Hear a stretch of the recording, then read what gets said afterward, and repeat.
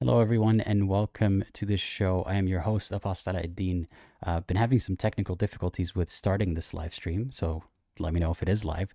Looks like it is. So, yeah, thank you for joining. I haven't done one of these live streams in a while, so forgive me if I'm a bit rusty, but the point of today's live stream, the purpose is to have people call me, primarily Muslims, and ask me questions about my previous beliefs, about my current beliefs, about why I don't believe. And I'm also open to the discussion in the kind of format where I ask you what you believe and why you believe. So if you'd like to be a caller, the link is pinned to the live chat. You just have to click the link and answer a few questions for the screening, and then you can join as a caller. And it seems like we have one caller ready. They're not a Muslim, they are an ex-Muslim, but if we're short on callers, then that's where we will begin today. Um, yeah, and one thing I wanted to mention before we begin, I will be attending an event in Oslo, in Norway, on the 31st of August of this year. It's called Celebrating Dissent. I show you on the screen, but I can't screen share right now, unfortunately. I urge you to look it up, and if you are interested in attending, please find the tickets and make plans to be there. I will be attending, and there will be a lot of other activists and ex-Muslim public speakers. So I'm really excited to attend. I've never been to one of these events before, let alone as one of the speakers. And I'm sure that we'll get plenty of opportunities to meet with some of the subscribers and the viewers. So look it up, please. It's Celebrating Dissent, and I'll be posting more about it over the months to come. Okay, so it looks like we do have our first caller queued up. Like I said, if you want to join, link is pinned to the live chat, and now is your chance because we don't have a lot of callers yet. So the first caller, oh, and they disappeared. Okay, and they're back. Mr.X, I'm adding them to the live stream now. Hey, Mr.X, can you hear me? We are live, by the way. And you are muted. Hello. Hey, how's it going? Great. How are you? I'm doing well, thanks. So tell me a little bit about yourself and what you want to talk about today. Okay, so I'm not used to these kind of conversations, so you might have to give prompts and a Sure. guideline so I can go in the direction that you want to be or whatever I want to talk. So that's the thing. Sure. Okay, so So, about yeah, go ahead. so introducing about myself first. I'm not comfortable sharing my name even. Mm-hmm. Okay. So for my location, I can tell you that I'm from India, and I'm 24, and currently I am not undisclosed ex-Muslim, you can say, or I would rather be called agnostic. What are Okay, you agnostic about, or what does that mean to you? so for agnostic, like all the understanding that I have, I prefer calling myself agnostic because there is actually impossible to prove if there is a God or there is no God. So you have to be open about the thing, like might be there possibility if you show me a very clear proof, then I might be a theist. Till then I'm an agnostic atheist. Okay. So, yeah, you wanted to join the live stream today. What kind of topics would you like to discuss? So as I told you, like I am an undisclosed ex-Muslim. So the major topics will be that I'm going through is like the place that I live in is majority dominated by Muslim society. That even in India, there are different segments. Like there are certain locations which are majority Muslims, and there are certain locations which are majority in different religions. So the place that I'm residing in is a majority Muslim. So it becomes much more difficult to go through all the processes that I'm going through. Like uh, I'm doing all the I would say rituals or all the practices that a Muslim do. But because I have started thinking, okay, what I'm doing. So it becomes more difficult for me to indulge in all those practices without speaking about that. It's very rough. So have you tried to speak about your thoughts on religion with anyone in your life? Actually, yes, I have a friend. I have few friends, one or two out of my community also, uh, which I believe that I can talk to them openly. So I have told them that I'm considering this. I haven't told them that I am sure uh, I'm not a theist. So I have just tell them that I'm considering it, and they are okay with it. They have been with me for more than 12 years. So I hope they are okay with this. So I have told them, and in my house also, like, you can't say it directly. Like, you have to be smart about it, very slow, and you have to nurture everyone. Uh, Very little changes that you can do. I'm trying to do, like, in their thought processes, treatment of ladies in my house. What are my thoughts? Those kind of things. I sometimes speak. We have a common dinner, like we sit together, the whole family, and have dinner. So sometimes we have these kind of talks when the topic, when someone will open a topic, and if I have a little bit of uh, that I don't agree with, I try to slip it in the conversation without offending them. That's the thing. And how does that go?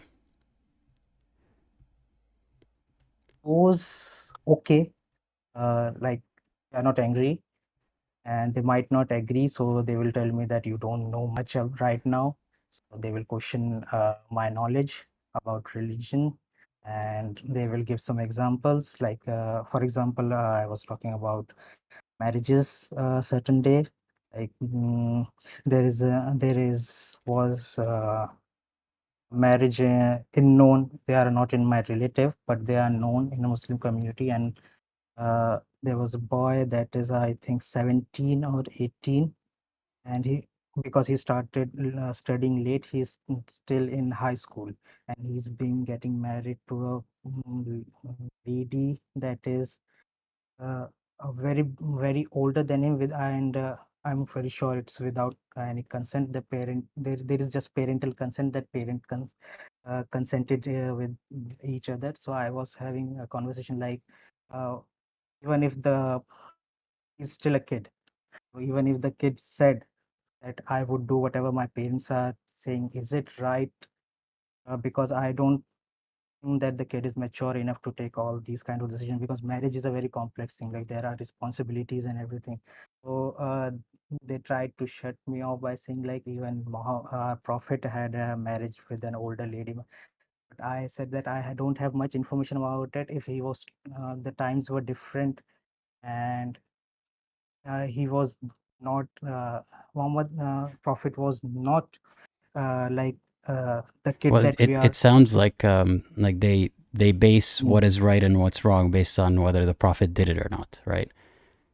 yeah. So they told me that a prophet did it, so it's right, it's not wrong. So I wanted to come back on them, but I didn't want it to escalate the things. So I just quite. Hmm. Yeah, that's a difficult spot to be in because you Mm, can't really argue with them about how maybe the prophet did things that aren't necessarily the best, or that he was in a different situation and it doesn't apply to us, because it's hard to criticize the prophet for it's hard for a believer to criticize the prophet because they're not allowed to think that he did anything wrong. So mm. I understand how that could be a difficult spot to be in. But have you ever come across someone who is in the same similar situation as you? No, and actually I haven't come across anyone. Even I have in my family is well educated.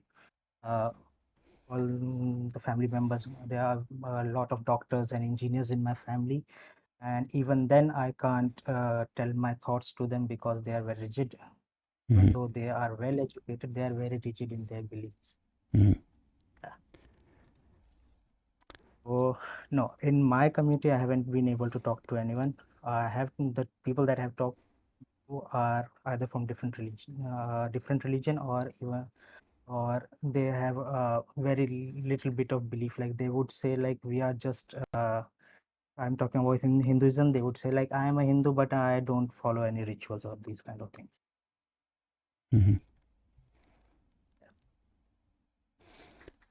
So, what would you hope would change in your country so that you would feel more comfortable with your beliefs or lack thereof? So first, I have done a little bit of research. So in my country, only like atheism is not considered in by constitution, I guess. So I searched about it. Like it's Not not considered accepted. what?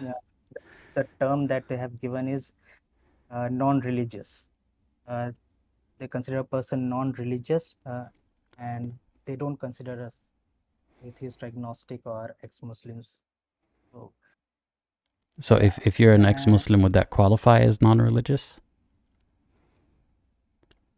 yeah, you have to file affidavits and you have to get stamped from your government that you have fit any religion, but you won't be given the term atheist. Okay. And does it matter to you the distinction?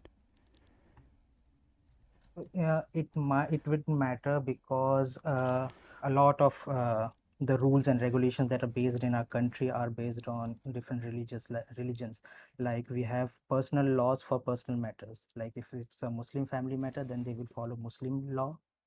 If it's a Hindu personal matter, like that would be your marriages, your distribution of your wealth. These kind of things are not enough. You would say uniform.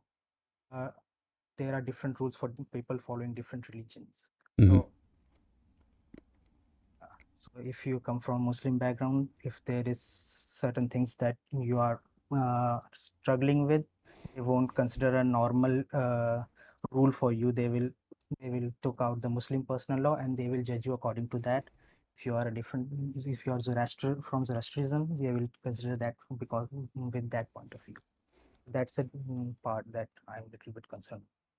There, That's there a should be that's a a thing there on a should just large be scale. one set of laws that everyone is able I mean, one set of laws for the country, and these laws should have nothing to do with religion. Because yeah, then you run into situations like these where someone like you could be treated as a Muslim, or yeah, treated as a Muslim because they're presumed to be Muslim. So even if I say that I'm an ex-Muslim, that they will be then if I am in the front of court, the rulings that will be given against me would be according to Muslim law only, Mm-hmm. because the whole of my family is Muslim and I'm alone. I am a non-Muslim. So in such kind of situations, the majority is of Muslims. So the decision that will be based on would be majority on Muslim personal. Have you heard of or found any activists who are trying to move the country in a more secular direction? Our country is secular actually. It's, But I uh, mean, like this part that you're talking about, it's not doesn't sound like it's separated from religion enough. there are activists that are trying to remove the complete religion. It doesn't matter if it's Islam or it's Hinduism. They are trying to remove religion from constitution. Mm-hmm. So the problem right now is like our constitution works with religion. Religion is inside a constitution, so religion is not separate. Like you would consider that US or America, the constitution runs differently and the religious beliefs runs differently. Mm-hmm. So these are all on a broader terms. Mm-hmm. So, So mm-hmm. What's I guess we have time for one more topic. What is something that you hope to see other people outside of India do to help people in your situation? I don't think there is much that people from outside can do. Like, because there is a notion like it's a political notion that India is a developing country, So the foreign countries are trying to defame India as a nation so that it can't develop. So that's a different notion. I think that major changes that can be brought from inside only. Uh, accepting of foreign intervene. Hmm. Yeah, understandable. So there's not So much that outsiders majority can do because it's not welcome, that kind of I intervention. think Okay. I mostly think like the education part is the major step that can be taken there. Hmm. Other than just pushing like your belief is wrong, what you're doing is wrong. Educating someone is a better thing because when I'm saying that I I don't believe, it's not because I heard someone or I got influenced by someone. So the thing goes like I had a lot of experience. Majority of people don't understand that in a big span, small things happen that changes a person. It's not like suddenly something happened, a person changed. Hmm. So they will ask like, what happened to you that you were such a good person? And one thing is like, if you are a religious person, you are a good person. And once you said that you are an atheist, that means you are immoral. That's Right. one more thing. Yeah, so they don't understand like small. There are a lot of small steps that you take, and there are small incidents that happen that change your beliefs. Hmm. Uh, Even when I lost faith, I didn't watch anyone, and after losing that, when I started thinking that maybe I should not believe in this, then I started looking up people who think like me, a little bit like me, so that I can have a little bit of community. Because whatever I'm talking right now, I haven't talked to anyone. I Hmm. needed some place to vent out this, that what I think and where I'm coming. So then after having that thought in my mind, then I started searching about all this Hmm. Muslims, atheist, agnostics, rational people. I can guarantee that if there were more spaces for people like yourself to talk more openly with their peers, then there would be a lot more people who have these thoughts who are currently closeted that you would find out about. They're all around us. You just don't hear from them. So I hope that you're able to find that space to talk to people about this. Yeah, that's the talking point is the major point. Like if you talk in about India, majority population is atheist. Hmm. Maybe not Muslim, maybe not Hindu, maybe Jain, maybe Sikh. So most of the people are following some kind of religion. So once you come out to be a rational, then you are not just questioning Islam, you are also questioning other religions. Hmm. I saw your video with ex-Muslim Sahil, I guess he's Sahil. You Yeah. were on his live stream. Yeah. What about So him? I watched that. So my major concern was like when I am coming out to be a non-Muslim and ex-Muslim, then I know I'm talking about Islam more because I know about Islam. So the other theists are thinking like I'm bashing Islam, so they join me. Hmm. The time that I start questioning other beliefs, then it's like I'm betraying other religion. There is a void that is formed. Like I can't be in a Muslim society. I can't be in any other religion because I'm not just an ex-Muslim. I'm an skeptic. I have to question everything. So uh, then a person starts living in an emptiness. Like he can't go to his native religion. He is not able to go to in different religion because they are not also not accepting him. Hmm. I see. Then it becomes difficult.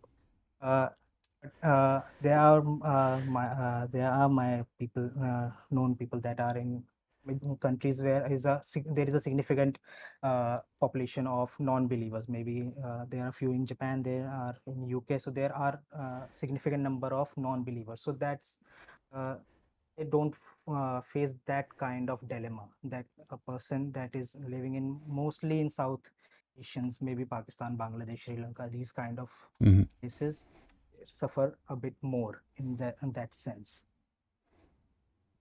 Yeah. Well, Mm. I hope that we can make these countries a bit more accommodating. Um, I know that they're very different circumstances compared to Japan, for example, but we can get there, and one way to get there is to have the skeptics be more vocal and more open. But of course, that is difficult to do when it comes at a legal and physical risk. Mm. So, yeah, I know that there's the anonymous activists are on the rise on the internet, and it seems like that is the best outlet so far, don't you think? I think so, but I generally I would say I won't care about that thing. So the major care is with my family. Like Mm-hmm. they are very good people. They have given me everything. They understand me. They understand my needs. They love me unconditionally. I am also sure that when the day that I say that I don't believe, uh, s- they are such people that they can remove me from their family. Then comes that part. Do I want to lose that connection, or do I want to be the side that which I think is righteous? That takes a bit of emotional toll. Like, Mm-hmm. uh, And not just because to stand up for what you believe in, but you also have to pretend to believe in something you don't believe in. I would say I've been pretending for more than a year about all of that. The thing is, like, they are such a good people. They are very nice. They are very considering. They are very good with other like they are not very extreme also. So that means they are genuinely believe like other people are very good, even if they are not Muslims. Mm-hmm. The belief, so the belief is more rooted in the that they you have to die one day. You want to go to Jannah. So that's it. If you are a believer, you will be going to Jannah. If you are not believer, you won't be going to. That's the major point that keeps Mm-hmm. them Muslim. Yeah, it's the fear of going to hell, and That's that's the yeah. fear part. Mm-hmm. They It's are yeah. very progressive in other sense. Like I have they have been very supportive of my sisters. They are doing very good in academia. They are not forced to wear any kind of jobs, or they are not forced to cover their head. But you can't question religious part. Like if, would say if I am an artist, so I started drawing at the age of 12. So that basing the thought of being non-religious came from that, because I got interested in art by myself. There was no one in my family that was doing any kind of art, and art is not permitted according to Islam. If and I'm more professional in drawing portraits. I'm drawing human figures. So that's next step. That's the major sin that you are doing. So they used to tell me that if you draw any kind of live creature, maybe animal or human being, then you have to put ruh in it, and you are Ruh not as in Allah. You are trying. spirit or soul. And they used to say that are you trying to be Allah? You are trying to put a ruh in Mm-hmm. non-living things. So So to from explain that to point, the audience, if you're not aware, that is the reason why some Muslims believe that it is haram or not permissible to do art or to draw, because if you draw or make a sculpture, then it is seen by some as if you are imitating Allah, as in you are creating something or pretending to create something, and that could be offensive to Allah, and there are people who are against that. So that is what the caller is describing. so I was able to do that in 10 years. That but the thing is, like, when I started earning from it, Mm-hmm. and I was start earning good, it will be not enough to sustain myself, but good, then their pressure started decreasing. So a friend of me told me, like, the best option that I have is to work hard enough to build a reputation for myself so that they can't ignore you. Mhm. I think that's a valid thing. Like if I make build myself at a such person that they need me, or they can't ignore me for my help or any kind of thing, uh, then maybe someday if I come out, then they won't be as pissed, I guess. I mean, yeah, that's one way to look at it. It's unfortunate that you have to resort to that kind of tactic that you or rationalization that you can't talk to them unless you're in a position of power, so that they don't push you Mm. off. But that is the reality that many of us live Feels in. so wrong. That Yeah. feels so wrong that you have to be in position power. Like you have to dominate your family to be with your family. Hmm. It's kind of that. It feels so wrong. Yeah. Well, I um I empathize with you, and I admire that you're able to be strong in the environment that you're in. I know it's not easy, and I hope that it's relieving to get to speak about this, uh, even though you're still closeted. But I hope that this was a chance to speak your mind a bit, and I hope that you get many of those chances going forward. Um, and I'll be doing my best to see that such spaces can be created for people to discuss their thoughts and not face consequences for it. But like you said, change has to happen from within. So I hope that activists in India are also doing that as well. Yeah, and I'm wondering if before we wrap up, if you have any last thoughts that you'd like to mention. So my last thoughts would be like uh, right now what is happening is like I don't my feed is filled with all the ex-Muslim stuff. I don't want to watch it, but because I have watched few, so it's filled with my would my major concern would be there if you try to push very hard, like uh, religion is wrong, what you are doing is your wrong.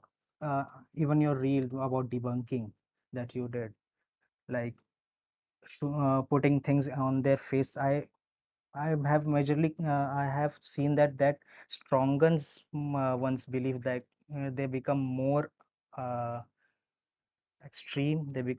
They start thinking like you are threatening them.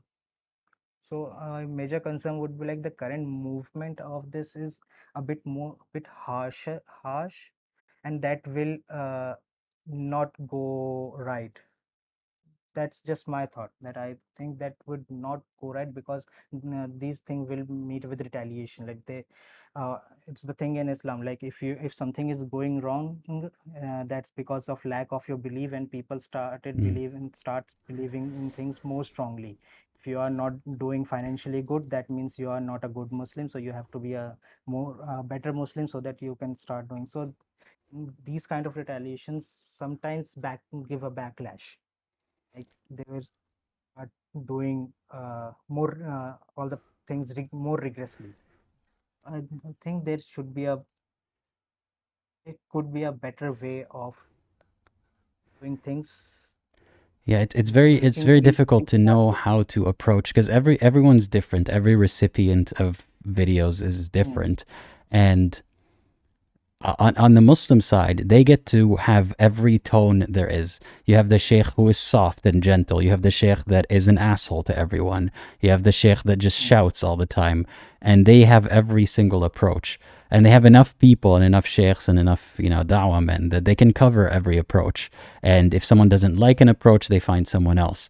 But on the critic side, we're always expected to cater to everyone, and there's so few of us. And like I mentioned in that reel, I understand that telling people that this is why your religion is wrong usually doesn't work to get them out of their beliefs. Um, but it's sometimes it's necessary to tell other ex-believers this is what I find wrong in the religion. So yeah, sometimes the algorithm might make it seem like you're being bombarded with videos that are critical of a religion, but it's hard to control the algorithm.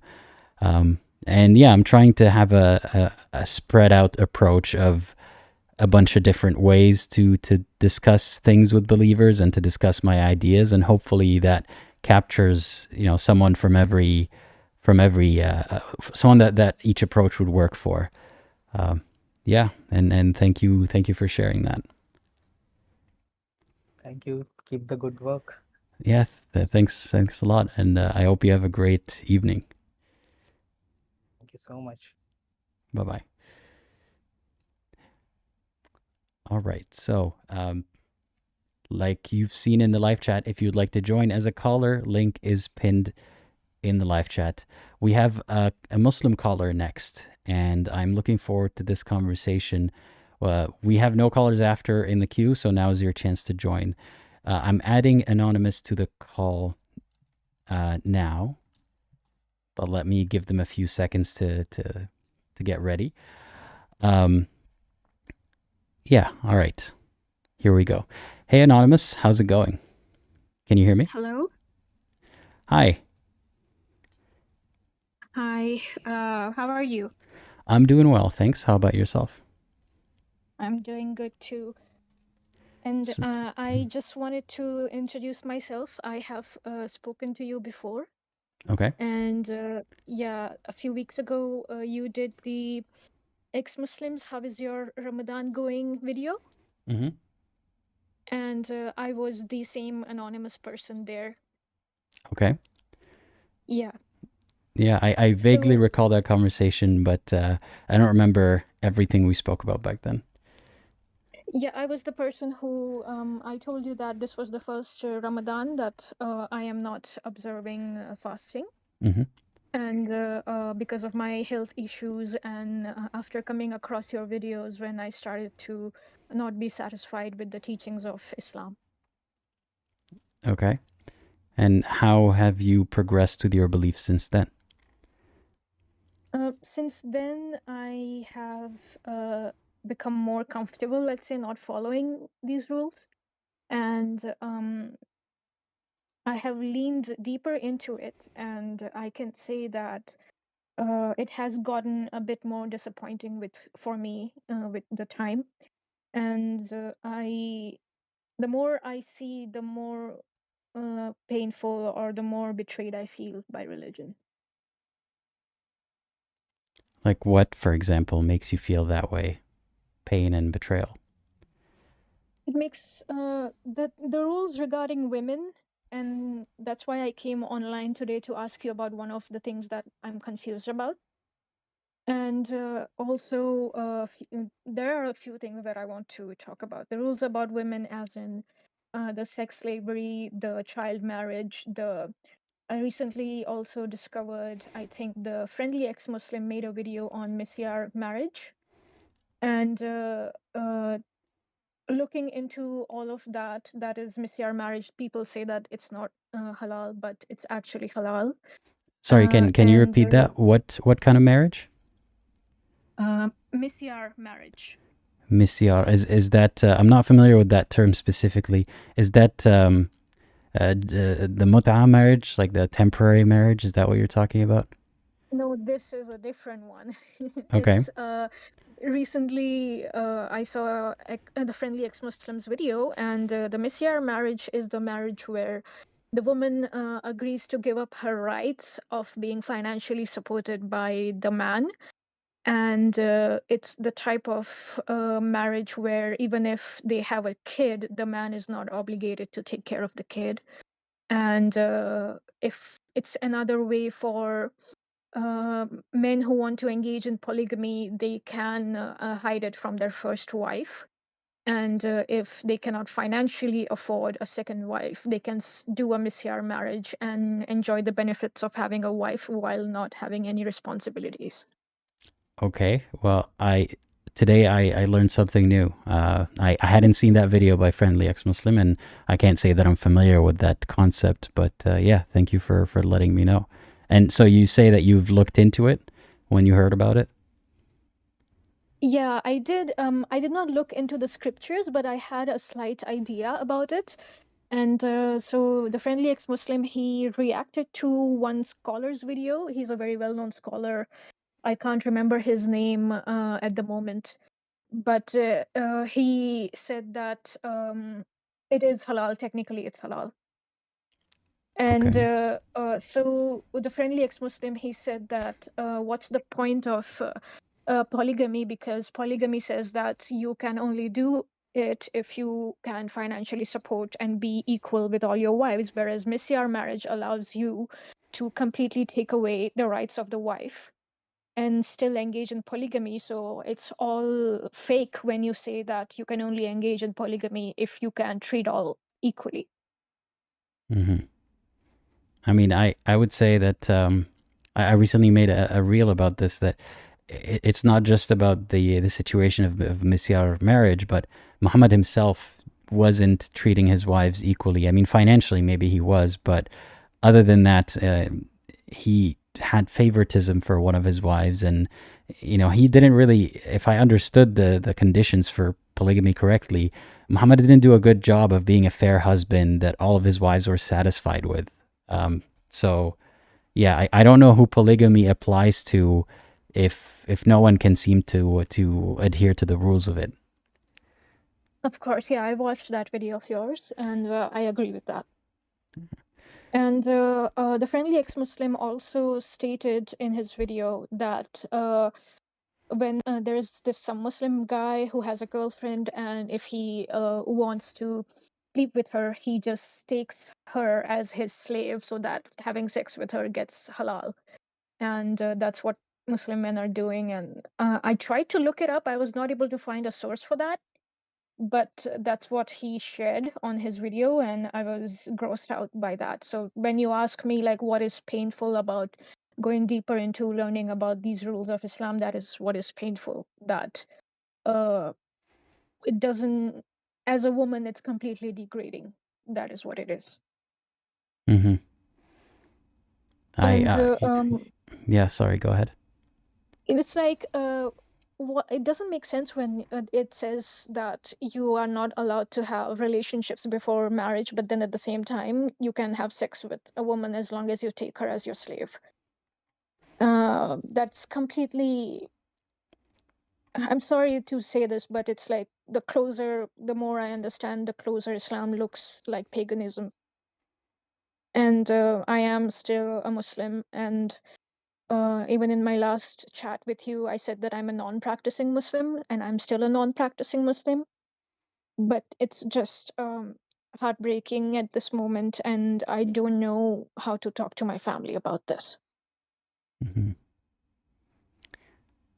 Well, before we talk about that, I want to highlight something you mentioned. You said that it looks a lot like paganism.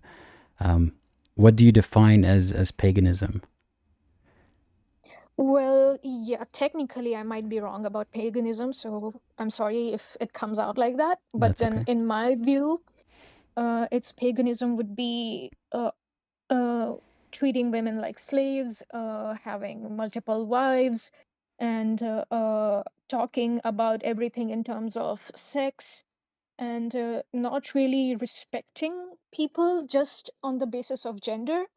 And having comparing women to dogs and shaitan, and the rules just seem like you're not allowed to have relationships, but if you just sign a contract or if you just have it on paper, you are allowed to have um relationship with 4 wives, and a wife is still allowed to have only one husband, and a wife has the option of giving up her perks of the marriage of being financially supported by her husband, and the husband is allowed to take another wife without informing his first wife.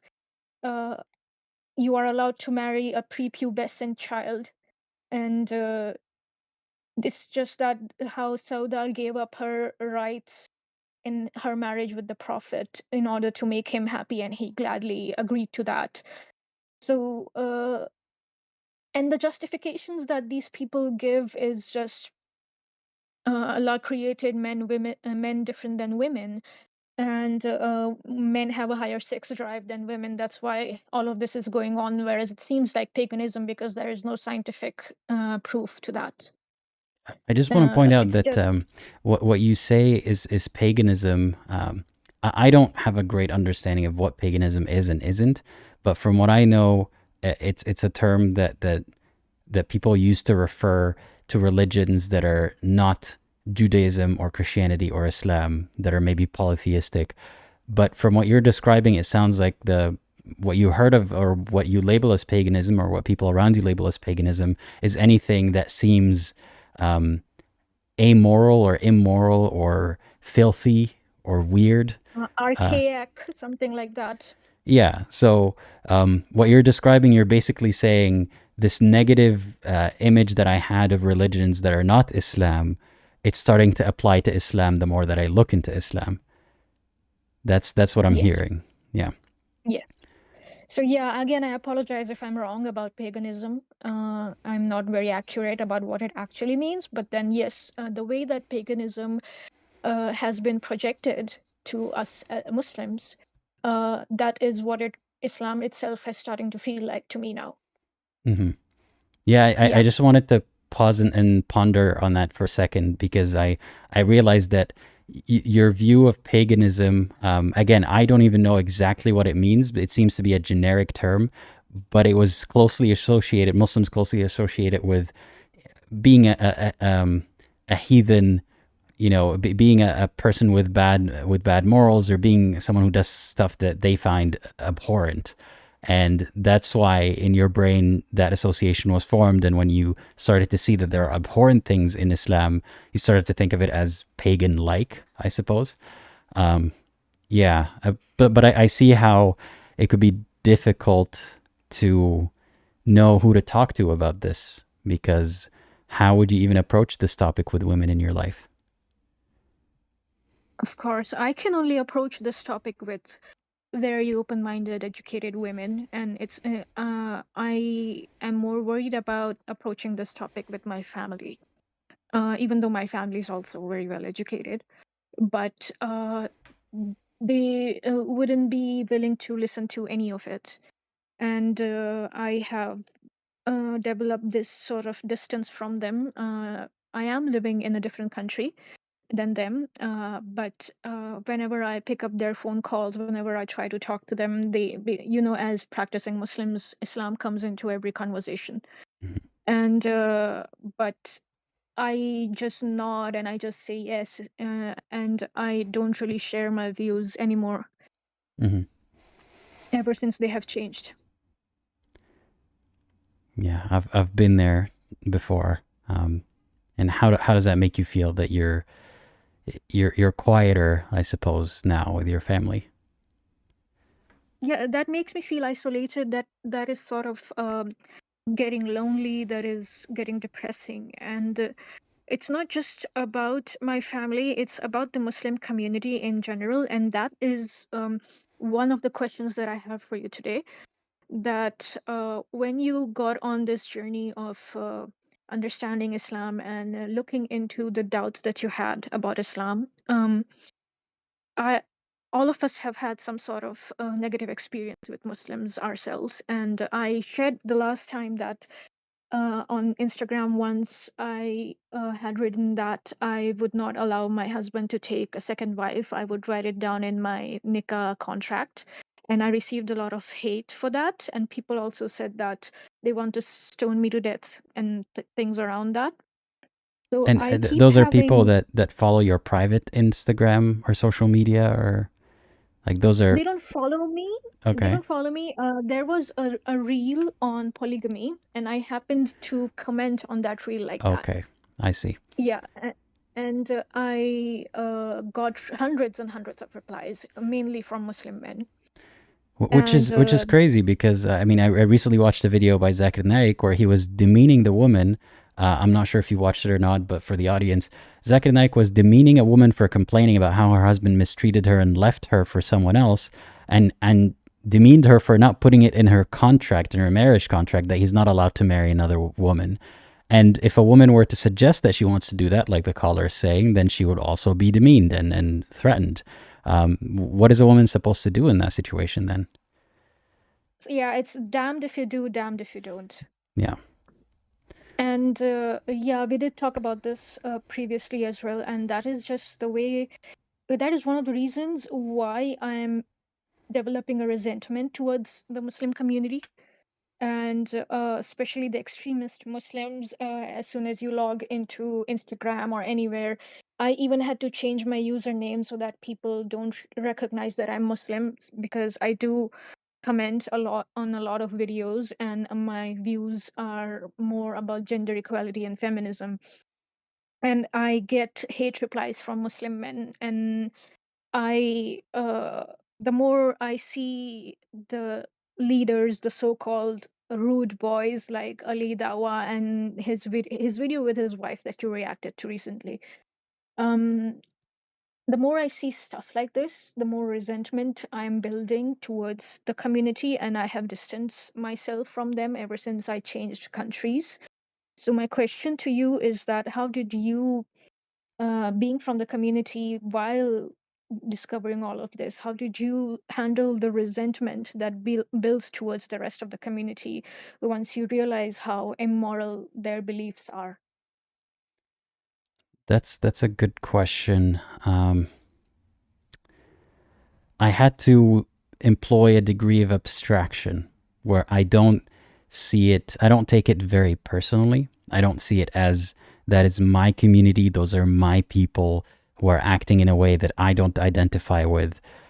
Because I think for a long, long time, even before I left Islam, I felt like I don't exactly belong in Muslim or Arab communities, because either it was the unquestioning religiosity that I couldn't get very far in discussing with them my questions, even as a Muslim, or it was the hypocrisy of, living a life of sin and then looking down on people who are not Muslim, who sin openly, and feeling morally superior to them. I felt like that was like a recurring theme, that a lot of Muslims that I knew, even if they sinned, they still felt morally superior to others, just because they felt like, I sin, but I know that it is wrong, so I'm still better than someone who sins and is not guilty about it. And so anyway, I found myself distancing myself even before I left Islam. And I had that phase after I left Islam where I was just frustrated every time I would see one of those comment sections or whatever other situation. And it's a degree of abstraction where I don't identify with them one way or another that much anymore. Like, for example, when I have empathy towards Muslims, that's not because I see them as my people more than other people, and I feel like I need to defend my people. To me, they're just a group like any other group out there. And it's sad to say that, because I don't feel like I fit in my home country. I don't feel like I fit in with a group of Muslims. So I don't have as much emotional investment with them anymore. So that's one way to stop feeling resentment, is to not identify with them. I'm not telling you that is what you should do, but I'm telling you that is how it happened for me. Okay, that's a bit difficult to do because it's just so in your face all the time. Like, even if I'm commenting on a girl's video when she's wearing a hijab where I am not interacting with any men, there was this one girl who was wearing a hijab and she had let it loose a little bit on the neck because she lives in a hot country, and she had made this video about my hijab is loose because it's very hot, and you should allow me to do this because it's hard for me to breathe. I sweat a lot. And I commented on that saying that men who point this out are themselves, when they go for their Juma prayer, we can see their nipples through their white kurtas. And they are so bothered about a woman covering up her hijab so tightly that she shouldn't even be able to breathe. And the same thing happened again. I got hundreds and hundreds of hate replies saying that uh, Islam is perfect, and a man's aura is between his belly button and his knees. So, if as long as they're covering that part, you cannot point out that they're doing anything wrong. Mm-hmm. And it doesn't make sense to me that women, I'm sorry to say this, women are not interested what's between your belly button and what's your knees, between your knees. So, the aura of men doesn't make sense to me. And when it comes to women, it's like a complete you should be completely clad, not even an inch of your skin should be seen, like we saw Ali Dawa's wife. Mm-hmm. And um, and then there were also women, which happens a bit less often, but it does happen. There were also women who were berating me and calling me names and telling me, "Shut up, Islam is perfect." And am faced with the option of either deleting my comment in order to stop seeing this hate every morning I wake up, or and that is what is causing me to build more and more resentment. Mm-hmm. Well, another way to not have resentment, and again, this is not a great solution, but avoiding that setting. I made sure that I have friends, for example, who send me stuff that has to do with anything remotely related to Islam. Not even that. If there's a hijabi in the reel, for example, or if the person who made the reel is a Muslim man, I just don't click on it. And that's not because I dislike Muslims, but because I know that if I go to the comments section, or if the algorithm keeps feeding me stuff that is related to anything remotely related to Islam, I will see a lot of things that make me sad and just lose my hope in humanity, and feel that creeping resentment that you're talking about. So it's weird. In an attempt to not hate people, I have to stop looking at them closely, if that makes sense, because I get what you're talking about. When I look at these comment sections and I just want to hit my head against the wall, how do you not resent such a group? And my approach is just to avoid it and do my best to, approach the people who, or, allow people to approach me in settings like this, and hopefully do work that will help those among them who aren't that dogmatic and that hateful. But I can't change the reality of all the hateful ones. I guess maybe to stop resentment, just focus on the not negative aspects, focus on the people who are not that extreme, and focus on improving their lives and yours. I do try to talk to my Muslim friends who are open-minded and who are embracing the good parts of Islam and moving away from these extremist or even these highly misogynistic views. For example, I have a friend, and I wanted to talk about her, is that ever since I came across your channel and I came across things that were completely surprising and shocking, I send your videos to her. She's in a different country than me, and she watches those videos and she gives her feedback. And she is also a person who has faced a lot of criticism in our community because she is homosexual. And she was the one who first came to me talking about her doubts regarding Islam. And at that point of time, I was a practicing Muslim. And her arguments made sense to me, but I did not have the courage to question them, question the tenets of Islam. And I came across your videos and I shared them with her, and she is in a different time zone. She cannot come online at the moment, and she wanted just to extend her appreciation for you and your work, and how you have helped all of us get more clarity about Islam and the self doubt that builds in when we question this whole system. Is You help us deal with that. And she has struggled with her own sexual identity and her sexual orientation ever since she was young. And since she is also no longer convinced with the rules of Islam, she is also at ease with herself, and she has decided to live life according to her terms and be happier in what she is. Does she still consider herself a Muslim? No, she calls herself an atheist. Okay. Well, I appreciate you relaying her message, and I'm glad to know that she's out there. And well, I have a kind of a difficult question for you. You still consider yourself a Muslim, right? You said a non-practicing Muslim. Yes. So what ties you to that label? Okay, so this is something that it is subjective. I won't say that it has anything to do with the rules of Islam or the history of Islam. This is something emotional, and because ever since I was a child, I have taken Allah as my God, and I have talked to Allah as my guide and as a friend, as someone who wants good for me. And uh, I have developed my own connection with this higher power. I believe even today, when something good happens, I do say Alhamdulillah. Even if I want something, I would say a prayer within myself, Allah, please help me with this.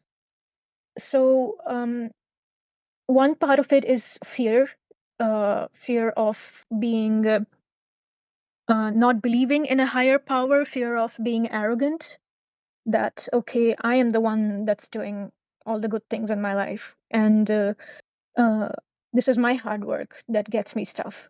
But I would rather, maybe because it has to do with the way I was raised, that you're just a human being, you cannot do anything without the help of a higher power. And another thing is the emotional, the sentimental connection that I have built over the years with Allah. So these are the only reasons. I wouldn't say that comparative to Islam, Christianity is bad or any other religion is bad. No, I wouldn't say that. So one thing you mentioned while you were answering, you said that you're worried that you might be arrogant to attribute everything good that's happening to you to your hard work. I think that's a false dichotomy that we often hear from Muslims. And it doesn't, the options aren't either that Allah is blessing you with things or God is blessing you with things, or you think that you're responsible for everything good that happened in your life and you think that you have more control than you actually do. It could be a third option, which is there's a lot of randomness in this life. Sometimes you get good things because you earned them. Sometimes you just get good things. Sometimes you get bad things. So it's not necessarily one thing or another. So it wouldn't be arrogant of you to think some of the good things in my life I got because I worked for, and some I was just lucky to have. And also, yeah, and my question would then be, how are you able to maintain that relationship with God if you at the same time acknowledge all the things that you don't like or don't or can't believe in about the religion? Yeah, that's a cognitive dissonance that I'm dealing with right now. And I acknowledge what you said about the false dichotomy, and I agree with that. But I think it has to do with the way, the conditioning that I was raised in. So ever since I was a child, um, whenever I used to get happy about any of my achievements, my parents used to interject in and say Alhamdulillah, because you can't do anything without Allah. And if you don't thank Allah, means that you are arrogant and you are so happy that you forgot Allah. So that has to do with the conditioning. I absolutely know that if you leave religion, it does not mean that you are arrogant. It does not mean that you're immoral. One of the best morals I have seen in my life are with people who are atheists. And one of the worst morals that I have seen are with religious people. So I agree with that. And like, this whole thing is a process, and it's going to take me time to process all of this. And hopefully in the future, I can't say right now, but I am more likely to bend towards atheism or being an agnostic than I am to bend towards becoming a practicing Muslim again. Well, I appreciate the candid tone of your answer. That you're very blunt and you're very open, and I really appreciate that. And I also appreciate your degree of awareness. Like you say straight up, I know that this is my cognitive dissonance, and I know that it takes time. So I wasn't, obviously, as you know, I wasn't trying to ask you to corner you. I just wanted to note the things that seemed contradictory, and I wanted to know how you deal with them. And it sounds like the way you're dealing with them is that you realize that there's some things that are incongruent there, and you realize that it'll take time. And Yeah. Yeah. Okay. Um, and as I've said many times before, it doesn't matter what the end result is, and try not to pay too much attention to, am I agnostic, am I atheist? It doesn't matter. As long as you're not in a position where you have to struggle with contradictory beliefs, then you're fine, or harmful beliefs, then you're fine. So whether you end up believing that there is indeed an entity that you speak to and rely on, or there isn't, as long as you're not forced to accept other things that this entity allegedly said you should do or should like, then you're fine. And I'm happy to hear about, you know, where you seem to be headed with your journey with belief. Yeah, and a lot of it has to do with the knowledge that I got from you. And your videos, that brings me to another point, is that whenever I see the title of your videos and I click on it, you present your points in a very articulate and a very educated manner. And I have seen recently the stand that you have taken in the ex-Muslim atheist communities, that you have taken a stand against, am I allowed to take names? I think I am. Last time I did. Sure. Against AP. And the fact that being a Muslim in my shoes, where you are wondering about the doubts that you're having regarding your own religion, you would want to get as much information as possible within the amount of time that you have.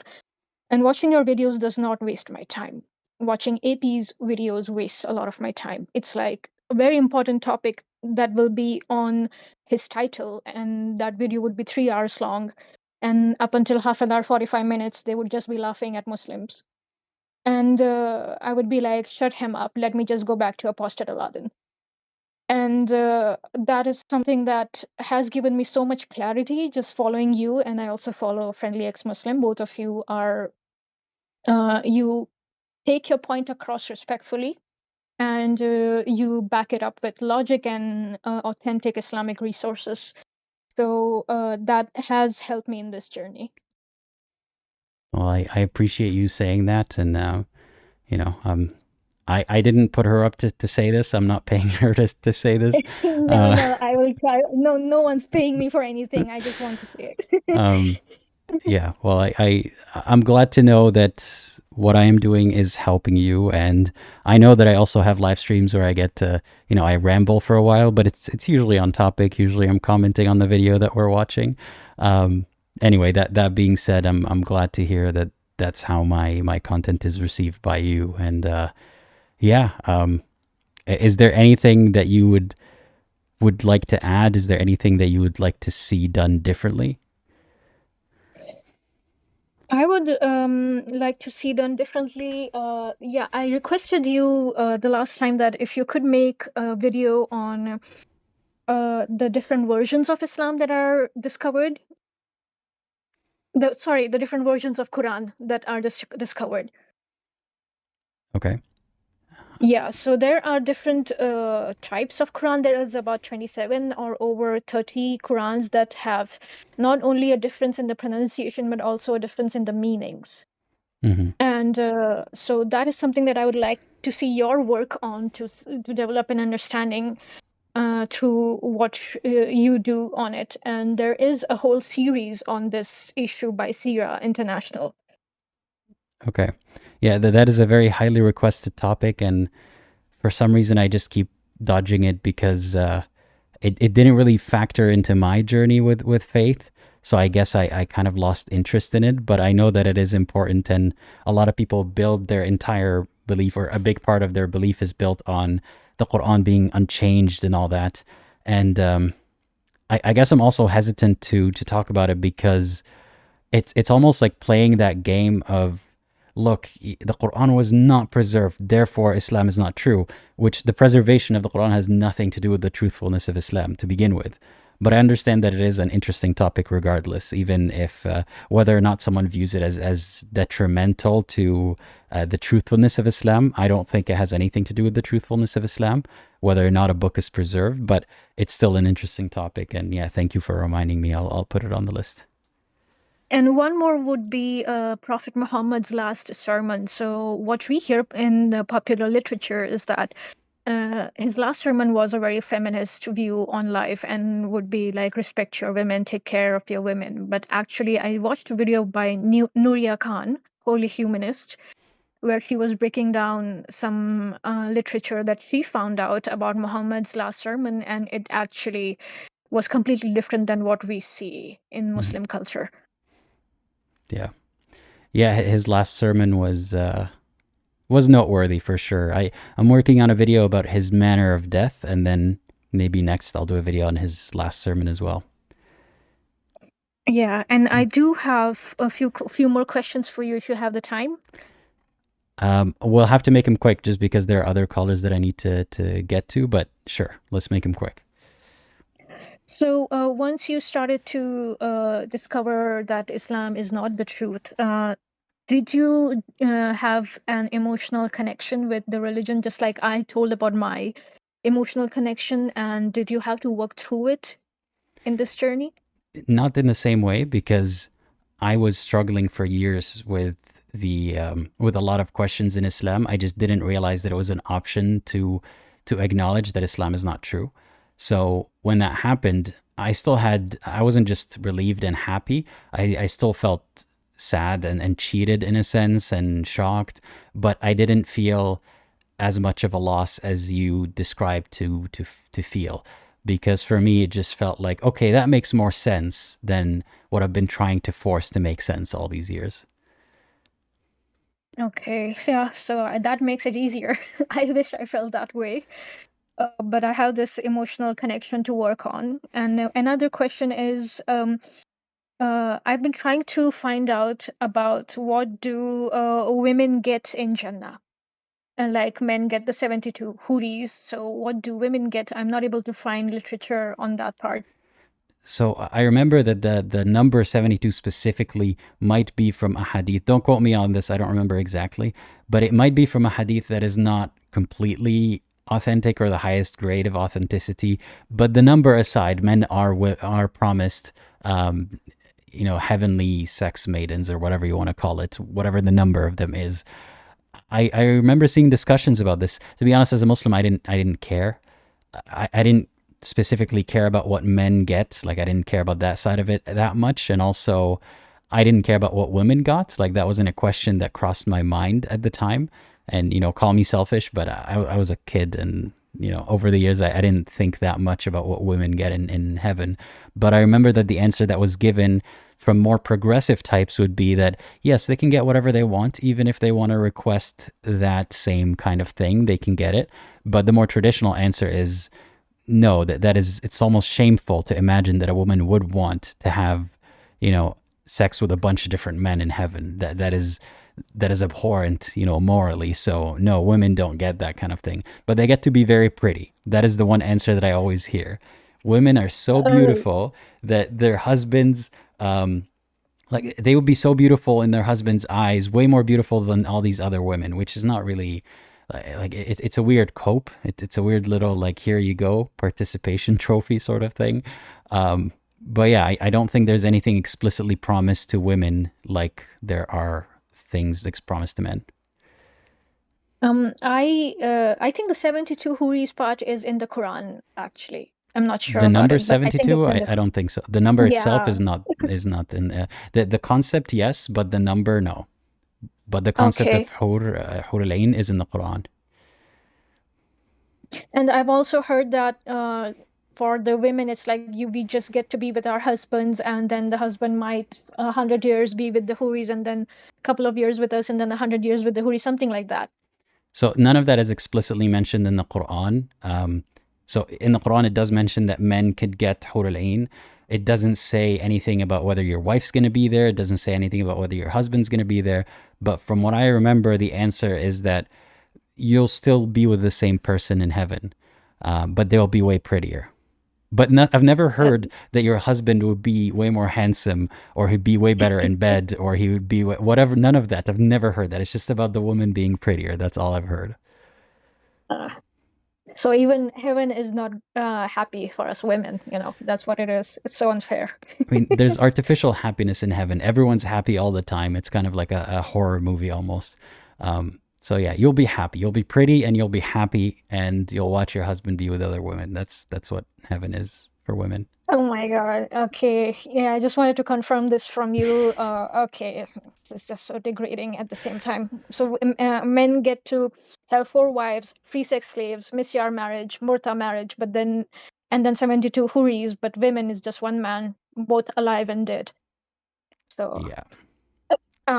yeah, so this is what I don't know what to say about this. I mean, all I And can the say last is question. I hope that, yeah, I hope that with time you come to your conclusions and that you don't have to struggle with your beliefs anymore. I have come to my conclusions rationally, but it's just the emotional and the sentimental part that I have myself built ever since I was a kid. Hmm. And it's kind of it's abandonment issues. It's like if I let go of this little fairy in my mind of having a god that takes care of me, I would again feel in a way abandoned Hmm. by something that I trusted. Yeah. So I am, because of going through so much changes and dealing with a lot of things, I am in therapy right now. And I am taking things slow and dealing with a lot of stuff. Then I do talk about this particular change towards religion with my therapist as well. Yeah. And I hope one that that's last helping. question. Hmm. Yeah, sure, go ahead. No, you go ahead. One last question I have for you is that whenever I watch your videos, I see the bookshelf behind you that is full of books. Hmm. And I wanted to ask you that can you tell us about the books that you have read that increase your understanding of the world and of people in general and help you get through life and take major life decisions? So, is there like a couple of books that you can recommend for us? Not just relating to religion and Islam, but even life in general. I struggle to, so my memory is not the best, so I struggle to even remember what books I did read. I have a list for that specific reason. But I can remember, I can tell you about one book that helped me in discussions, and it was called something along the lines of how to have difficult conversations or how to have impossible conversations. And Mm-hmm. it was about, yeah, having discussions, whether they're about religion or politics or anything else. I can't remember who the author is right now, but that book helped me a lot. So look it up. It's something along those lines: how to have difficult conversations or impossible conversations. Uh, yeah, and yeah, I can't pinpoint specifically any other books at the moment. Okay, so would you be able to make a post about it so that we can look into it later? Sure, I'll post about it on Instagram at some point. Yeah, and Yeah. I would also, since I watch your videos so much and I see a lot of Muslims in their journey of either leaving Islam or becoming cultural Muslims, I see them struggling with their parents. And I'm having the same struggle. And if you don't mind, I can share what books I'm reading on the same issue if that helps your viewers. Sure. Yeah. So, one book that I have read is Adult Children of Emotionally Immature Parents, and I was able to see myself on every single page of that book. And it's about a therapist. The therapist has written stories about her clients and how when they were kids and their specific treatments that they got from their parents, and after growing up, they were still having the aftermath effects of all of those immature behaviors from their parents. And a lot of it is intertwined with Islam because Islam is like very black and white when it comes to parents and kids. And it tells you that no matter how abusive your parent is, you're still supposed to be very submissive towards them. وَبِالْوَالِدَيْنِ إِحْسَانًا. Hmm. So that is the book that helped me get through to this understanding. And I bet a lot of Muslims who have grown in the community will identify with the stories in that book, and it equips you with skills that help you talk to your parents and deal with the emotional abuse that even might continue till adulthood. Yeah. And another book is by Dr. Ramani. It is It's Not You, the book name. It is about narcissistic abuse, and it's also about narcissistic family dynamics. And these were the books that, when I read them, I have cried, and I have seen myself go through all of this. And I know that a lot of people who watch your videos and come live with you are going through the same thing, and I would like to put this out there that would help these people deal with these situations and become emotionally stronger in the Mhm. process. Well, thank you for sharing those recommendations. I hope that people who need them find them. And I again want to appreciate you for your work. You're a little short on time. I'm sorry about that. And That's okay. I really hope, wish you best of luck in life. And please keep on working on your channel and keep on enlightening us with the truth of religion. And I hope you really good things and happiness in life. I appreciate that. Thank you so much for calling in, and I hope that if we hear from you again, it's another great update. So yeah, I wish you luck on your journey. Yeah, thank you so much. Take care. Bye bye. Take care. Bye. All right. Thank you to the caller. We still have 3 more Muslim callers today. I'm just letting the next caller know that I'm adding them. And yeah, I want to do these live streams every week. So if you're interested, keep an eye on the channel. I post about them 1 or 2 days in advance. And if you want to join, you keep an eye on the live chat 15 minutes before the live stream is supposed to begin. And that's how you get in queue. And that's how you don't have to wait in the queue for very long. So the next caller is Erol. I hope that you're ready because I'm adding you to the live stream now. Hey, how's it going? Hello. Can you hear me? Yeah, I can hear you perfectly. Yeah, welcome to the stream. Please tell me a little bit about yourself and why you're calling today.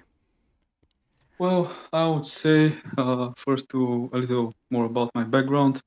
Let's say I come from a community where I am not in a conservative Muslim community. I'm in Europe, let's say in the Balkans, and I was brought up in a relatively progressive family. I mean, we were, let's say, with all the traditions, but we were not regarding the hadiths that high as many other more conservative Muslims. I still learned a lot about the religion. I mean, my father told me to read in Arabic so I could recite the Quran. At the time, I was younger. I didn't question things too much. At one point, we were influenced, let's say, by a scholar in our community who started, let's say, interpreting Islam, not interpreting Islam, but believing only in the Quran without the hadiths, citing all the verses which tell us that the Quran is self-sufficient. We don't need another books, and we then switched. Of course, this switch was not some ordinary thing for me. Till that moment, I hadn't thought about it that way. My parents telling me some things about Islam where many of these things were from the hadiths. So my perception was, let's say, changed drastically.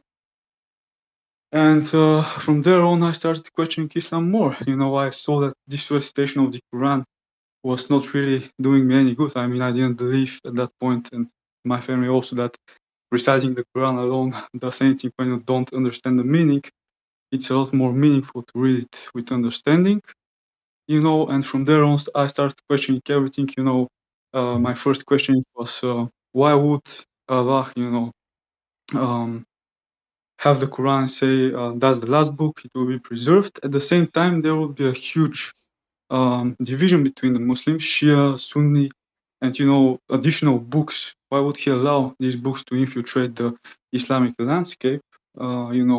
The Hadiths, which, in my opinion, bring a lot more havoc than any other thing, because all fundamentalists, if you look in all the terrorist groups too, Daesh, Al Qaeda, they all used hadiths, of course, also Quranic verses out of context. But yeah, that's what I mean. And that were my first questioning. Also, why would God punish atheists if they were really good people? I couldn't comprehend that concept. Even in my early days, I just coped in certain ways. But when my best friends, some of them are atheists, and I just cannot imagine, for example, if I'm in a paradise, how would I be happy if they're all burning in hell simultaneously? So yeah, these are the questions that really brought me to question Islam. I'm still a Muslim, but very questioning one. Some family members, I'm not gonna mention who exactly, because people find that things left the folds of Islam. That influenced me too. But yeah, I'm very questioning, and I would just wanted to share that with you and ask you some additional questions. Sure. Thank you for sharing your background with us. Before you ask me questions, I want to ask you, when you did you approach anyone with these questions, with your questions about Islam? And if so, what did they say? Well, let's say I have not approached a scholar. I'm yet to speak with a scholar, and I'm going to do exactly that these coming days, because the doubts in my mind intensified the last 2 months. But when I spoke with my family members, which are Muslim, who are Muslim, they really just explained to me again this argument that without religion, we are basically not that good as a society. Religion, let's say, puts some restraints on people in a good way, so to say. I mean, prevents us from doing certain things. These kind of arguments, and also, that you shouldn't question, the existence of God and how it is, because we cannot comprehend it. It's out of our comprehension to really understand what God is, and that still didn't satisfy my doubts, so to say. So yeah. So would it be fair to say that the answers you received were either not really related to the question, or that the answer to that question lies with God, and you can't know what God thinks? Yeah, exactly. I would say that both of these statements are true. But exactly, I mean, again, my family members, I would say, I also, came to realize as I became older, they had not read the Quran that extensively, the translation. They're not that knowledgeable, and many people just choose their scholars, so to say. And when things become tough, you ask them, you then become satisfied, for example, that your question is answered and you are not left in the dark, so to say. I would say I felt it that way. And are you still feeling the same exact way? Has that changed? Well, I try to change. I mean, I have started, I have just told myself these days I'm going to read the Quran, the whole Quran. I also have started, not only for the Quran, but I wanted to start learning Arabic, as some Arabic friends motivated me, and also I would like to know it as a whole, and that's language I love. But yeah, I want to read the whole Quran so that I'm sure. I have read some parts, but honestly, I have not read the whole book. But yes, I mean, I try to fight my doubts. It would be far more easier if I can sincerely believe. Maybe that feeling, when you see all the people around you believing, being so sure, so to say, and you just not being able to really believe. Maybe you have had the same feeling when you left Islam. Yeah, I am very familiar with that feeling. And would you say that this determination of yours, this journey to learn Arabic and read more of the Quran, this act itself, just setting on that journey, has that brought you some relief? Well, I'd say it has, because I would feel not so. I mean, I want to be 100% sure. That means I would want to know I have given my all. I have, at the end of that journey, I know I'm not going to be as knowledgeable as some Islamic scholars, you have to dedicate your life, but at least I'm going to be knowledgeable enough and know, okay, I took that decision. There's no doubt coming to my mind, whether I decide to, you don't decide, you feel it, so to say, in a certain way. If I could decide that, of course, I would have decided to believe, without questioning. But of course, that's not possible. Mm-hmm. Yeah, exactly. And yeah. And I know you have some questions for me, so this is the last one, I suppose, that I'll ask you before it's your turn. Mhm. How has watching this channel affected that journey or your feelings about your questions about Islam? Well, I would say, contrary to many Muslims would say, I have found some, let's say relief because first of all, I see you're unbiased, especially when I saw your take on Palestine. I was really relieved because I saw all the other grifters, like I call them grifters because that's what they are, especially, Apostate Prophet, what they did. And I, first of all, don't like his vile language and, vile approach. You're a lot more soft spoken, good way, I mean, and, you could just be a lot more. I have this friendly feeling of you. Whereas when I watched him, I just couldn't brush that feeling off. I feel something is not right with him, and that was it. I mean, you were more trustworthy to me, and that's a relief for me personally. I appreciate you saying that you find me trustworthy. Yeah. Watching my videos, even though, and I want to make this clear for people, of course, I'm not completely unbiased. Nobody is unbiased. We're human. But I try to be fair when I'm critiquing something. I try to do a good job of it.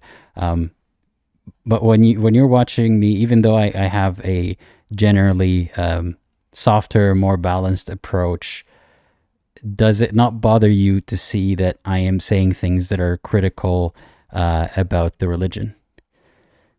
Well, I would say if I was my same version 2 or 3 years ago, I would have been like maybe not hateful, of course, but I would have wanted, to turn off, don't really watch that. I would say that when I was younger, I had this, let's say, it's not defensive mechanism, but really, I mean, when you are not in that wave of questioning, you really don't search for these things.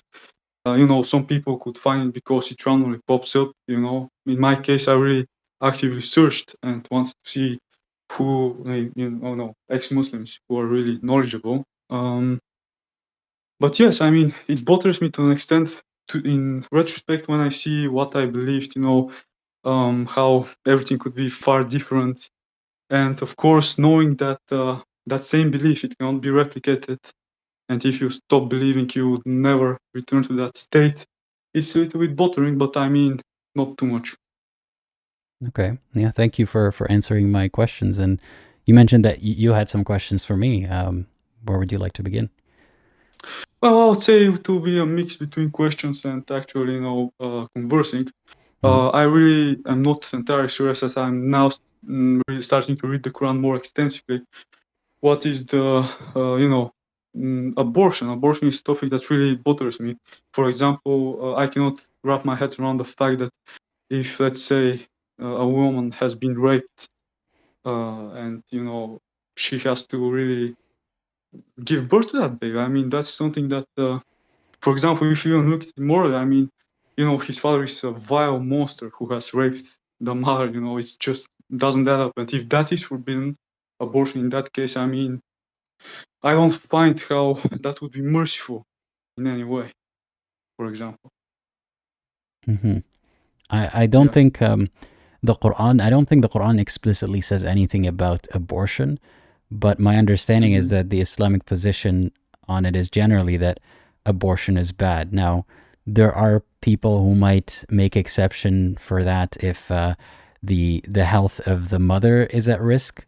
Like, say, there's a complication and they need to abort. But keep in mind that kind of question is a new question, because back in the days of the religion developing, you wouldn't necessarily know in advance that the woman is declining in health because of a baby, and this is how you could treat it, and so on.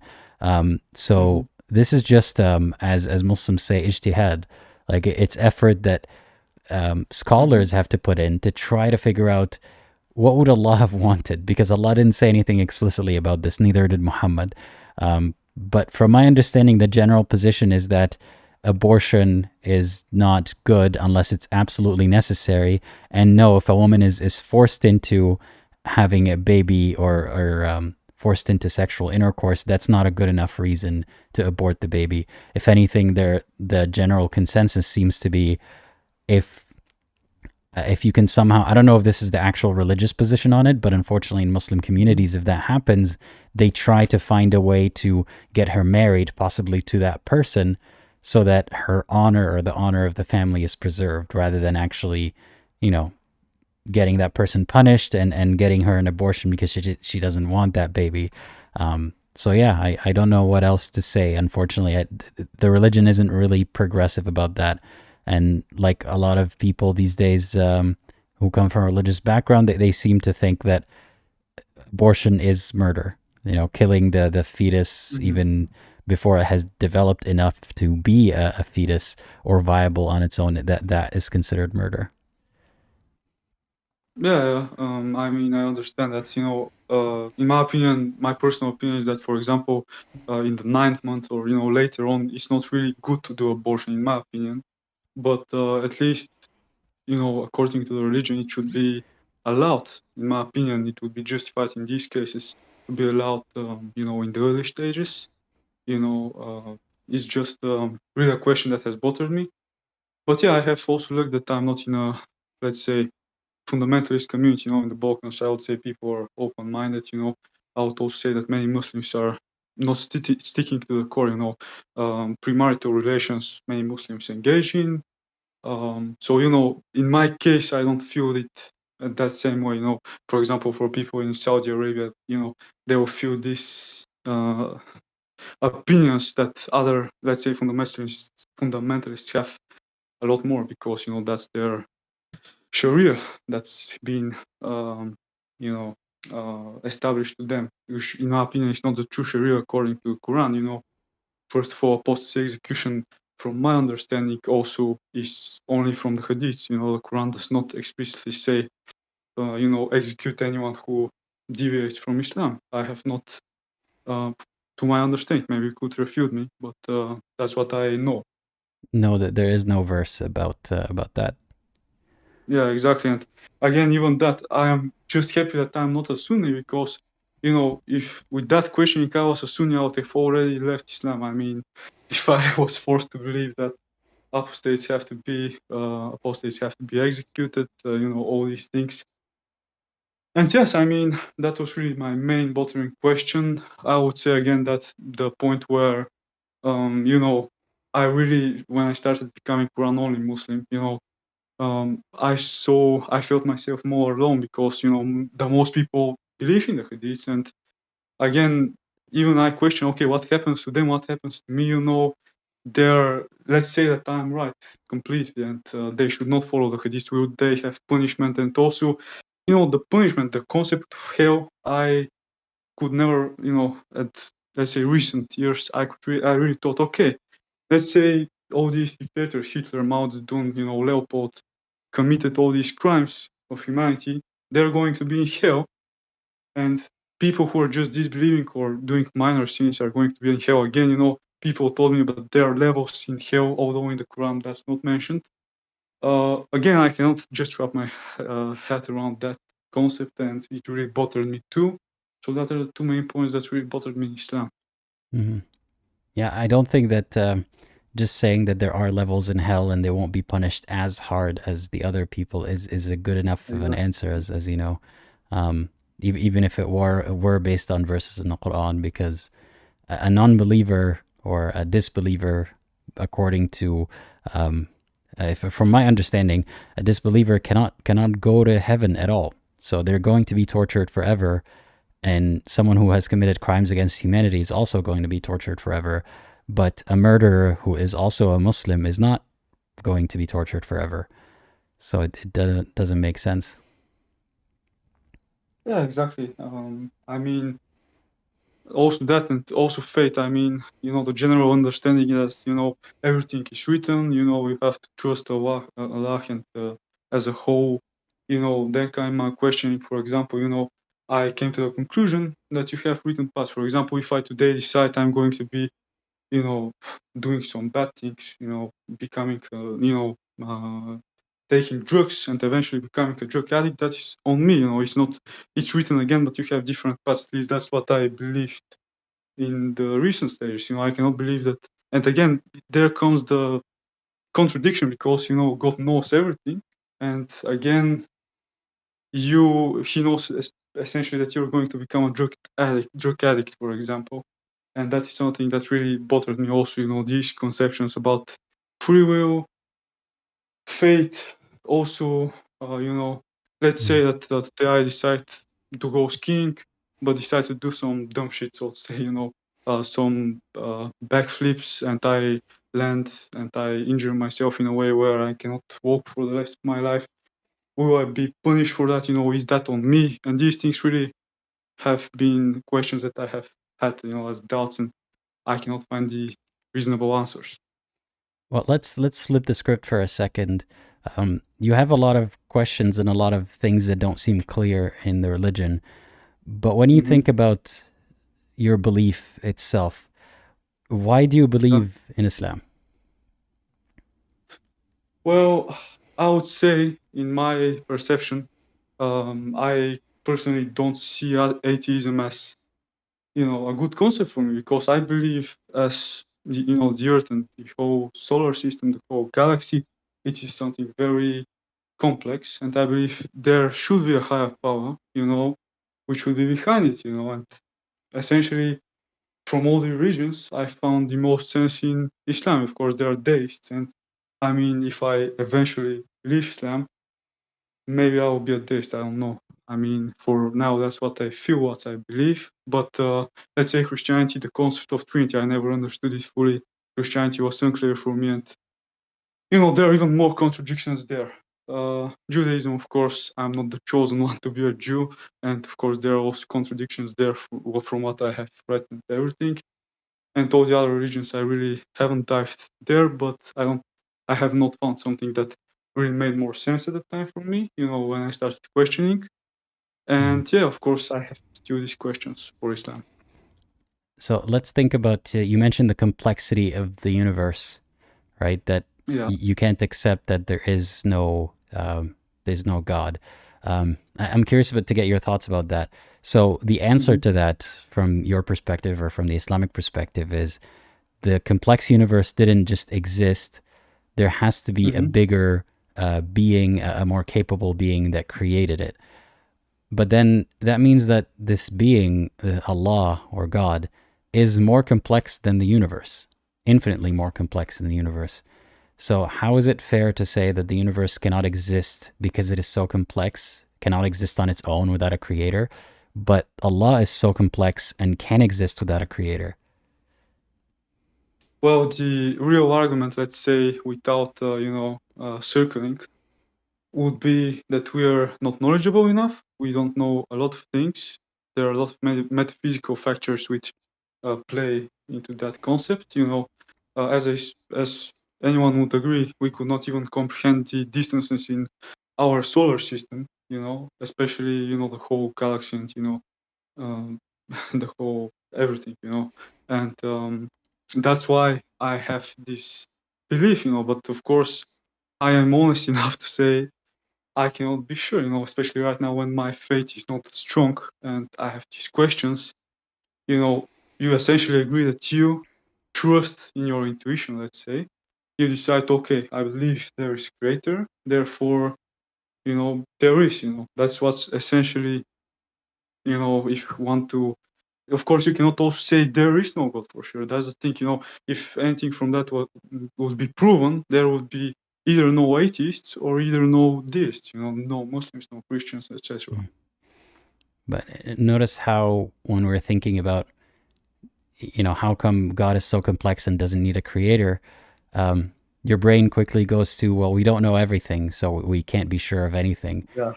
But that doesn't really, I mean, I'm not saying that that proves that there is no God. I'm just saying that if the criteria for the universe existing without a God, or it's too complex, so it cannot exist without a God. By the same logic, God is too complex; it cannot exist without a God. So, Yeah, exactly. I know that we are yeah, going to come to this point, yeah, but yeah, I mean, essentially, it is like that. And also, again, if you have God, if you don't believe in Islam, you would not say he's so merciful, he wants the best for us, because objectively, if he wants the best for us, he will not give us that hard test. Let's say all loving is more accurate. I'm not sure. I would not say it's all loving in Islam, but yeah, I mean, many people say all merciful.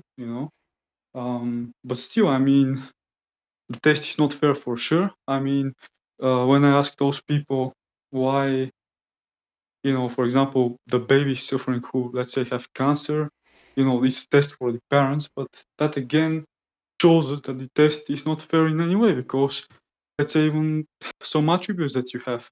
I'm born into a wealthy, for example, I'm born in a wealthy family. I have good physical attributes. I have a lot better chances than a person who is born in a war zone, basically is malnourished, cannot, let's say, achieve his full height potential.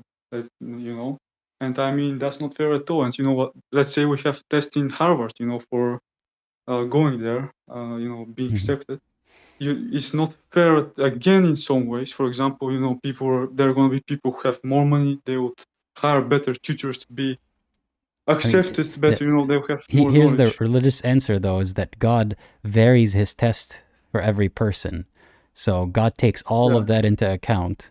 But what that answer fails to account for is that at the end of the day, there's one determination of whether or not you even have a chance to be judged to go to heaven, which is, do you believe in Islam or not? So it's not just about God taking into account all these factors and being more lenient about someone's sins and, that kind of thing. It's just there's a hard line. If someone is not a believer, they don't get judged. They don't get judged fairly. Basically, they just get thrown into hell. But besides all Exactly. that, like, what's the point of a test that God already knows and in many ways has predetermined? I mean, nothing happens without Allah's permission and without Allah's foreknowledge. And yeah, it's I'm sure you've had a lot of these questions, and so like I asked you, what makes you a believer, and it sounds like the main reason is that it's hard to believe that there is no God, and Islam seems more So I'm going to compelling be than the honest. other. Yeah. Yeah, excuse me if I interrupt you, but yeah, I mean, it's hard. I mean, especially when you have been brought up, I have not questioned really the existence of God. Let's say the family member of mine who left the faults of Islam when she did. I mean, I was just, in the typical mode, she's not right, inshallah she will return to Islam. That sort of stuff. I have not even then questioned Islam in any way so critically.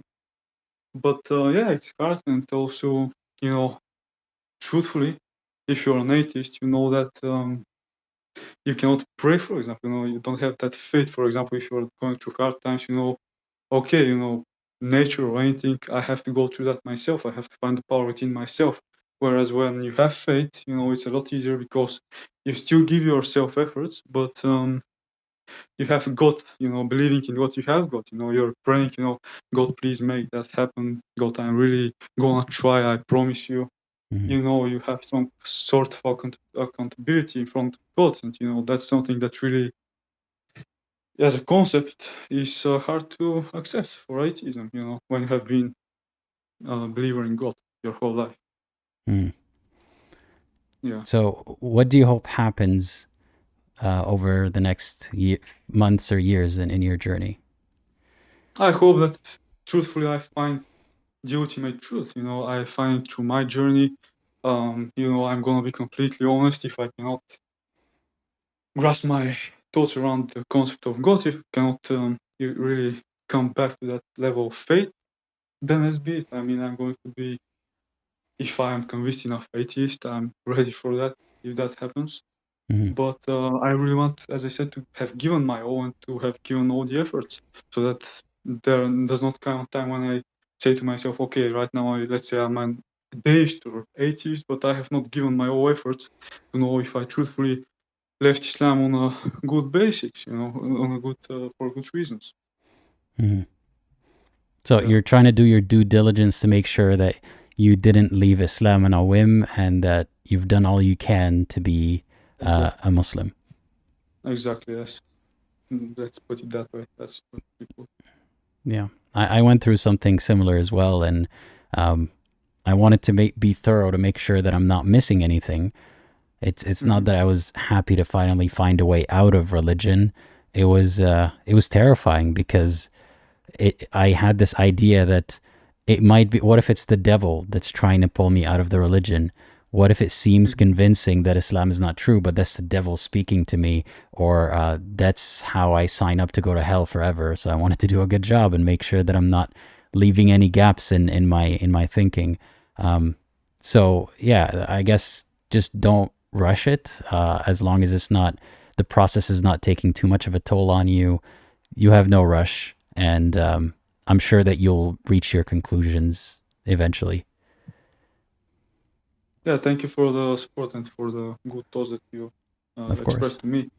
Yeah. I mean, when you said the devil, I also came onto another thought. I mean, the general belief in all Abrahamic faiths is that, the devil disobeyed God. He's going to try to deviate us from the straight path, and he's going to do that till the end of humanity. And then he's going to burn in hell. But I really have also thought, why truthfully would he do that? I mean, who would want to be eternally in hell and have, you have to be truly, evil, that's true, but also when you know that God exists, when you have seen him, when you have been part of his, let's say, kingdom, if you can put it that way. I don't know how to say it exactly in English. But yeah, I mean, even that thoughts, and when you start to think more deeply, many of these thoughts come to mind, and they just overflood you. That's also something that it really happens in the process of questioning religion. Well, do you have any last thoughts? Anything that you want to say to other people who are in a similar situation as you? Yes, completely. First of all, I would really be happy if any person who is in my position is, as you said, everyone is biased. There is no person who is unbiased, but at least we try that we are completely objective. Even if we leave the thoughts of Islam, we continue to support people who are in need. For example, in the cause of Palestine, we don't, just because I have left Islam, that I start hating on. Of course, it's not only based on religion, that issue, but I'm just giving an example. I don't start hating on a particular group or hating my community just because they're Muslims and I'm not. Of course, I don't think that happens naturally. I also take into account that many people have been oppressed, especially in that arranged marriages, which happened sadly in many Islamic countries. I really do not judge these people because many people are just really grossed by what Islam has been for them. Although I don't think that was the true Islam from the Quran. But of course, I wish these people really don't start hating, for example, things that they should not. And that I just wish luck to everyone who is on my path, and to all people, of course. Well, thank you for saying that, and I hope that people who need your words will hear them. And thank you for being so open and honest on this call today, and for taking the time to speak with me. Thank you too. I was very happy to speak with you. Wish you all the best. Thank you so much, and yeah, I hope you have a great rest of your day. Thank you, you too. Bye bye. Bye bye. All right. Thanks again to the caller. I'm just letting the next caller know that I'm adding them to the stream. So we still have 2 more callers, it seems, and they're both believers. I'm excited to see what they have to say today. All right, GeneralAli, I hope you're ready, because I'm adding you to the live stream now. Hey, Ali, can you hear me? Are you there? Yes, I'm here. How's it going? Oh, it's going good. How are you? I'm doing well, thanks. Thank you for asking. Thanks for Mhm. waiting for this long. No, it's no problem. So tell us a little bit about yourself and what you want to talk about today. Um, well, I've called you one time before a little while ago. I think we were talking about heaven and hell. But I'm a Muslim. I was born in the United States of America. Um, I've been a Muslim my whole life. I came upon your channel because, of course, when you're born Muslim, like I think that's one thing people don't really consider is that the fact that it's not really a choice, right? It's something that um you have to kind of like you don't really choose to be a Muslim, so you have to kind of build your own beliefs. And I think as growing up and getting older, you do come sometimes you face certain, I guess, crisis in life because you see so many other things in life, so you kind of have to um I guess figure it out on your own. Excuse me, I'm a little nervous, so That's okay. but and I guess like when I started watching videos and trying to learn more about Islam or learn more about any other thing, I came upon your channel and other ex-Muslim channels, and I think I mean people can call it doubt. Maybe it was doubt. I don't know. I don't really care to call it like what people would want to refer to as. I know in Islam, doubt is kind of like a negative thing, so I don't want to. But yeah, I guess there was some sort of doubts that I've had about Islam, but Now, I love how you that's noticed that very quickly that that negative association with the word doubt, and you sort of almost corrected yourself, but you wanted to acknowledge that okay, maybe it was doubt, but it's not in a negative way. Um, yeah. So no, yeah, yeah. I want to be honest. Like it was, like it was doubt. I just know that sometimes people take it in a negative way. However, even when I've studied more about Islam and I've studied more about other, famous um, people who've written about Islam, they've had their own doubts and they've written about their doubts. So sometimes it's funny to me. I'm like, why do people try to make it like it's a negative thing when some of the greatest people in Islam talk about some of the doubts that they've had? So that kind of, gets me too. But I can see some of the contradictions, but I kind of blame that on people and on what do you call it? Like society, like the society around you, where you grow up. I think that's more of it than Islam itself. So, but that's just a little bit about me. I and I guess that's some of the things that I wanted to talk about was to ask you was more or less the social um parts about Islam and how I feel um Islam has been targeted more so than other religions. And I think I'll say for myself, I think a lot of the things that I've went through or that what made me question it was more so of the social side of where I grew up at, where I live, the ideas I get, my perspective, the freedoms I have, the choices I can make, different things like that, um, kind of help develop, my philosophy. And then when you, and I guess putting that with Islam, I can see a lot of contradictions, even with like, I'll say some things, for instance, like when it comes to wars or when it comes to marriage and when it comes to things. I think the society that I'm in or that I'm used to, and when I look at certain things in Islam, that's where I'm comparing it to, and a lot of those things would give me doubts. So I guess my question to you is that um, what about for you? Do you think that there is the society that we're raised in, the where we live, how we view it, our surroundings, does that play an impact on the way a lot of people view Islam today? Because there's going to be years to come, and a lot of years that already passed. Does that play more into the way we view Islam or the negative or our perception of it more so than just the rights and wrong? Because I think a lot of the arguments against Islam is more about current social norms rather than a lot of the arguments against it. So what do you think?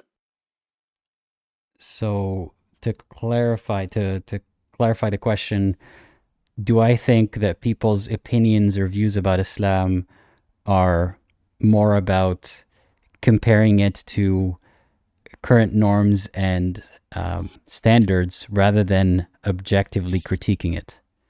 Yes. So I can speak for myself first and foremost before I answer the Okay. question completely.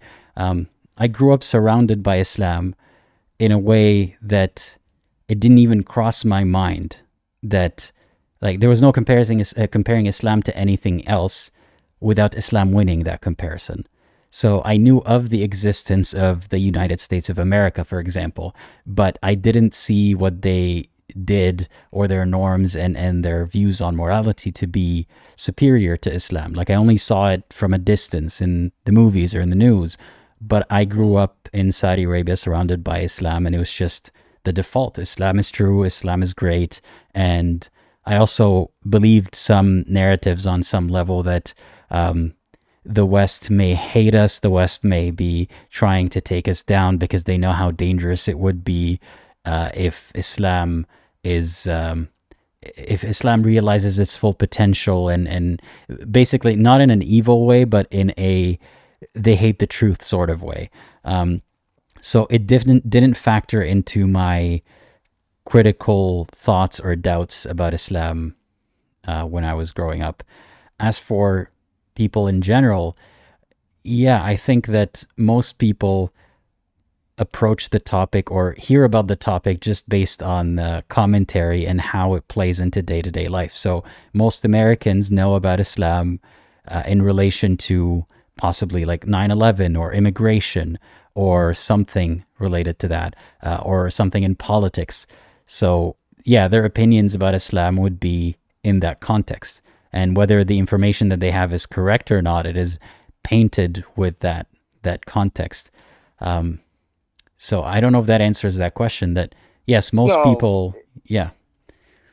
Yeah, it answers the question. I think that, and I think especially over the last year, um, I see a lot of the hypocrisy when it comes to standards. And I mean, even like for you, I really appreciate that you have more, standards, and you try to be fair, with, whatever you're criticizing. But I think for the most part, it's um I don't see that fairness really being applied.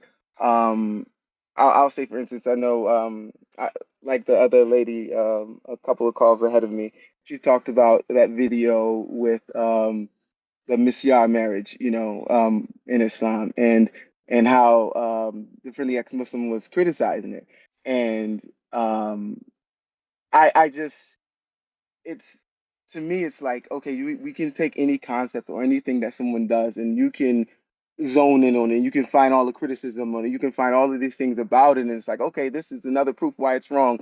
And but to me, when you look back at it, it's like, when it comes to marriage, right? People with power, and no matter what society that we're in, they can abuse that power. And that's no difference with anybody in Islam, right? There can be a man who has good intentions and, does the things that they're supposed to do, and the good things that Islam says about being a husband and take care of the family. Those things will never be mentioned, or those things will never be there, but you would always see about a bad person, and it's not about Islam making him bad. It's because he has his own desires or whatever, and he's just a bad person. And he uses any concept he can when within Islam to abuse somebody.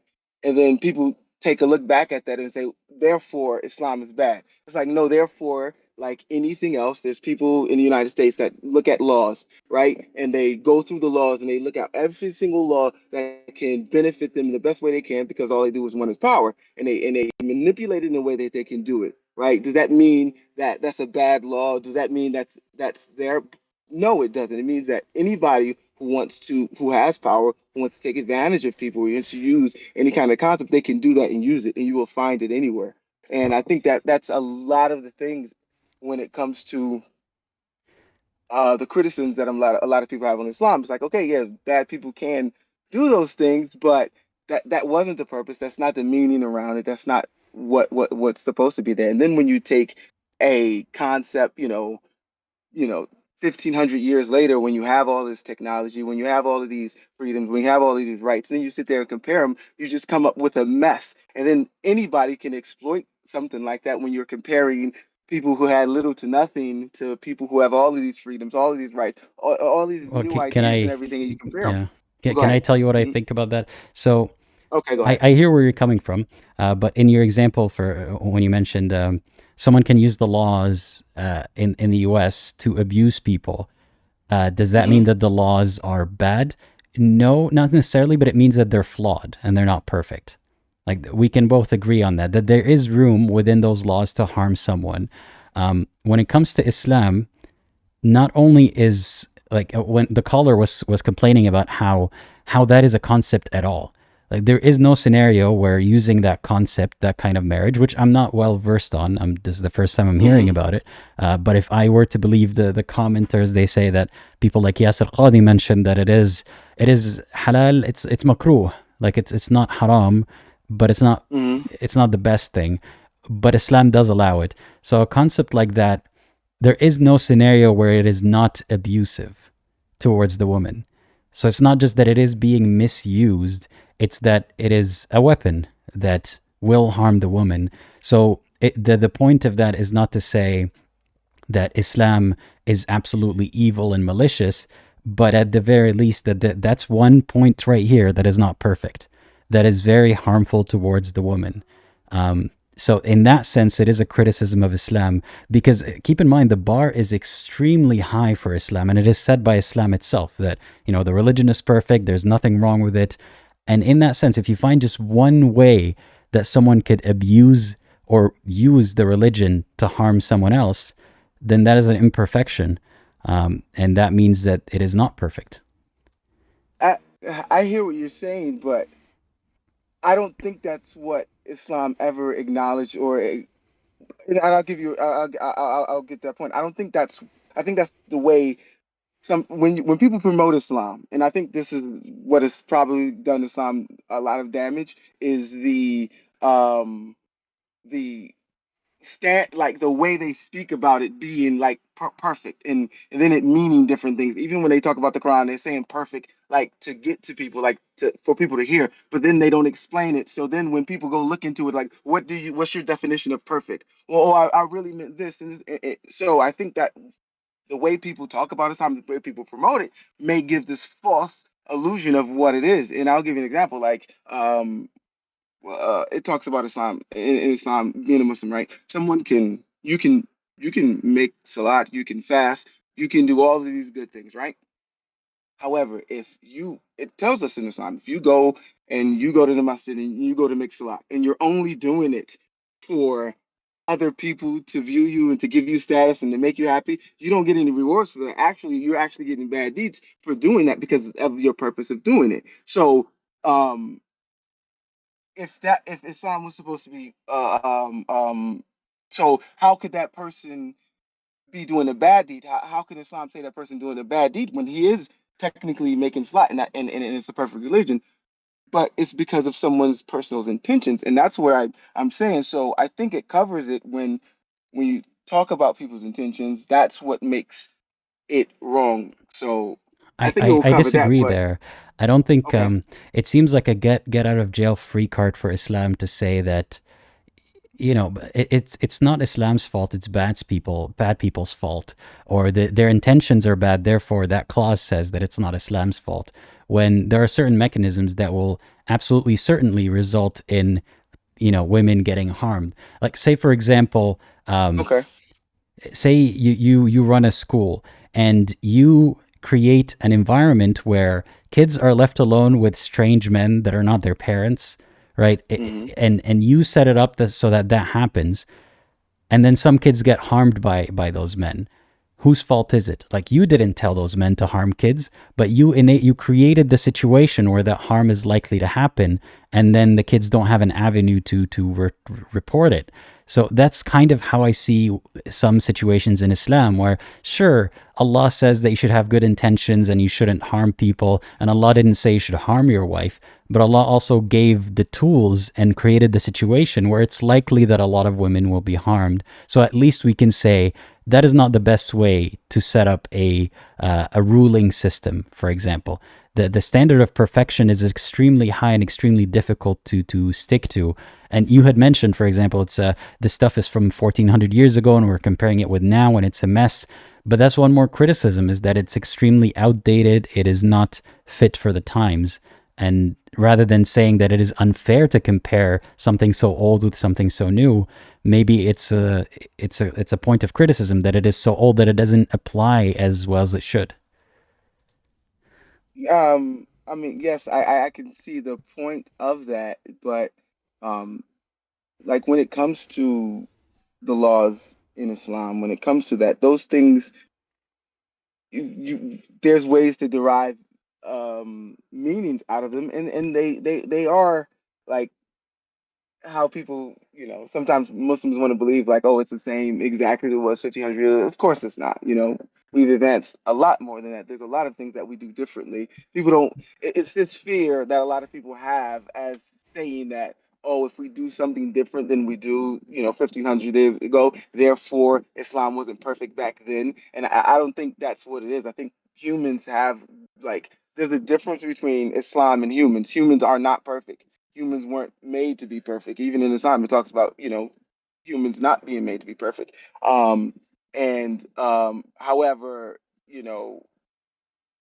with Islam, if you use it for good, if you like anything else, if you use it to derive good out of it, you can get good out of it. And if you want to use it for something bad, like, there's that option. But it's the human element, not the Islam element. And I think that's where a lot of things go wrong. And I just see So you're saying that Islam is perfect and humans are not, yes, but also that it's unfair to compare something so old to the current standards and the current realizations. no, it's unfair to gauge the humans back then with the humans of today. But that's not with what's those same happening things. necessarily. It's, I Okay. mean, specifically, it's usually about Muhammad, not humans in general, but Muhammad specifically. And keep in mind that even Muhammad's followers, his Sahaba, his disciples, they are meant to be moral compasses for us. So, like, one of his right hand man, Umar ibn al-Khattab, he was abusive towards women in his life, and he's supposed to be a beacon of morality for us, or one of the people that we learn how to behave from. So it is fair to compare those people, not just because we're comparing some random person that existed back then, but to judge them because they're supposed to be our guides, including Muhammad first and foremost. I don't think it's unfair to judge him. And I don't think it's unfair to judge him either. I don't think it's unfair to judge him either. But with that judgment, right? I think the tools that are being used to judge him are unfair because the amount of context that aren't there at the time of any of the short hadiths or short commentaries that people have are completely missed.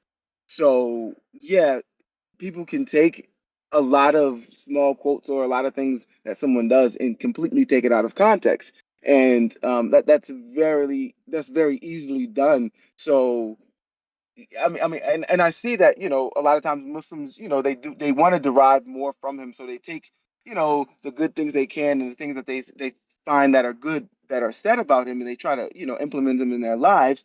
But and what comes with that is, oh well, if anybody can interpret it, I can interpret it this way and make it seem like something nefarious, make it seem like something bad, make it seem like something wrong. Like, I think those are all things that I just say is like it seems less unfair to do because, again, what about Can all you the cite a factors and the specific contexts that are example? there? Can you cite a specific example where it's unfair to judge Muhammad in that way? I would say one of the biggest unfair of judging Prophet Muhammad would be with his marriage with Aisha. First of all, because he never himself ever said that she was nine. That wasn't a claim that he made. The claims that came out of it were from hadith that were way later, and then there was so much politics that were placed into it. So it's a lot of that being said. Also, when it comes to the marriage, we don't like a Wait, so completely. do you think it didn't happen that way? She wasn't a kid? I have no idea. I can't say But one way what's or your the other if she position? I was or mean, nothing. you can't say it's unfair to criticize him for child marriage. I mean, I'm assuming that your position is then it didn't happen that way. Then she wasn't What a what what, kid. I- what I'm saying is okay. For example, I think that's a good point, right? What if the way they calculated time back then, that nine was actually, let's say, 16? Would that be any better to anybody? I mean, would you say that about any other situation, or is it a way to stretch time to make it better for Muhammad? I'm saying that because we're what are we we're basing it off of words from people, like stories that people are telling about certain things and about certain ages, right? That's what I'm saying. So if we want to, like, okay, can we question it? Can we say, can we have some doubts or whatever on it? Maybe, but to harshly criticize him on something that we aren't 100% sure on, or how or what the circumstances were, I think that's completely unfair because he himself never said it. These were Okay, stories that other people claim. let me tell you So why. Like, I somewhat agree with what you're saying, but the problem is the methods that we use to gauge how old she was and what information we have about Muhammad. It's the hadith. It's the same method that we use to build the entire religion. I mean, people give way too much credit to the Quran. The Quran itself, you can't understand most of what's in it unless you start scouring the hadiths for when did Muhammad say this verse, what was happening around the time of this verse. So it's all coming from those hadiths. So if we were to say, well, we can't judge Muhammad married a kid because we don't know if we could trust the hadith, then we don't know if we could trust half the Quran. But I'll even grant you that. It's not that I definitely think he did it. It's that many Muslims do think he did it and they find a way to justify it because you can't criticize Muhammad. yes, that's what many, and that's a good point, and that's a fair point because of what many Muslims do. But um, what the way it's being weaponized against him himself plus Islam, I don't think it's fair because I mean, again, when you look at you know who could take care of all that? Allah. okay, He's the one who designed it in a way so that that we would need to find out information about his last and perfect final religion through all of these like Easter egg hunts, through the hadiths. Allah designed it this way. So Allah should be the one who should be responsible for Muhammad's reputation not being tarnished by these hadiths. but what I mean is that okay,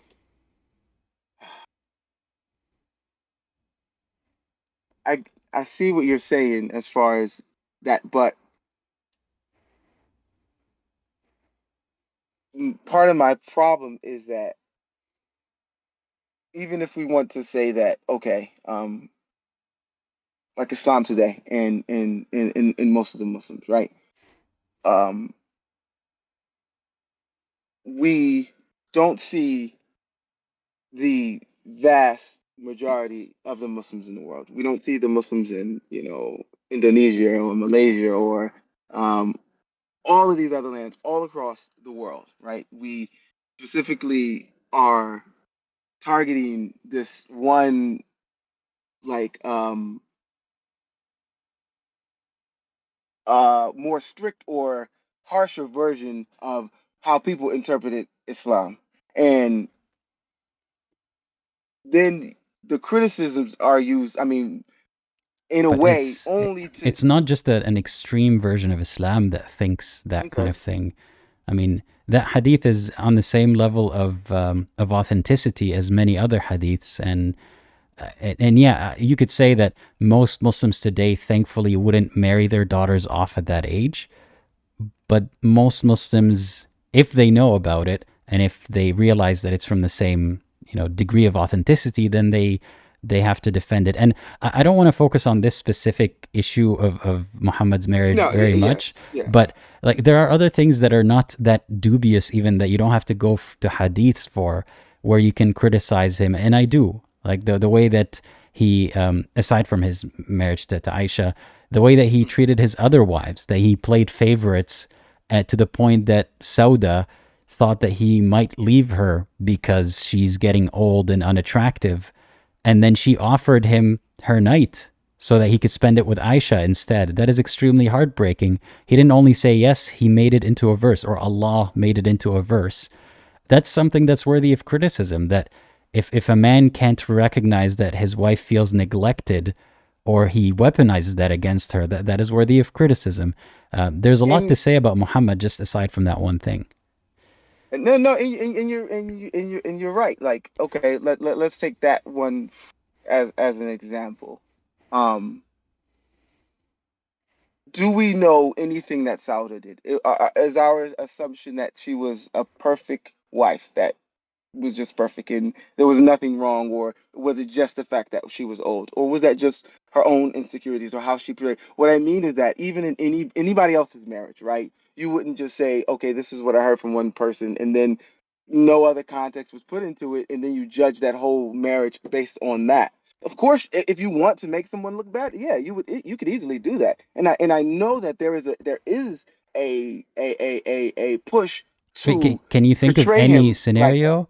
Can you think of any scenario where she would have been at fault or something to an extent that the resolution is he goes to sleep with his And other wife anybody instead of who's her? been, what I mean is that any when it comes to relationships are very complicated, right? And anybody in a relationship, those things can be very complicated, and those things can be very personal. So I like for to today in 2023 go back to 5 or 620, and then try to say about that so many other things that could have been in that relationship, and then say, well, I know what to do. I can criticize him. That's that. Yeah, because I got two bits of information. How in the world could that be fair? Like, like rationally, we understand that's not fair. We No, just do, right? the thing is, if he was just some character that, he lived a long time ago, then I'd say, yeah, we don't know exactly what happened then.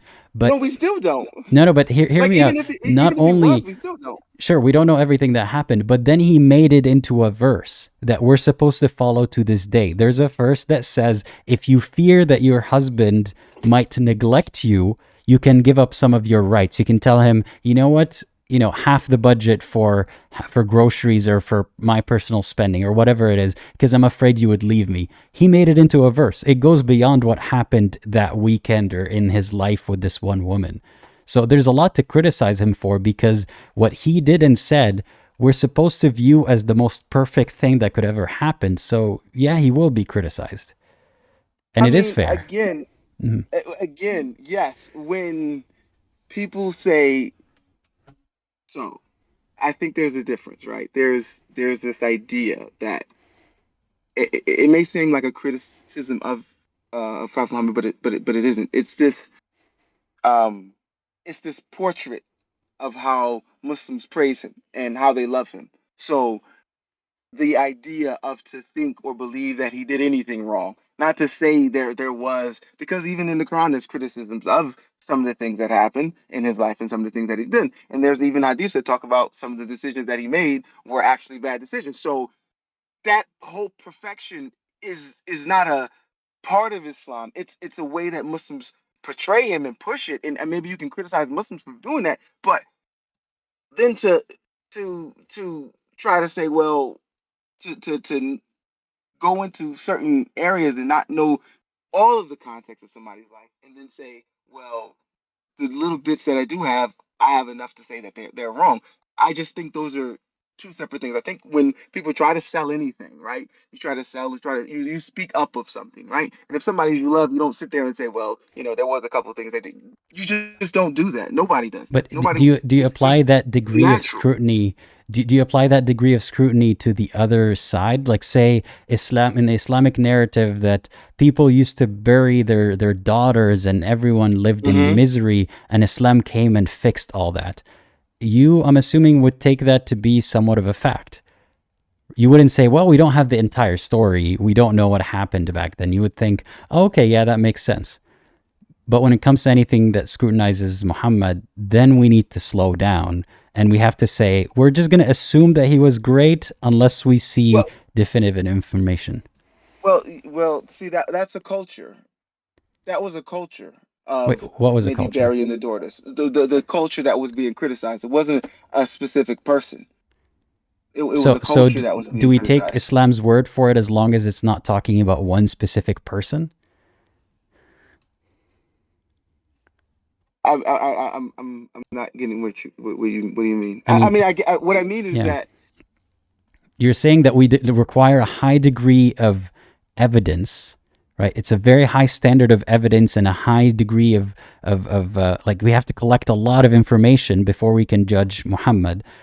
But if Islam or Muhammad or the hadiths or whatever were to make a claim about anything else, you're saying as long as it's not one specific person, then we could take Islam's word for it. what I mean is that like I don't think I don't think about this right. In 2023, who actually does the same things as Prophet Muhammad did in 623? There are Who people who does? try, but what does that mean? What I mean is that what I mean is that it's there's things that are said and there's things that are applied, right? The life that we live is so dramatically different. We wouldn't I guarantee that we wouldn't really recognize each other. Even the way we made salat, we probably wouldn't recognize it because of how much it Mhm. formed. However, it's this idea, like it's like selling something, or it's like talking about something that you love, and you're beautifying and you're making it like that. And I think that is the picture it's being said. But in reality, they were human beings that lived on the earth, that had challenges, that had to do things, that had wives, that had families, that had kids, that did all of these things. And yeah, sure, people did one thing was done, another thing was done, and when there's so much context, like he could say he could do everything right, right? And what if his wife was a bad person? Like somebody who should, we wouldn't know any of these contexts. We wouldn't know any of the things. What would be the best solution? Maybe it is a better solution to say at that time to say, hey, there's nobody else going to take care of you. You're older, even though you may not be a good person, or even though whatever else happened behind closed doors that nobody really talks about or knows.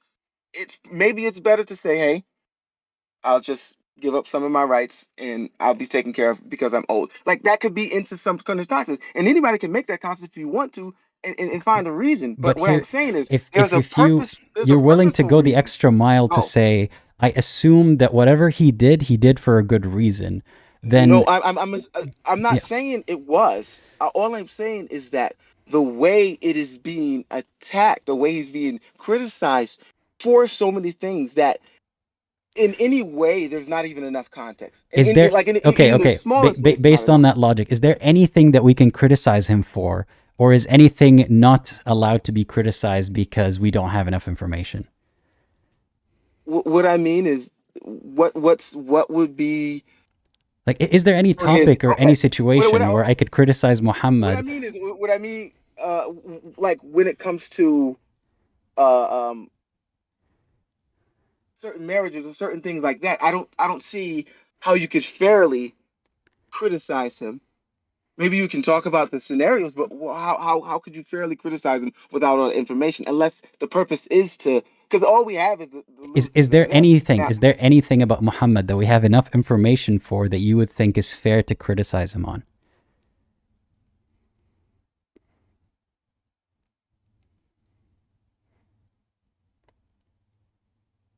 I mean,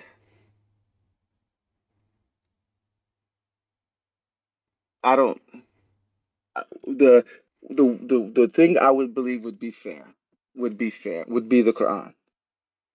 That would be the most, if there's anything that you could fairly There's criticize him on, it yeah, would be that. there's Yeah. a lot of criticism about the Quran, but aside from the Quran, Muhammad himself, is there anything that His I could life. criticize? Yeah, but all of his life, we also still don't have every single thing about his life. We don't have all the context for every situation. But there are so many Okay, but situations where I could, like, for example, there's a situation, it's in the hadith, if someone wants to cite it, where he mhm. traded two black slaves for one Arab slave or non-black slave. And you could say, well, we don't know the context. Maybe they were lousy workers. Maybe they had bad character, whatever. But that is a situation where the way that the hadith was classified, it's basically, oh yeah, you can trade people and cattle in that way, and you can say that two black slaves are equivalent to the value of one non-black slave. But then, But see, what if you put that into that's another thing, that even that hadith is taken out of context. Even the way you said it was completely out of context. And what was the context? What was the one but that's what quote I'm unquote white saying slave? but that's what Was I'm he the saying. one white slave That's was my question here. a Is Muslim, there right? anything? Is there anything? Even if the white slave was a Muslim, I would still find an issue with that. But is there any single thing that Muhammad has done or said that I can criticize that you wouldn't think, well, we don't know the rest of it? Okay, so to criticize, to say, hey, what was this about? To ask questions, what was the reason behind it? How do you do those things? Fine, right? We don't know the context. Maybe you can find more into the context. And then when you get to a point, you're like, hey, we don't really know anything else. This is what we know, but we can't say good or bad because we don't have any other context, right? Can you say good or bad?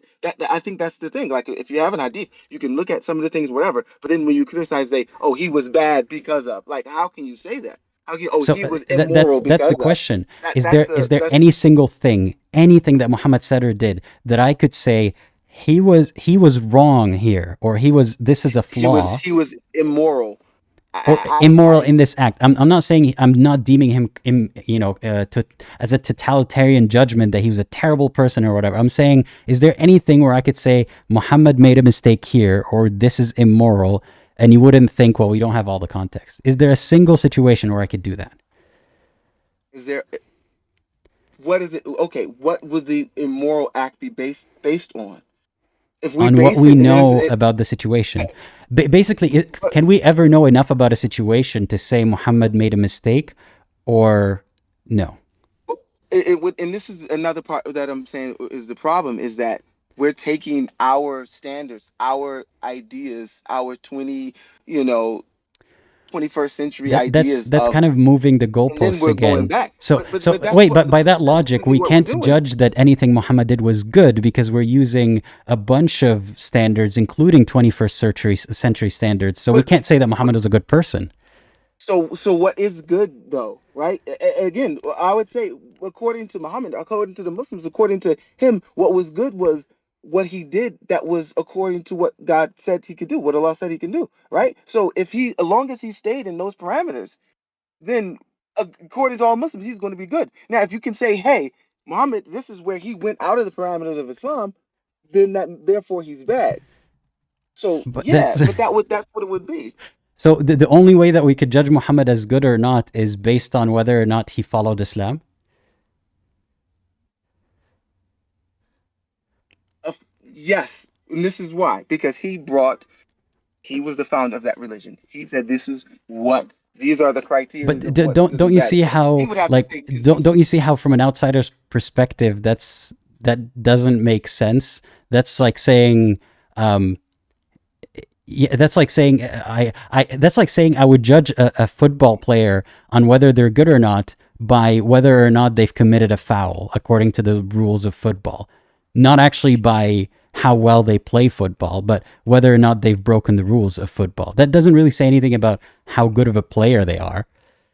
But yes, but also you have to understand that that is the premise of which a prophet would be sent, right? That would be the premise of it. That would be the idea of it. God sending someone who would be an example for people, right? So I But guess, he's being but an example for people, and I can tell you, I can give examples of how a person could have reacted better in a certain situation, but you would say, but we don't know the full context. Is there any I mean, situation? It seems like categorically we can't say that Muhammad made a mistake, is what you're saying. but what I'm saying, no, I'm not saying that. I'm saying, okay, if you wanted to critically and fairly assess if he made a mistake or not, right? On face value, sure, there could be some face things you could like, maybe he could have done this better, but I don't know what was going on. Like, I don't know the temperature it was outside. I don't know the type of clothes they wore. I don't know how much they Okay, ate every day. I well don't know the type of let's foods they flip ate. that. Let's So flip that a little when you bit. when you put it But all in there, by that logic, we can't fairly say that Muhammad did anything right because we don't know everything. Why is it only about the negative but not the positive? I mean, I mean, but by that logic, also, um, any story where a certain people are deemed to be bad and Allah is punishing them, or the prophets say that they're bad, you would say, okay, that makes sense. But we don't know the full story. We didn't hear what happened. We weren't yes, there. yes, I get your point. I get your point, and I think that's a fair one when it comes to criticizing and saying. But I guess it's when it comes to I for me it would be the word. It's hard to.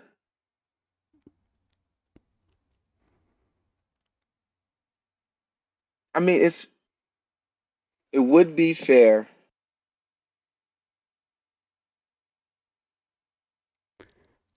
I'll to tell you judge just him.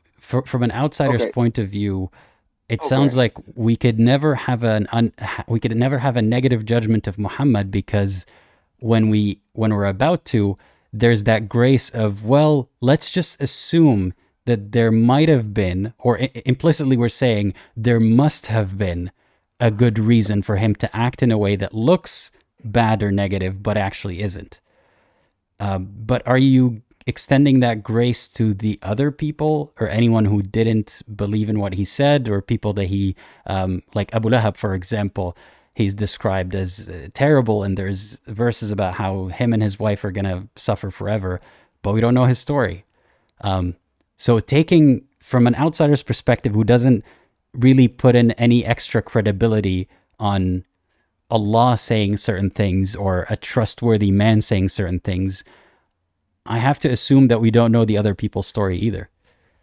I get I see what you're saying, but when it comes to like if we're going to go down to that level um of critiquing where it's um I can take a story, I can look at a story and I can analyze it in the way I want to see it, if it's good or bad, based on how I feel or how I can, use words or change words or, different languages or translations or whatever and do it in anything like then what level like what I mean is that there has to be some sort of standard that we're going to at least go on. And So if what there's is the standard?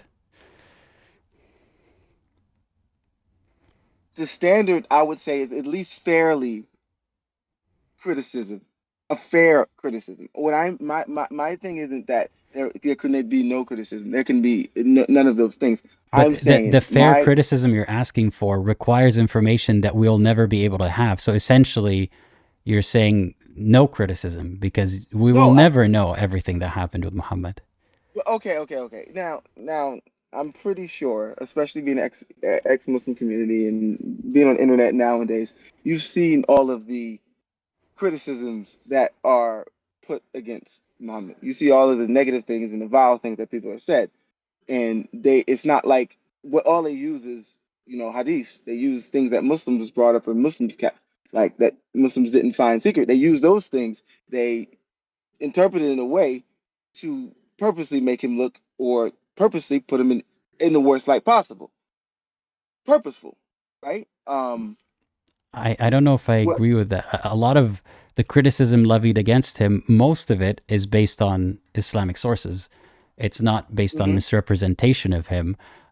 I've seen some stuff that Like I've seen very few things, and usually from I hate to say this, but usually from people who are criticizing Islam from the position of trying to prove Christianity. And I've seen things that came from weak hadiths or didn't really add up. I've seen a few, but for the most part, it's criticism of things that Muslims take to be canon. So it's, I understand that there's this feeling that Muhammad is being unfairly scrutinized, but I'll ask you this. Why is it that we're sitting here discussing a man that, died 1400 years ago when we could have a reality TV show right now having a new Muhammad where everything's documented. We can observe that every second of this guy's life, like the Truman Show. This guy is perfect. Everything he says is right. We have all the context, and he has enough information and understanding of the current world that he could teach us so much about God and religion. Why do we have to rely on something so old?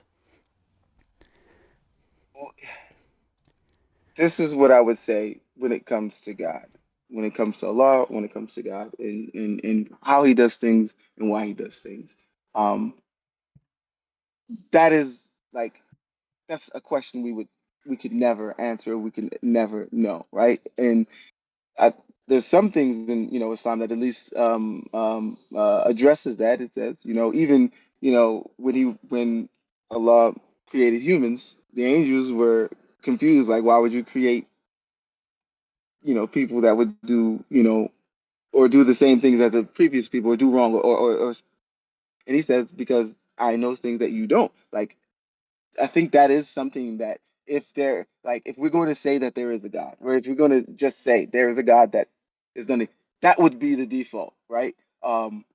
He knows things and he does things that us mere humans won't understand. That has to be at least the default if we're going to say that there is a God. And if we don't believe there is a God, then I mean that's one thing. But if there is one, that is going to be that's also a presumption. It's not that he has to do things that we don't understand. That's a presumption based on a character called, like, a God called Allah exists, and that God, one thing that he likes to do is do things that seem mysterious to us that we will never understand. But it's not by default that if there is a God, then it will do things that we don't understand. What I'm saying is if there is a God, because if there is one right now, like just say for instance there is one, we don't understand. That doesn't mean there isn't one. We still don't understand. That's what I mean. Like regardless, that would be one of the things. If there is a God, we would not understand what he was doing. Like we wouldn't understand he would know things that we won't know about why he created us. That would just have to be something we would have to understand and live with, if that's the case. So I don't think that would be like to say that why wouldn't God do it the way we think it is better. Like that's a little arrogant. One thing, like, hey, I think It's there's a not better just way the we way could have done that it. we think is better. It is provably better, because the way that you're phrasing it, that we can't judge what Muhammad did, and what he did was in very different circumstances. We don't have all the information, but God has a method of ensuring that we can have all the information and all the circumstances that match ours. I mean, heck, here's one way of doing it, and I'm just spitballing here.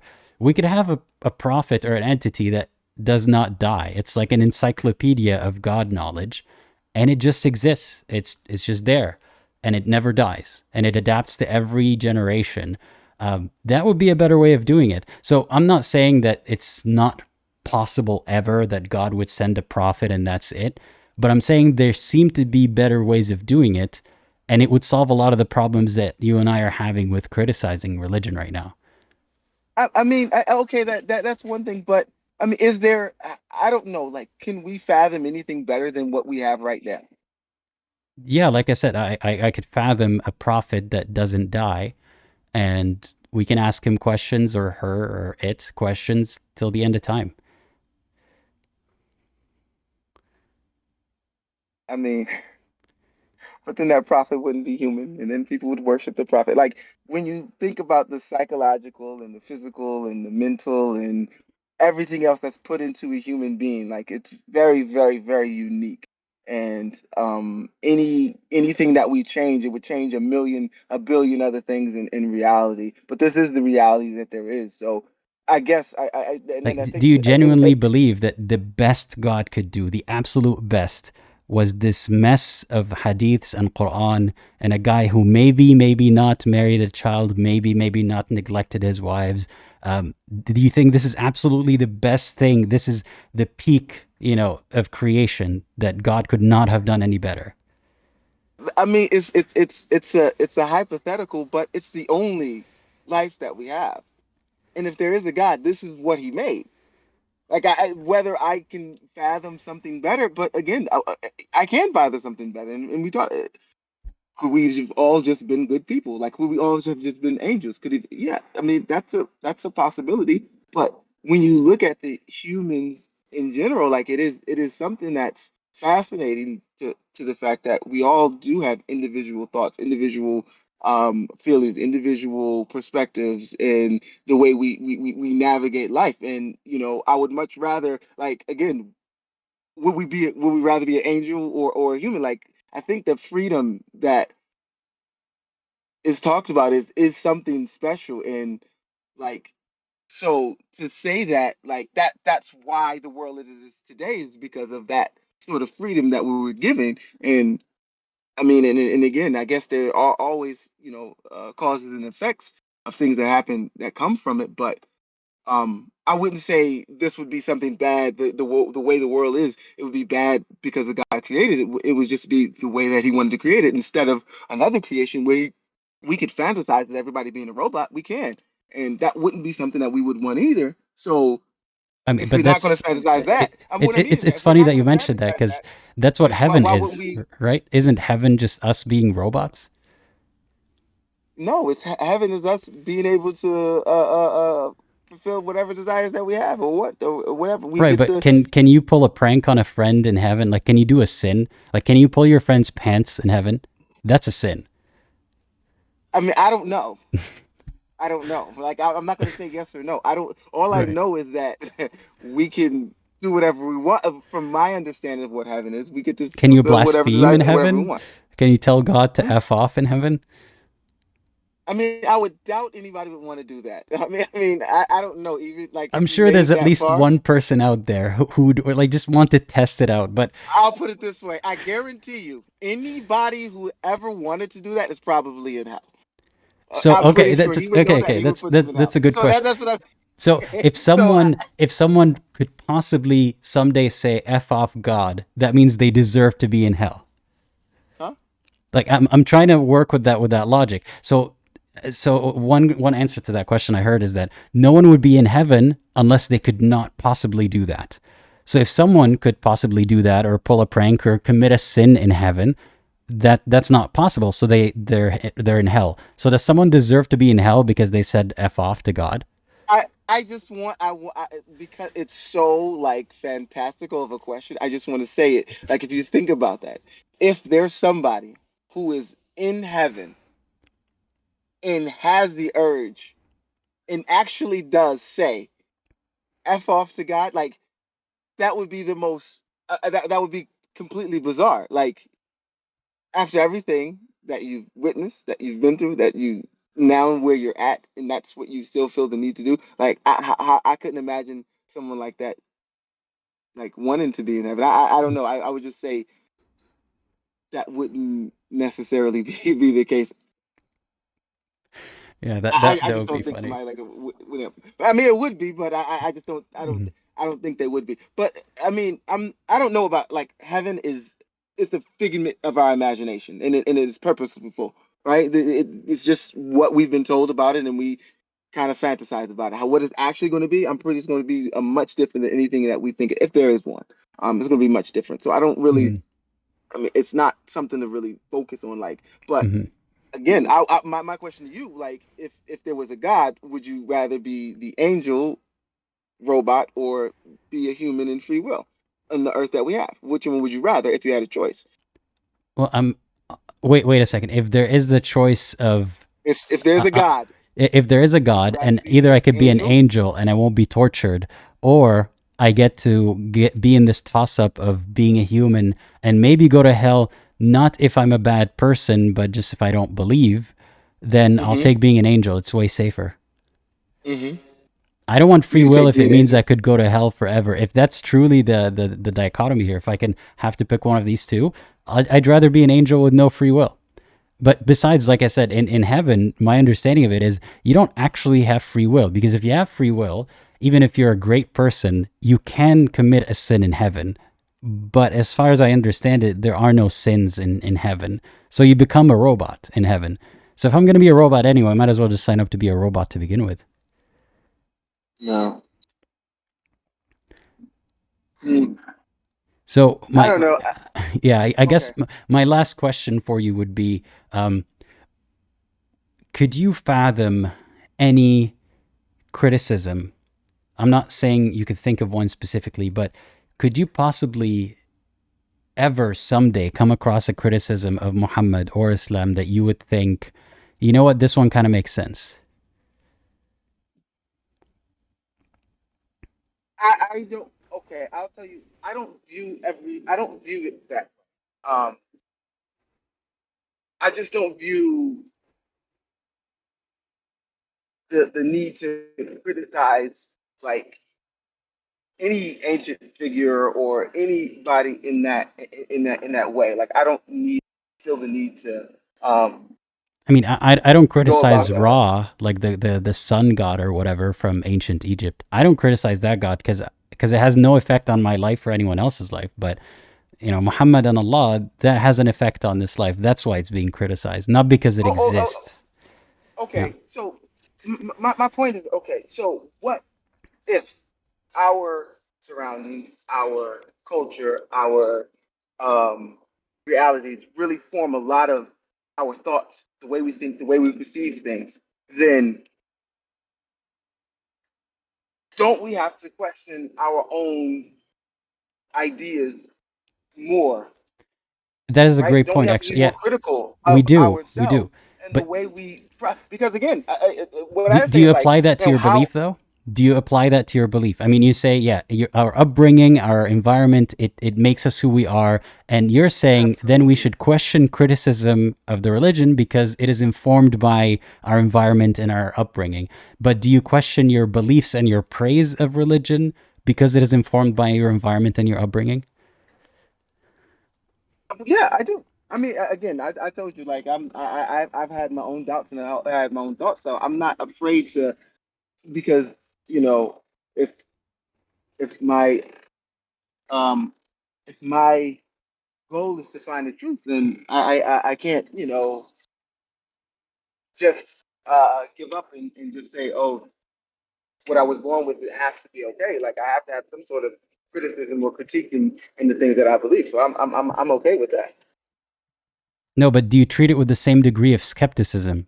Because it sounds like it's so difficult to criticize Islam because you give a lot of grace. You Okay. say it might be my upbringing, but do you think the same way that why do I believe in Islam? It might just be my upbringing.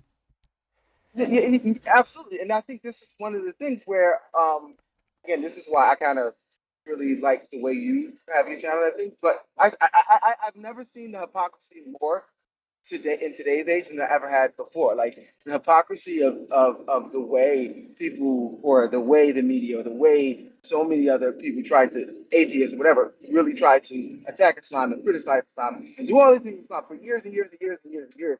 And then and they go on morals or ethics or all these other things that they claim that oh these are the problems with Islam. Yet I see I would tell you like the things and the sins and the justifications that they would do for genocide is beyond me. Like it's like oh these are the people who criticize Islam. These are the people that criticize Muhammad when he went to war, or they call him this, but yet they're the same ones that are promoting things like this and justifying it and actually even going worse.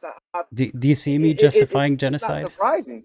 No, not you, not Yeah. you. Now, I want to make that very clear. It's Hmm. not you. I'm saying in general that these are the same people that have been promoting all these other things and saying, hey, don't listen to this, but then only to use those same justifications or why they kept on saying why Islam is like this or Islam is like this, then to turn around and support the things that are a million times worse. I'm like, I've never seen anything like this in Islam. I've never seen any kind of justification, anything like this, but yet those are the reasons that were done, and that's one of the things that I'm calling today about. Is like, okay, how much of it is socially pushed for us to, you know, not Mm. like Islam, or to look at Muhammad this way, or to look at these this way, when those same people that have been pushing it for years are the ones that would turn on a dime and just do it. I'm like, oh, these are the same people that would support Judaism, and they're like, well, it's like, well, hold on, have you read what they believe or how they do anything? I'm not saying that there's anything wrong with what they believe in, or I'm not trying to criticize the belief,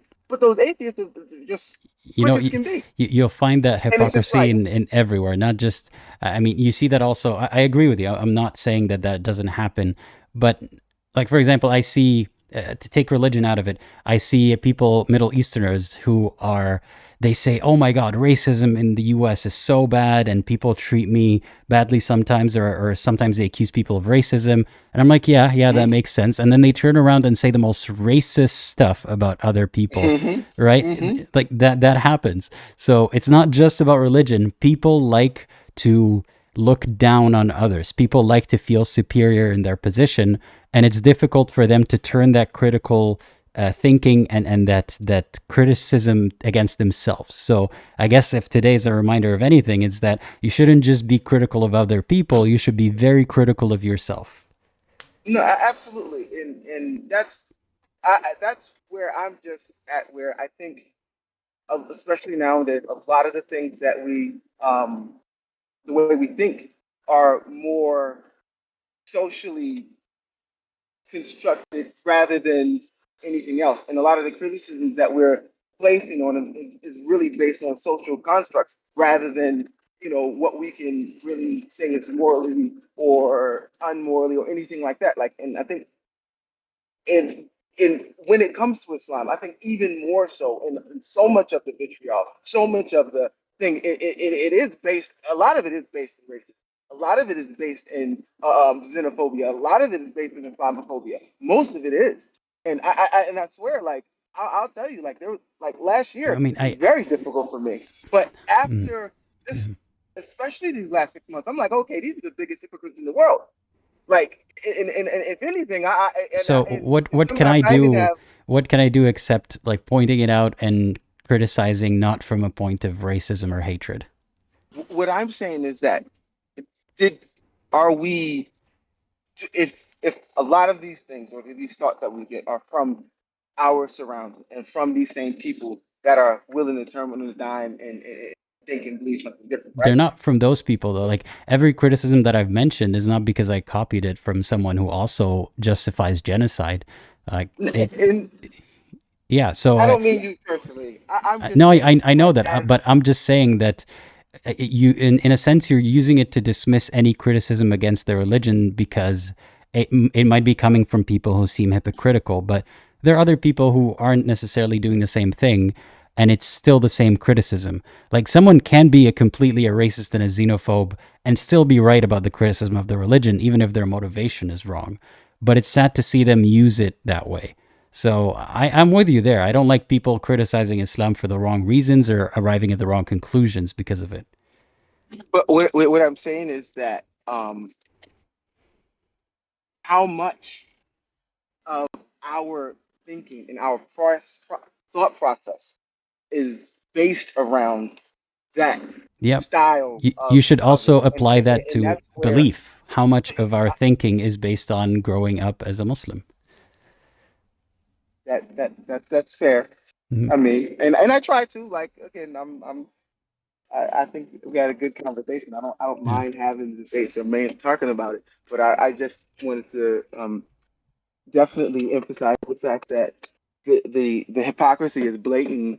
I mean, and especially as a Muslim, because for years, like, I do, sometimes, look at it and be like, oh my goodness, oh, this said this, and these beliefs, like, and then, only to realize, like, oh yeah, we don't mind dropping, what do you call it, nuclear bombs on people, or bombing these people. We don't mind doing that. We'll find a justification, and these same things are like, oh yeah, we live in a Again, country like I that, gotta say, and we support it. I've But let you talk about it, but is there anything I can do about it other than what I'm already doing?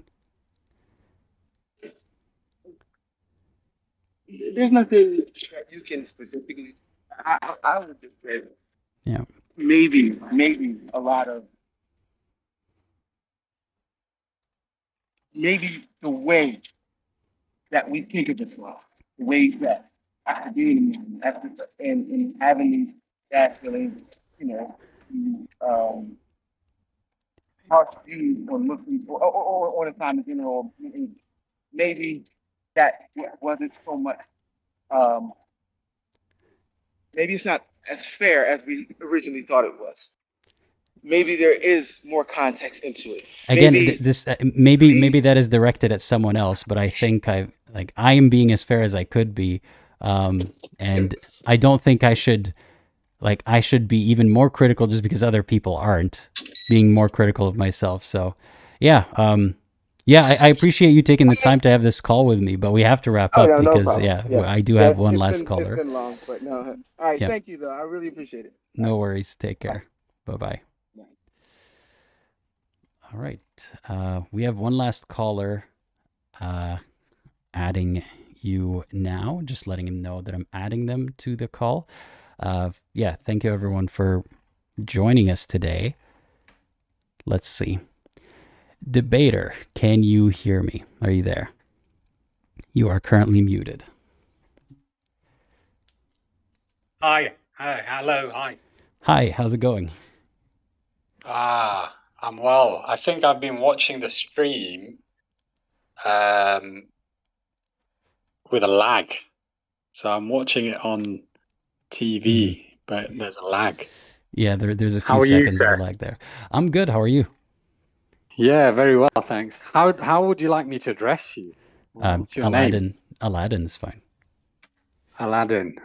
Nice to meet you on YouTube. Likewise. Yeah, I like your style, man. You've got a lot of patience. You really do listen to what the caller's saying. You don't interrupt. It's a very, very nice style. So you're a Saudi. You're Saudi born, and now you're living in America or something. Is that right? Or No, I grew up in Saudi Arabia. I'm not Saudi. Don't get the Saudi government to pay attention to me, please. I'm not a Saudi national, but I grew up there, and now I don't live there anymore. okay. And whereabouts do you live now then? Which I country? I can't be specific about that for my own safety, but yeah. No, that's fine. That's fine. Yeah. That's fine.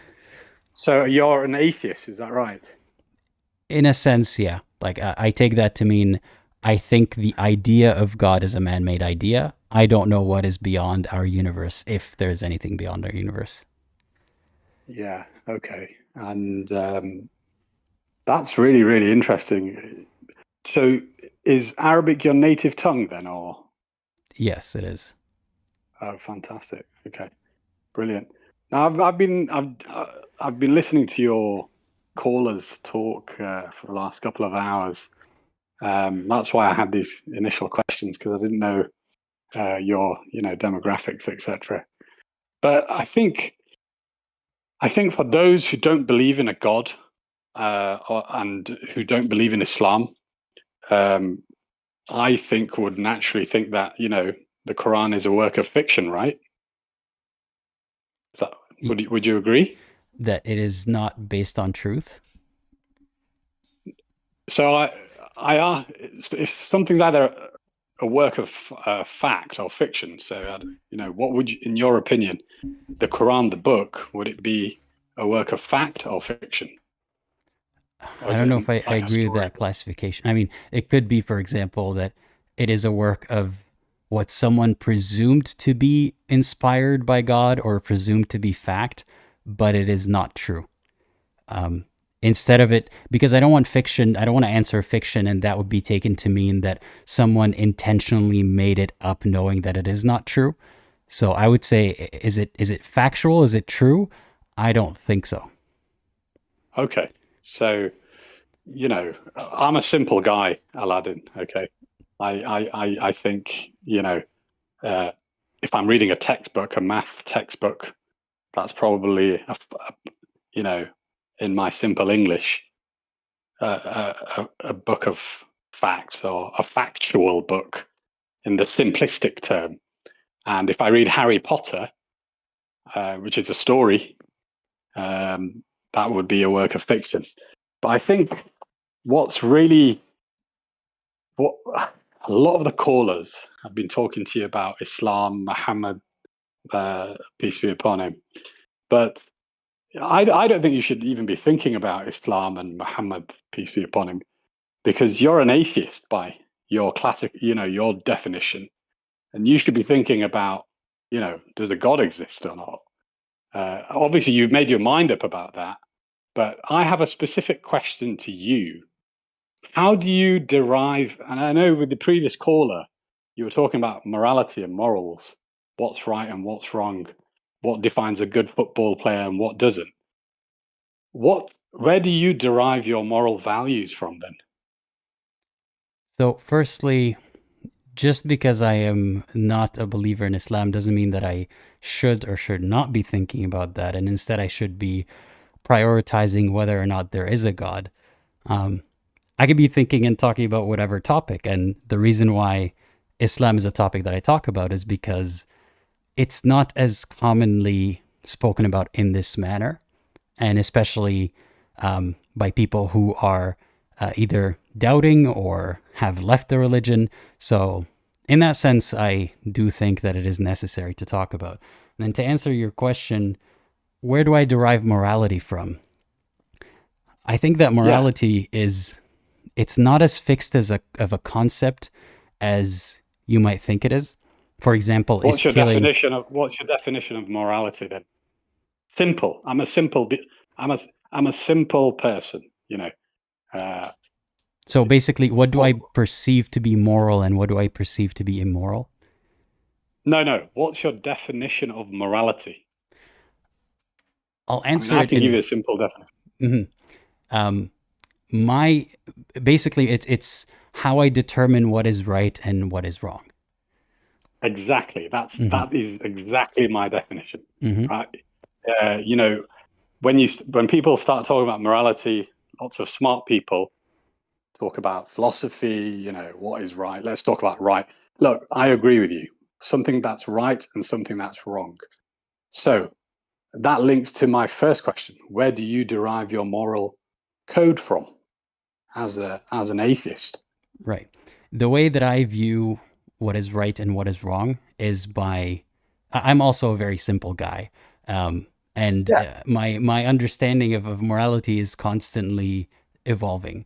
The way that I view it is the harm and benefit principles. So how is this harmful to me? Is this harmful to someone else? Could this possibly be harmful to the planet that will then harm someone else? That is how I view it. It's not as simple. I mean, morality is never a simple matter. For example, is killing a man moral? Well, that really depends. Yeah. What situation are you in? There's things called absolute morality and relative morality, right? Mm-hmm. These are philosophical concepts. Is killing good in some certain circumstances? Yes.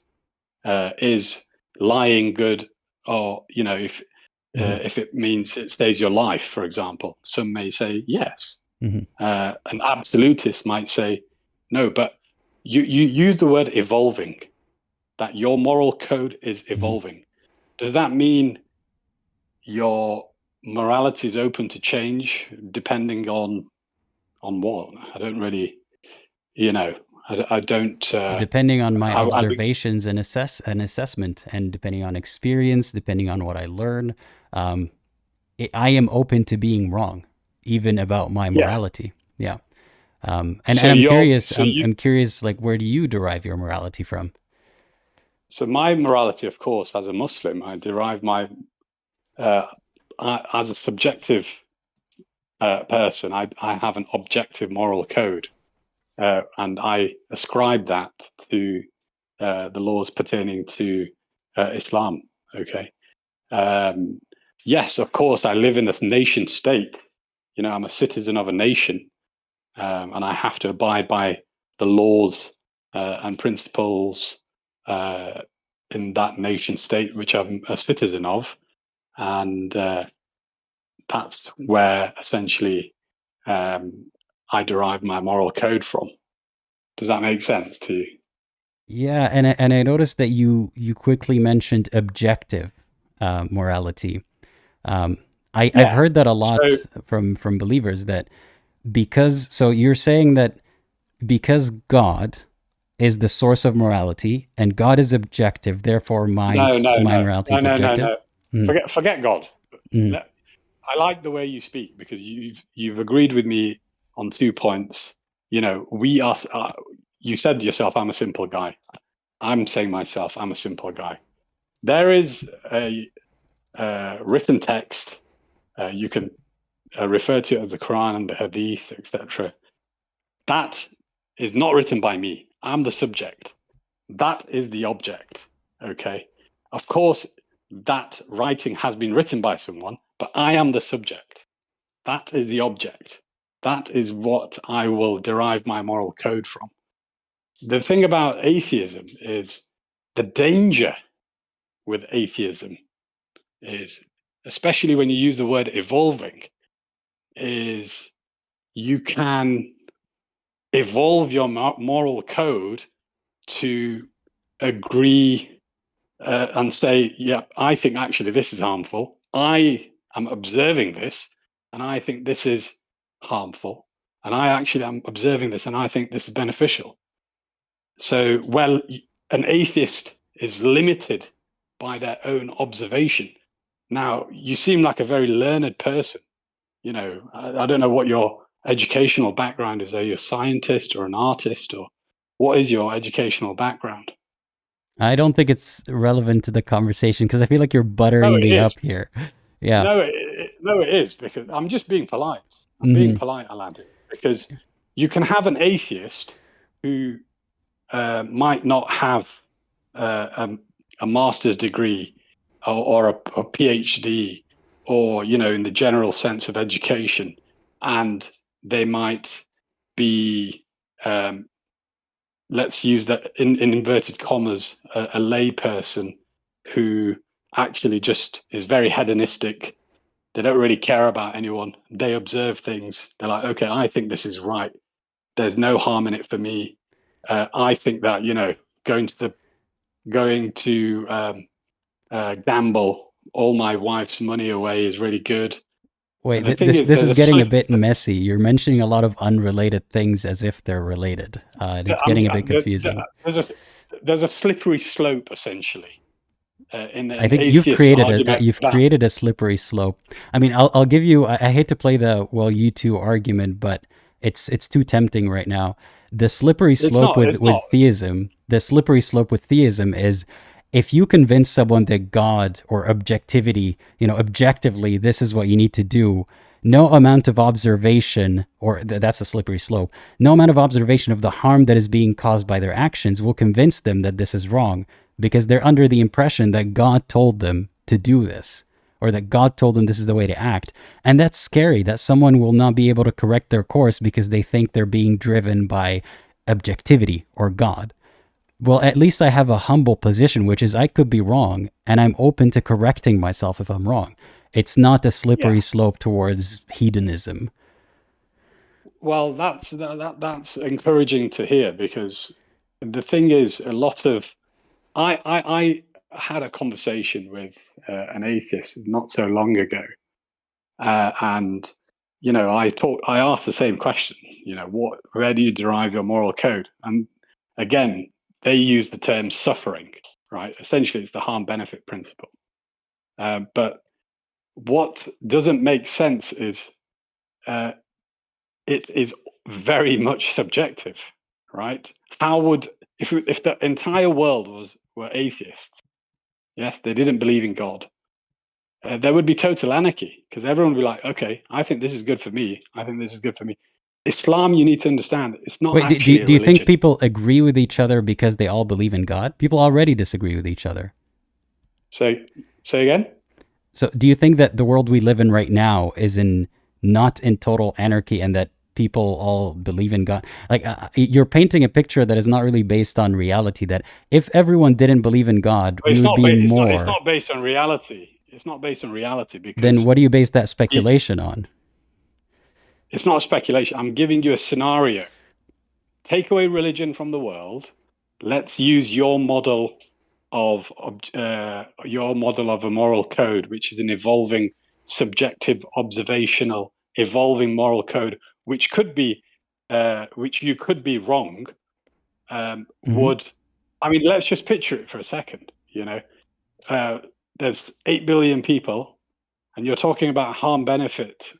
And they're going to say, look, that's how it already works right now. Just like I hate to break it to you, but that's how it's working. It's in effect right now. And it doesn't always get it right, but this is our system right now, our legal codes. It's not based on God said, it's based on observations of what works and what doesn't work. And it's not perfect. If you study where laws have derived from, especially, I'm talking as an Englishman, common law, we have a thing called common law, we have a thing called statute law, and if you study where common law has derived from, there's a heavy Christian influence on the laws in England, pertaining to women. Right, I don't disagree with that, but that's not to say that laws are because of religion, or that there would be no laws without religion. But there's something that I've let you sneak so far into this conversation, the premise of objectivity. You don't have objective morality. From my perspective, you're someone who says, I believe that God said we have these laws, and that's why they're objective. But there's nothing that proves that God said these things. Okay, let me rephrase the question. If you have a group of 100 Muslims in a room, yes, they are talking about issues, they are the subjects, and they refer to an objective moral code, which is the Quran and the Hadith. Can you at least agree on that? First of all, they do disagree among each other, and there's no objectivity there.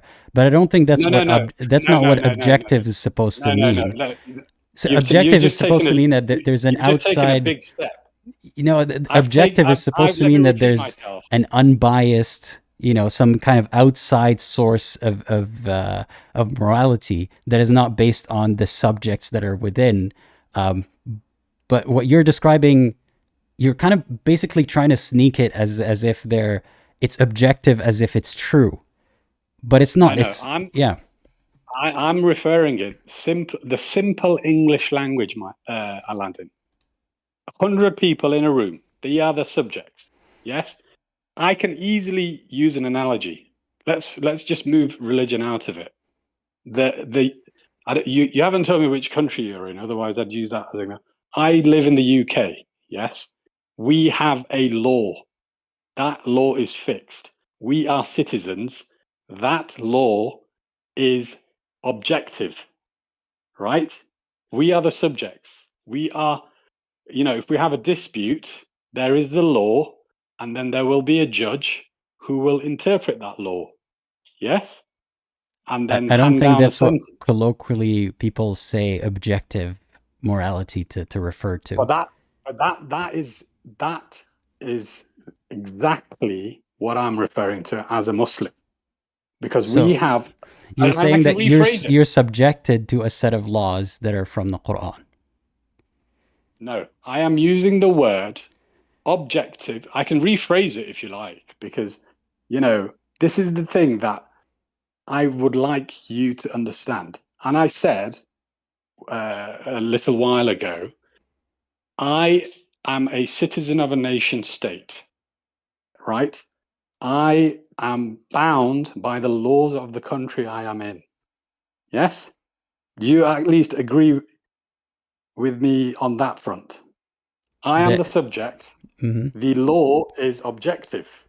The law is not going to discriminate against its citizens. Well, not in theory, anyway. Right? What do you mean? No, because I don't understand what you're trying to say here. What do you mean the law would not discriminate against its citizens? The law is objective. This is what I probably would invite you to look into a little bit more, because I know atheists like to talk about, well, you're you say objective moral code, which is the Quran and Hadith, but actually it was written by a man 1400 years ago, inspired by the word of God. That's not what I'm meaning. I am saying, and I'll say it in the secular sense, okay? I am a citizen, yes? I am a subject. The object and the objectivity of UK law is, I can't change that law that's already written down. Yes, of course, you can go to Parliament, or if you're in America, you can go to Congress and whatever, make amendments to the law. But I'm just saying, let's just imagine the law as a scroll with 100 laws. That is objective, right? That is the test. The judge, the jury. No, you're sneaking a lot of. What does testing have anything to do with? The law is not meant to test you. No. Testing has nothing to do with the topic. I'm trying to make you understand about what I mean by objective moral code, as akin to, using the analogy, objective national law, right? So that is how I would, and as I said, I derive my morals. Like here in the UK, let's just say you can't drive until you're 17, right? So I agree with that. Yes. So if you're 16, I would say that's a wrong thing. That's bad. Does that make sense? I wouldn't say that's bad, but that it is illegal according to the law. No, but illegal things by virtue are bad, right?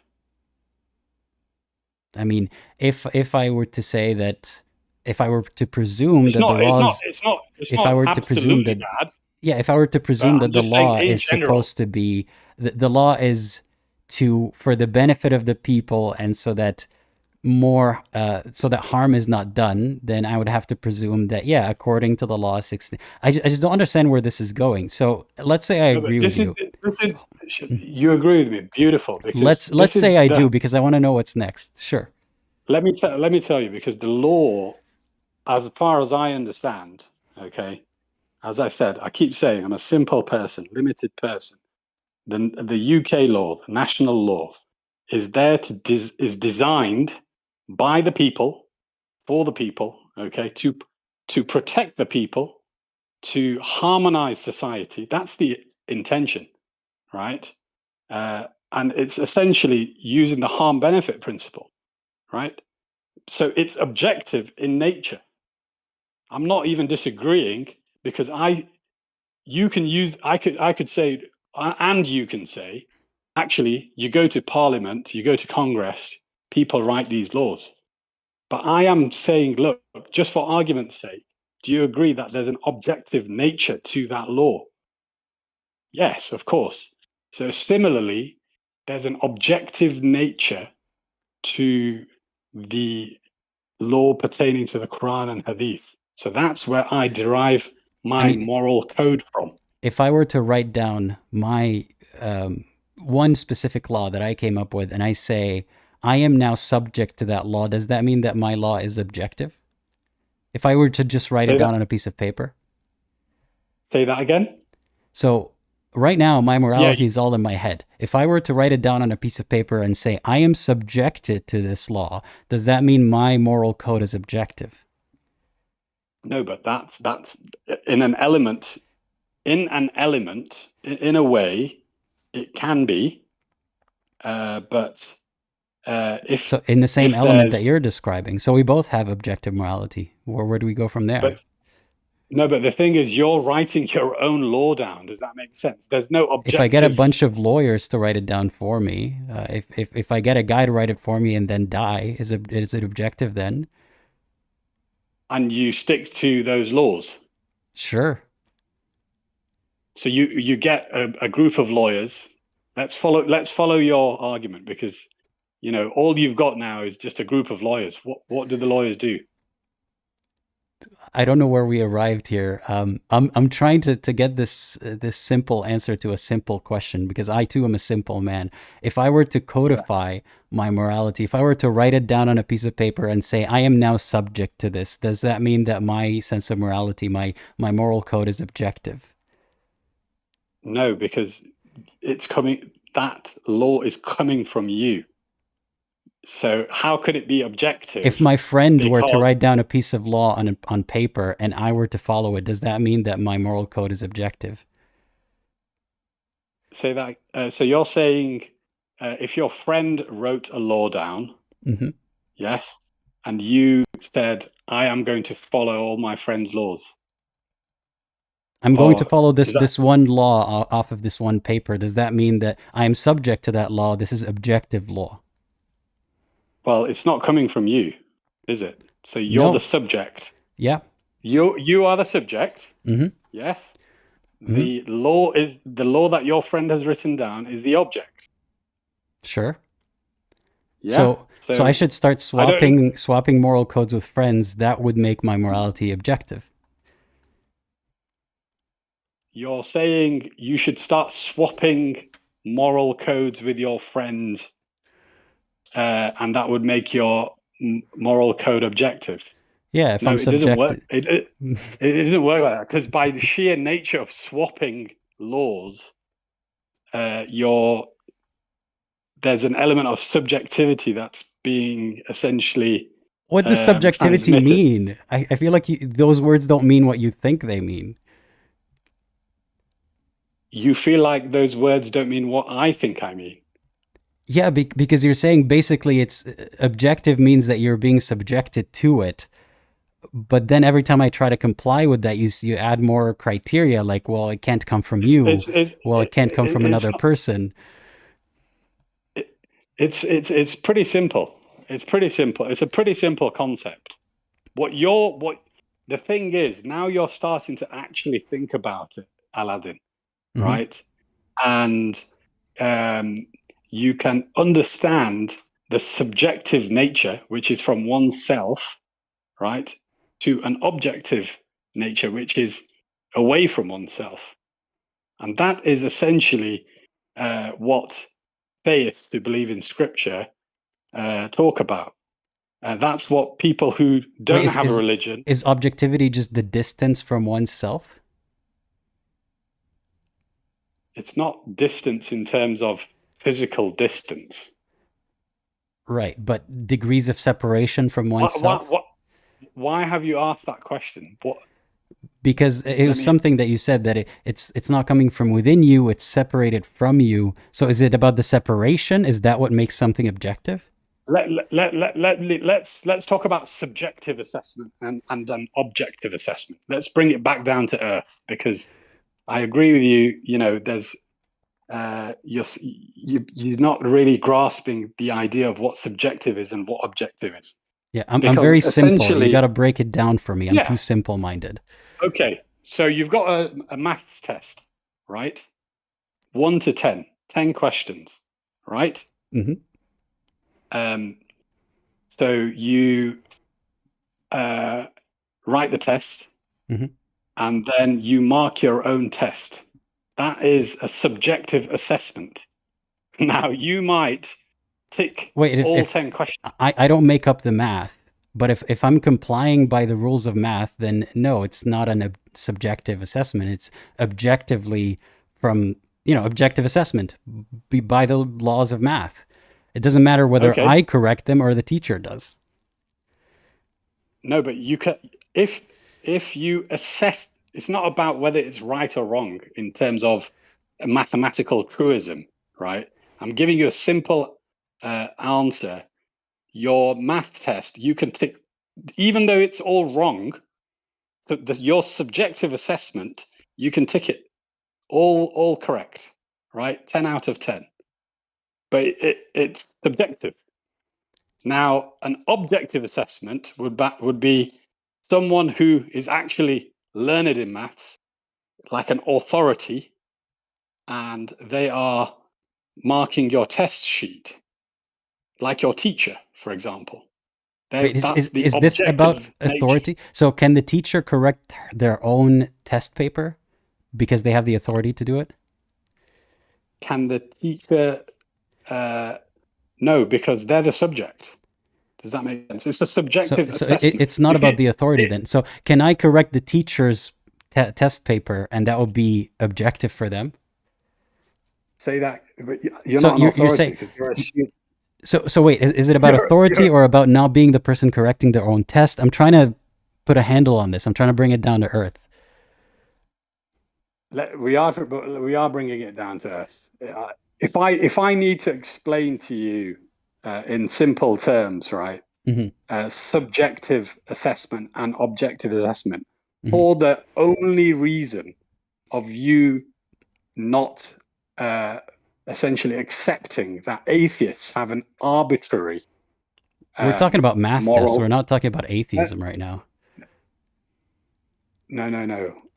I've answered the question, Aladdin. Okay, your misunderstanding of a simple concept of what is a subjective assessment, or what subjective is and objective is, that is probably something that I would say, look, you need to go and read up on what subjective and objective means, because from your questioning, Aladdin, I don't think you understand that. I deep down, I think you understand it. Of course you do, but you're not willing to admit it openly on YouTube. You know what that sounds like to me? You know what that sounds like to me? Like the whole concept of a kafir. Like deep down you believe in Islam, but you refuse to admit it. No. Look, it's exactly the same concept. Are you incapable of realizing that someone can not agree with you or not actually understand what you're saying?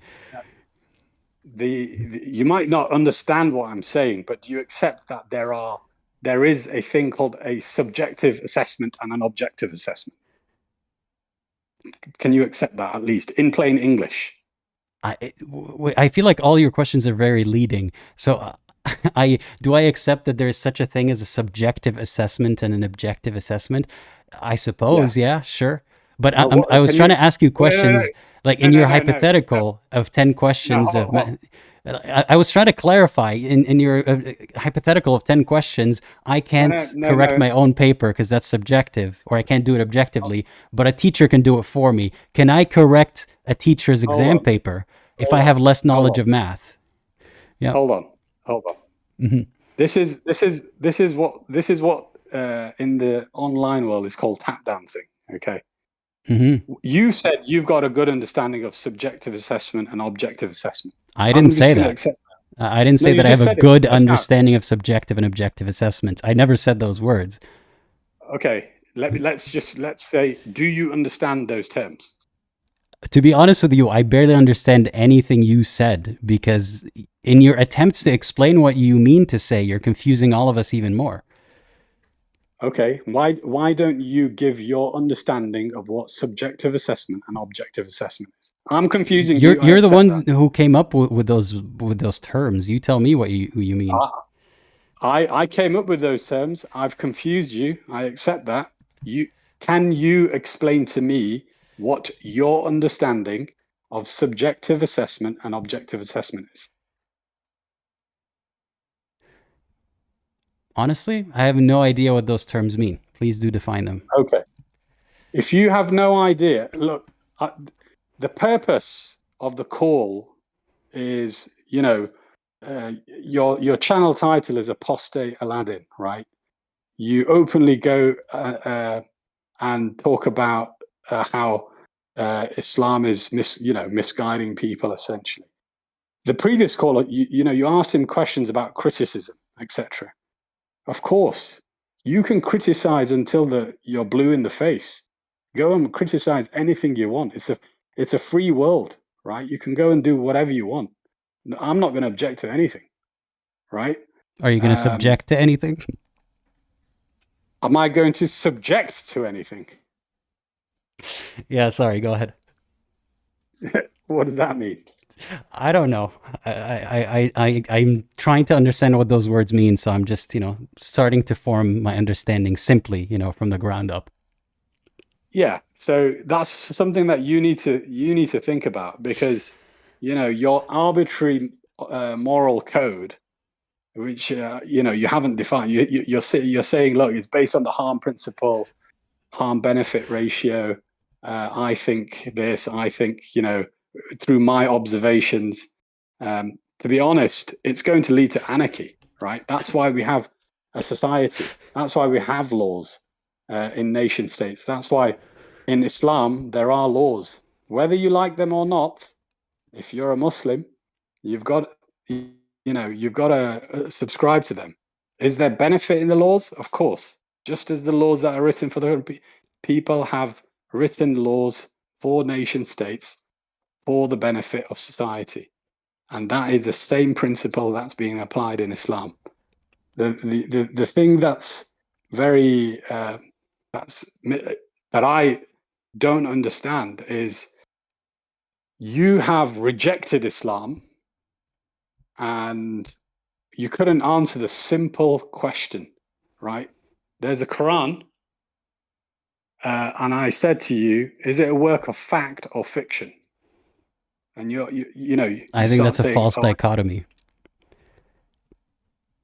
How is it a false dichotomy? Not everything is fact or fiction. What else can it be then? Someone could be misled about the facts. Someone could think that they wrote down a fact, but they didn't make it up. They were mistaken in their perception. Right. So what would that be? Would it be a fiction? Like say my partner asked me how many things did you buy at the grocery store today? And I say 3 when the objectively true answer is 2. No. I didn't make up 3. It's not a fact, but it's not fiction either. You're going away. I said about the book. I didn't say about general things, either they're facts or fiction. I talked about books, right? And we started off our conversation by saying we both look at things simply, right? I said Harry Potter is a work of fiction, right? I said a math textbook is a I would say, where would you classify it? Fiction or fact? I'd say fact. Yes? All right? In the general sense. And you can't answer the simple question. The Quran, is it fact or fiction? I think I figured it out. I can't answer simple questions because I'm not a simple man. I'm sorry. I might have been misleading you there. I am not a simple man. So now you're a profound man. That's a false dichotomy. You're a deep thinking man. This is what Islam makes us do, right? It makes us ponder. It makes us think. There are verses in the Quran that say, look around you. I don't even want to talk about how does God exist, because you know all the arguments. Now, if you are in your dogma, you have that dogmatic belief that, there's absolutely no God. It brings me to the question, Aladdin, final. I'm not going to stay on for long. The final question is, if God presented himself in front of you today, what would you do? So before I answer that, I just want to address that you said my dogmatic belief that there is no God. If you were paying attention when I told you about my beliefs about God, it was not a dogmatic belief that there is no God. I said I think the idea of God is a man-made idea, and I don't know what is beyond the universe, if anything. Maybe even to the letter. That's what I said. But so to answer, to the letter. Let's just delve into that a little bit. You have said that the idea of God is a man-made belief, right? So what's your definition of God? In the idea of God, what's your definition of God? Or your understanding of that word God in the phraseology that you used, an idea of God being man-made? Let me even correct myself. every idea about God, I don't want to restrict myself to one idea. Every idea we know about God is an idea we heard from another human. There's never been a description of God written in the sky in a way that no human could have written. Everything we know about God is something that some human said. So every idea we have about God, not just one idea, which is Allah, all of them, as far as we know, as long as we don't have any information that shows otherwise, are man-made ideas or man-derived ideas. They did not come from anywhere else. Oh wait, where's the caller? I didn't kick them off. I did not kick the caller off. Where did they go? Okay. Just wait. They're coming back.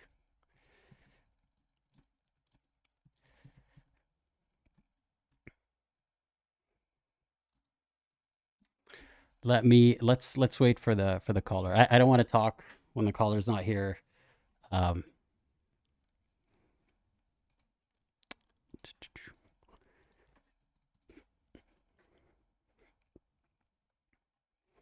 Okay. Bear with us, guys. We're not done.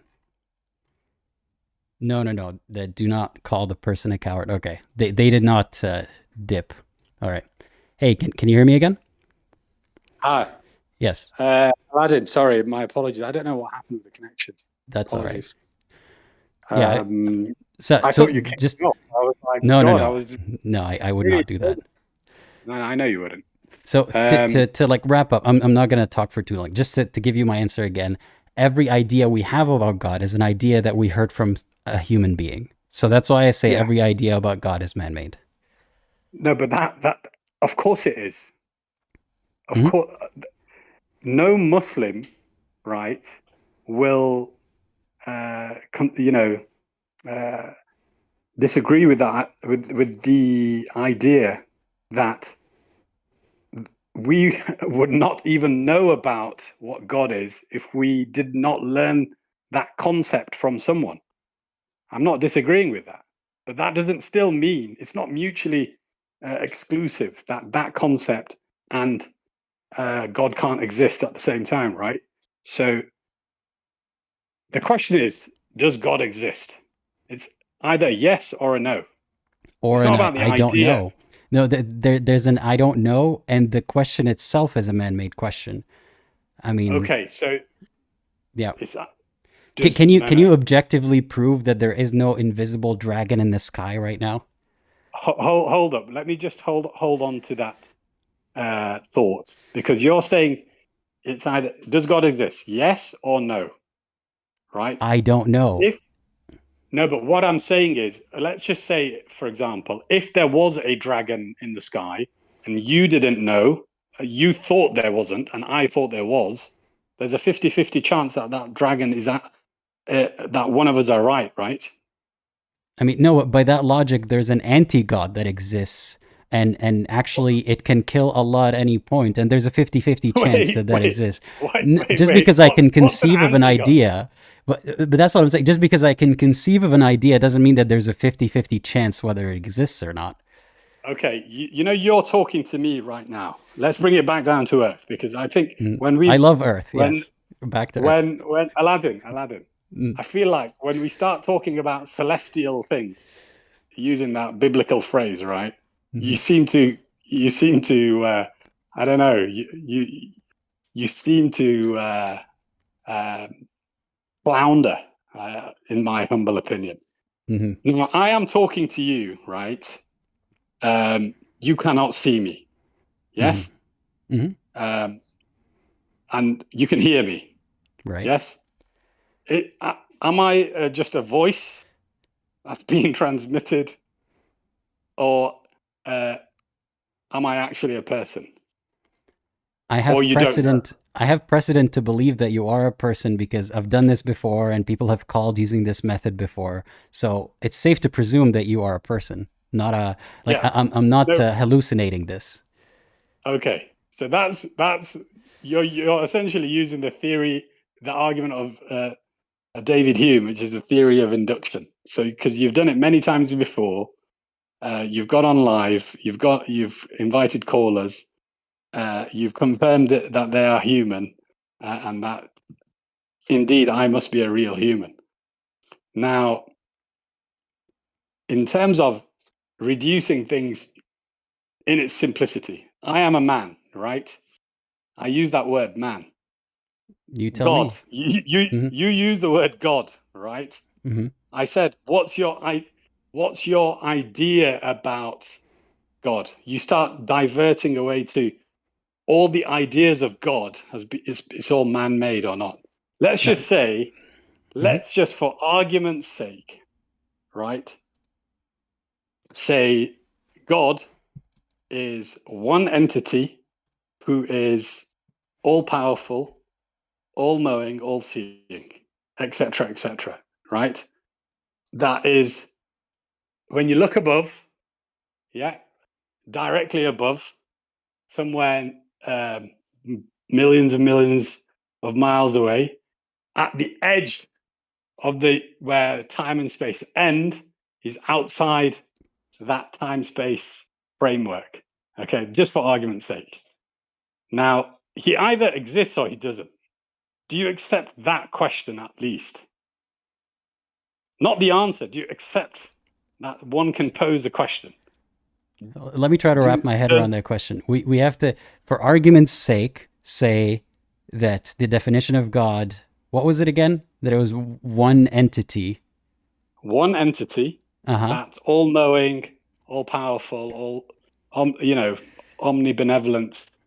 Mm-hmm. Yes? Right. And I don't know if you can be omnibenevolent. You can be benevolent.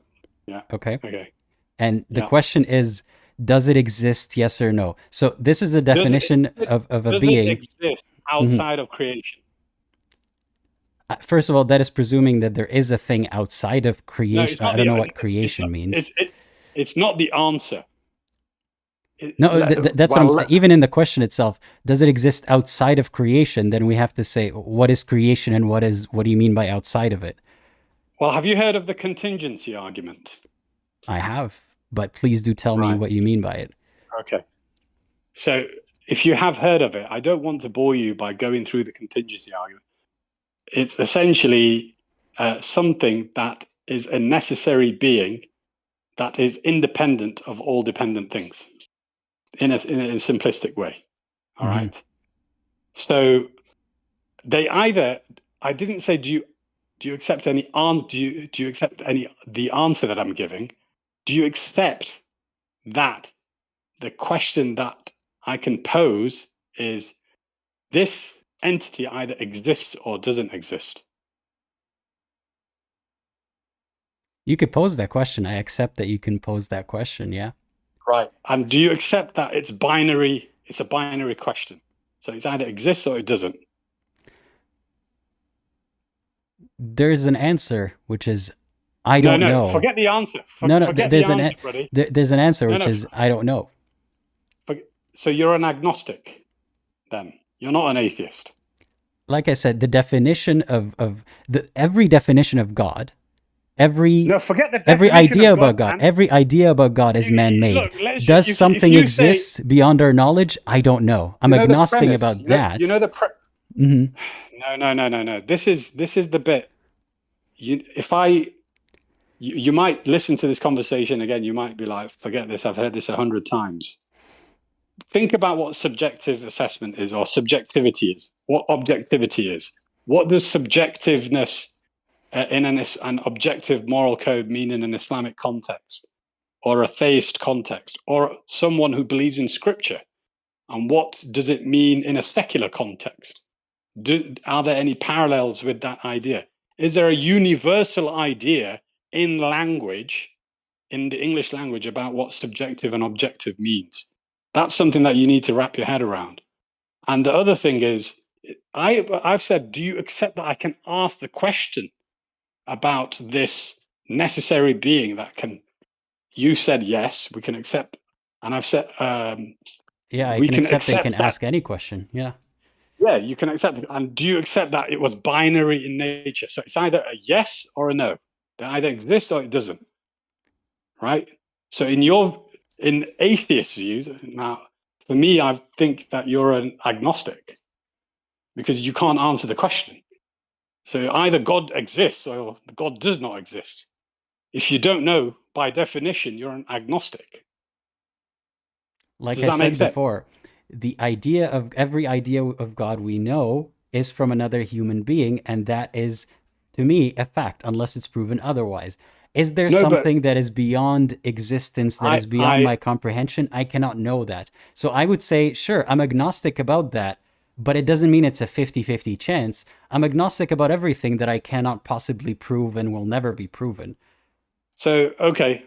Let's bring this is the thing that you need to focus on, because you can be agnostic about a lot of things, right? Mhm. I've never been to South America, right? I've seen it on a globe. I've seen it on a map. I've seen that people go to it. Can I prove that? Can I prove that it exists? Right? I might not have the faculties to prove it. Yes, people will be like, okay, this is why I asked you the question, Aladdin. If God, this idea that is man-made, yes, I will go with your argument. This idea that is man-made, yes. If that God came in front of you, what would you do? Oh yeah, I forgot about that question earlier. So if God came in front of me, well, what does it look like in No, that no. scenario? If the man-made idea, right? The word God, I could not have learnt if another man or man did not teach me that word God, right? There's an idea you're talking about. Let's just stick with the idea that God is man-made. Yes, it's the idea of God is man-made. I don't Mhm. disagree with that, because there has to be a chain of narration. Yes, you know, I No, learnt it from my. you kind of disagree. You're saying the chain of narration is God told an angel that told a man that then there's a chain of human narration. I'm saying it's all No, humans no, all the no, way no, no, down. no, no, no, no, no. That's not what I'm saying. That is exactly what I am not saying. Mm-hmm. I am saying this. I am sticking with your premise. The Mm-hmm. idea of God, right, is a man-made thing. Okay. I believe God exists. Right. That's faith. I cannot prove God to you. Yes. Can you understand my conception, my concept of what God is? Yes, you can, because we've talked about it, right? You might say, actually, someone else thinks it's a red dragon in the air. I don't even dispute that. I talk to you about this necessary being, which is independent of all dependent things, right? Which is forming the basis of the contingency argument. Okay. So if Wait, we're we getting it. agree, if Are we going to hold on, pivot back to the question, which is if God appeared in front of yeah, me? Okay. yeah, if that God, which Which is one that? entity, Yeah. Okay. that God, which is one entity, Mm-hmm. almighty, all powerful, came in front of you today, right? What would you do? So yeah, what does that look like? Like, let me ask a question. If there was a camera in my room right now that saw the encounter happen, what would it look like? Or if there was someone else standing there, what does that look like? Exactly. Yeah. Okay, for argument's sake, let's just say it looks like a Dell laptop. Like a Okay. Dell laptop. In the form, you know how Christians say in the form of man Jesus Christ. Let's just, for argument's sake, in front of you, you correctly identify that this entity is the Dell laptop, which is God. Yes, that God exists. Yes, in the form of a Dell laptop. What would you do? So how would I identify that this is God? No, okay, God is talking to you. It's like, look, I'm God.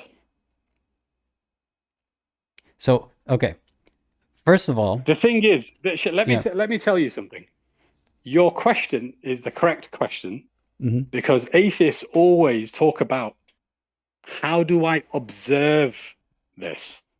I am not committing blasphemy by talking about God in the form of a Dell laptop. Okay, it's just I don't believe God has a form, right?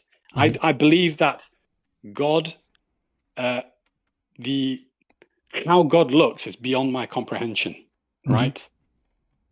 Just as I cannot prove an electron exists. In subatomic particle theory, scientists cannot prove an electron exists. But we, as really learned, intelligent human beings, just eat it all up. Yes, proton, neutron, electron, it all exists. It must be true. I am telling you, you keep asking questions. God, you've identified God. God's talking to you, right? God's come in front of you. It doesn't matter what form God comes in, right? God's talking to you. You've correctly identified God. Okay, so right? Now, that's skipping a step. Is that?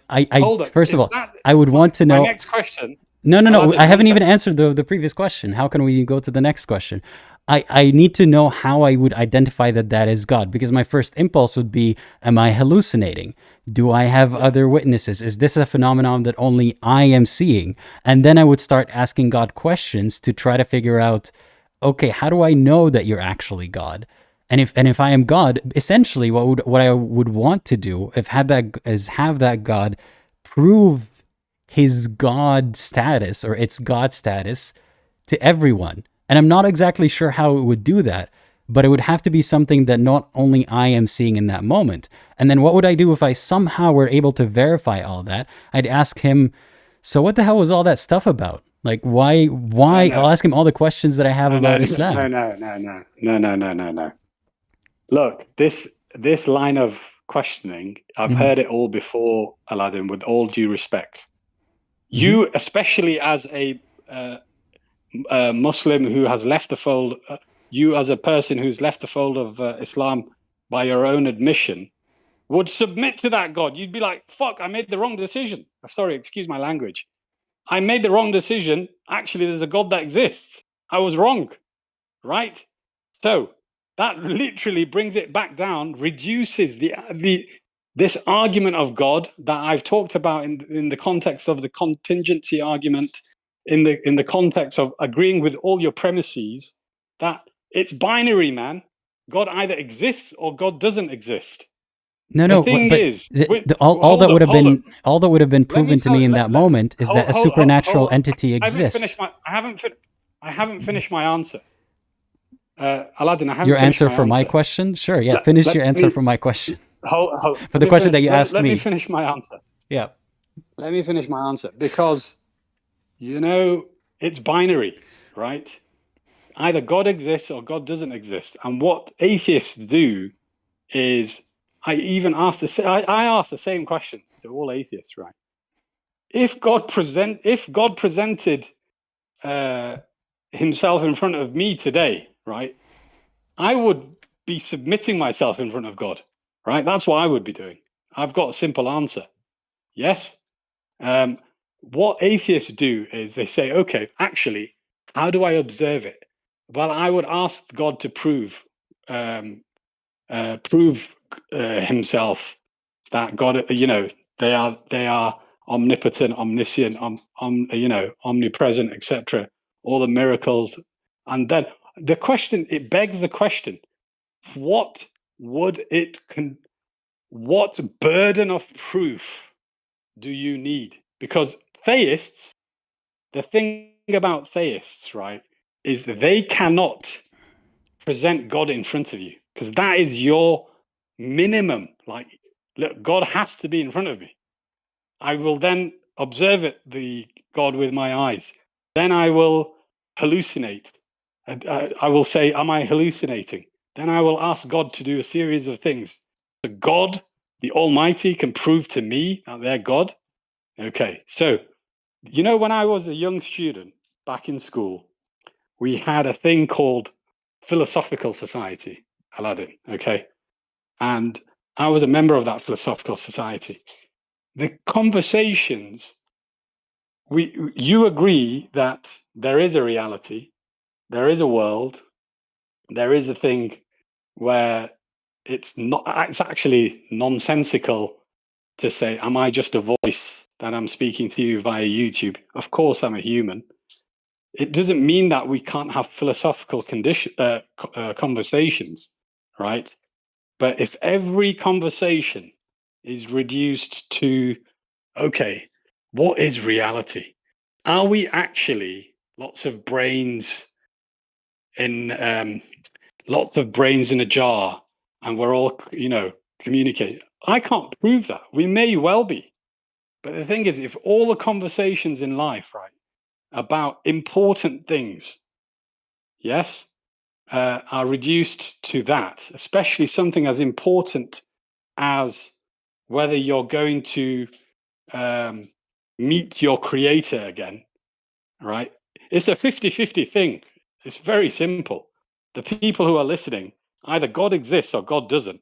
So either you're going to believe in God and find God's going to decide what he's going to do with you, or you're not going to believe in God, and then God is going to decide what he's going to do with you, right? The thing is, I'm really trying to understand the like string of narrative in what you're saying. I think I'm getting a bit confused at this point. Can you simplify it for me? No, it is simple, right? It's the theists' argument. Atheists always say to theists, "Prove to me that God exists." Yeah. Wait, why are we having an argument about what other theists said? I haven't said it. I haven't said that. No. I'm talking in generic terms, because I've prefaced this conversation by saying, Aladdin, you're a person who's left the fold of Islam, right? You should be talking about the Quran like it's a book of fiction, right? It shouldn't even matter to you, that this religion exists, or it's not even a religion. If people treated it like a book of fiction, it wouldn't matter to me. I don't debate or talk about, what's his name, Harry Potter, because I don't care. Even if there are Harry Potter nerds who role play Harry Potter, it doesn't affect people's lives and marriage and life and death. That's why. So you're doing it for social productivity. I don't know if I'd put it that way, but I do it because it has an impact on people, and I'm trying to help people that it has an impact on. In the same vein, Aladdin, I've actually clicked on all your videos, right, about Muhammad, peace be upon him, etc. But the level of which you criticize, and I don't disagree with criticism, right? This is a free world. Make your videos, people will click on them, etc. You're doing about Islam, right? Why don't you do it about Judaism? Why don't you make a cartoon of Moses and Jacob?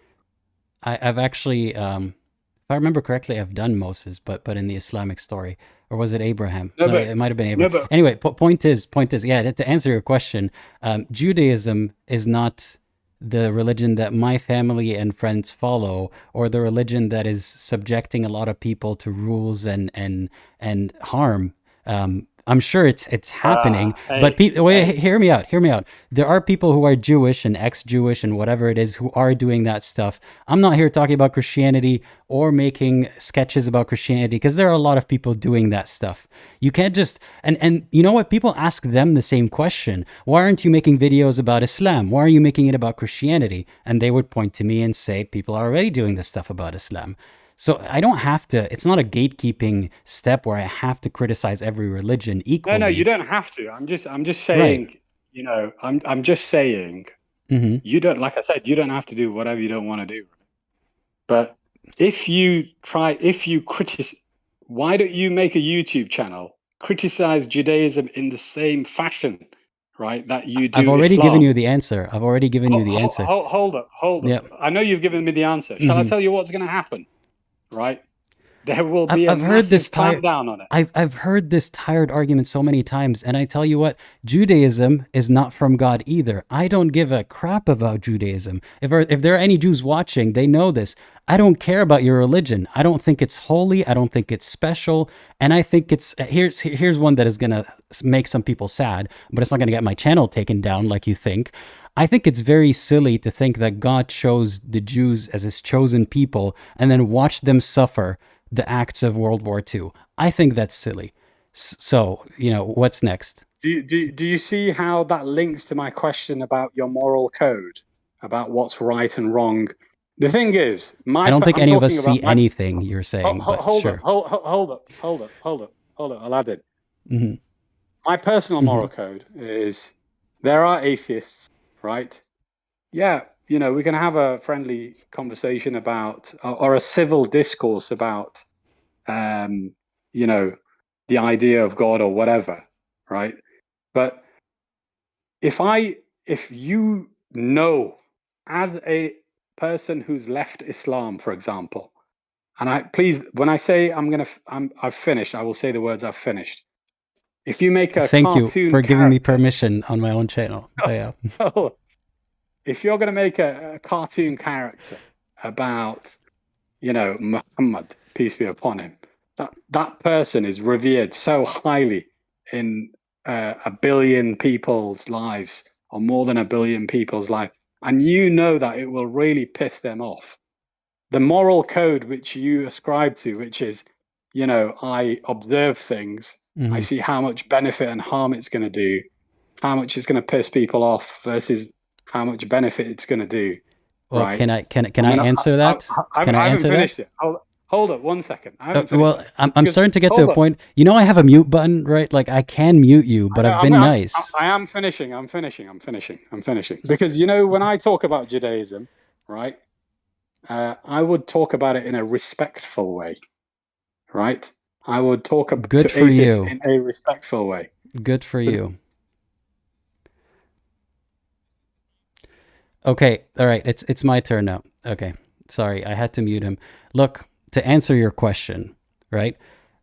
Based on a benefit-harm principle, I think I'm still doing more benefit than harm, even though people might be offended, because it is removing the holy aura of the character of Muhammad, thinking that no one can criticize him and everyone should follow in his footsteps. When people see that, no, he is being drawn, and I'm not even drawing him in a mocking manner. I'm making light of the stories and the events that allegedly happened.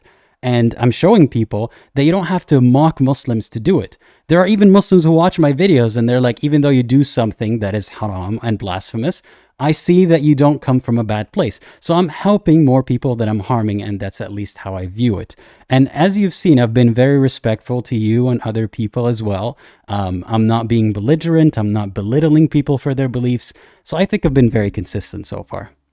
No, I can definitely commend you in the conversation that I've had with you.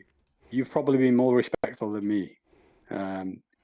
So, of course, I've been on channels before where you're discussing Islam, and it turns into a vitriol of abuse, and you're like, look, why are you getting so worked up about this?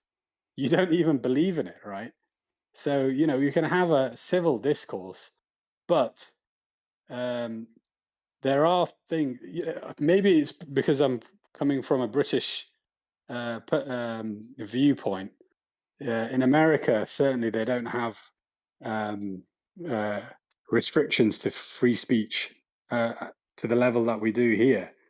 But certainly people's sentiments need to be taken into consideration when doing certain behaviors. Does the Quran take people's sentiment into consideration when it says those are the worst of people, those are the whatever?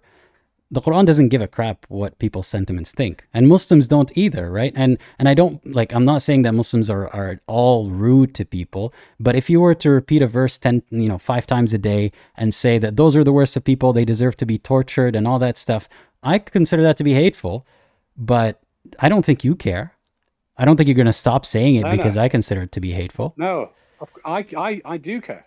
I care because. Are you going to contest it with Allah? Hold up. I need to appreciate why that verse was written, right? If it means this is what's going to happen, it's a deterrent, okay? Yes, I appreciate that kind of language. But, it's something that Muslims need to deal with with their scripture, right? the first thing that you need to do, Aladdin, I'm talking to you as a person, is you need to decide whether you're an agnostic or an atheist. Once Oh my you've God. done that, You're still stuck on that? I mean, that was 30 minutes ago, and I've already given you my answer clearly. And I told you, based on my answer, I told you, I'm agnostic about things that cannot be proven, and I'm atheist in the sense that all, religious beliefs are man-made. And we've moved on from that, or at least I thought we did. But why does it matter to you what the label is? it's I think there was a philosopher called Wittgenstein, right, who said we are limited by our language, right? So to have a discourse, we need to agree on certain things, right? So if you're not going to agree that, if you're going to agree that I'm a person on the end of a phone talking to you right now, yeah, okay, let's agree, because that is the true reality in that, in inverted commas. But this is where you won't understand certain concepts. Just like I don't understand the Trinity, right? I've got 5 degrees. I cannot understand the concept of the Trinity. I respect it. That's their belief, But to understand, I would have to have faith, and that's what I mean by dogmatic belief, right? That's the thing you said with your previous caller. That why has God's why is God testing us? God's testing our faith, because if God came in front of you, let's be honest, Aladdin, as a person who's left Islam before, you would be getting your head on that floor, right? You'd be like, oh God, I made the, no pun intended, oh God, I made the wrong decision, right? No, first I say astaghfirullah because I think it's the shaitan. But yeah, no, jokes aside, you presume that will be my reaction. And you assert that will be my reaction. I think more highly of Allah than you do. I wouldn't be like, oh shit, oh no, he's gonna kill me, he's gonna torture me. I'd be like, dude, what was that about? Like, tell me what did I miss? Tell me where I was wrong in my assessment. I wouldn't be so terrified. That's what the test is about, Aladdin. Right? You talk as if faith is a virtue. Like we don't treat faith as a virtue. You don't look at a bridge and say, I have faith that it's going to work. And we treat that as a good engineer or a good person. No, we do the calculations. We make sure that it doesn't break. Faith is not a virtue. What is it? A science? Is it based on induction? Is it based on the theory of induction? What I'm saying that faith itself is not an amazing thing. Like you're not a good person for having faith compared to someone who doesn't have it. Hey, buddy, listen. I agree with you. Faith is not a virtue, right? But if that faith leads you to God, and that leads you to salvation, is there any way to God that is not through faith? Shall I be honest? Yep. No, because otherwise you would have proof, right? If you had. So if faith is not a virtue, right? If faith is not a virtue, and someone can't find God except through faith, then God didn't make an avenue. Yeah, sure. I haven't finished my answer because, okay, I agree with your premise. Faith is not a virtue, all right? But if faith leads you to God, right? But faith could lead you to so many other things. No. I'm using that term, your premise, faith is not a virtue. I didn't say faith does not lead you to God. If that faith leads you to God, right, and you've worshipped God in the way that God commanded you to, right, you've hit the jackpot. Yeah. But if that faith leads you to join a suicide cult, right, it's the same kind of faith.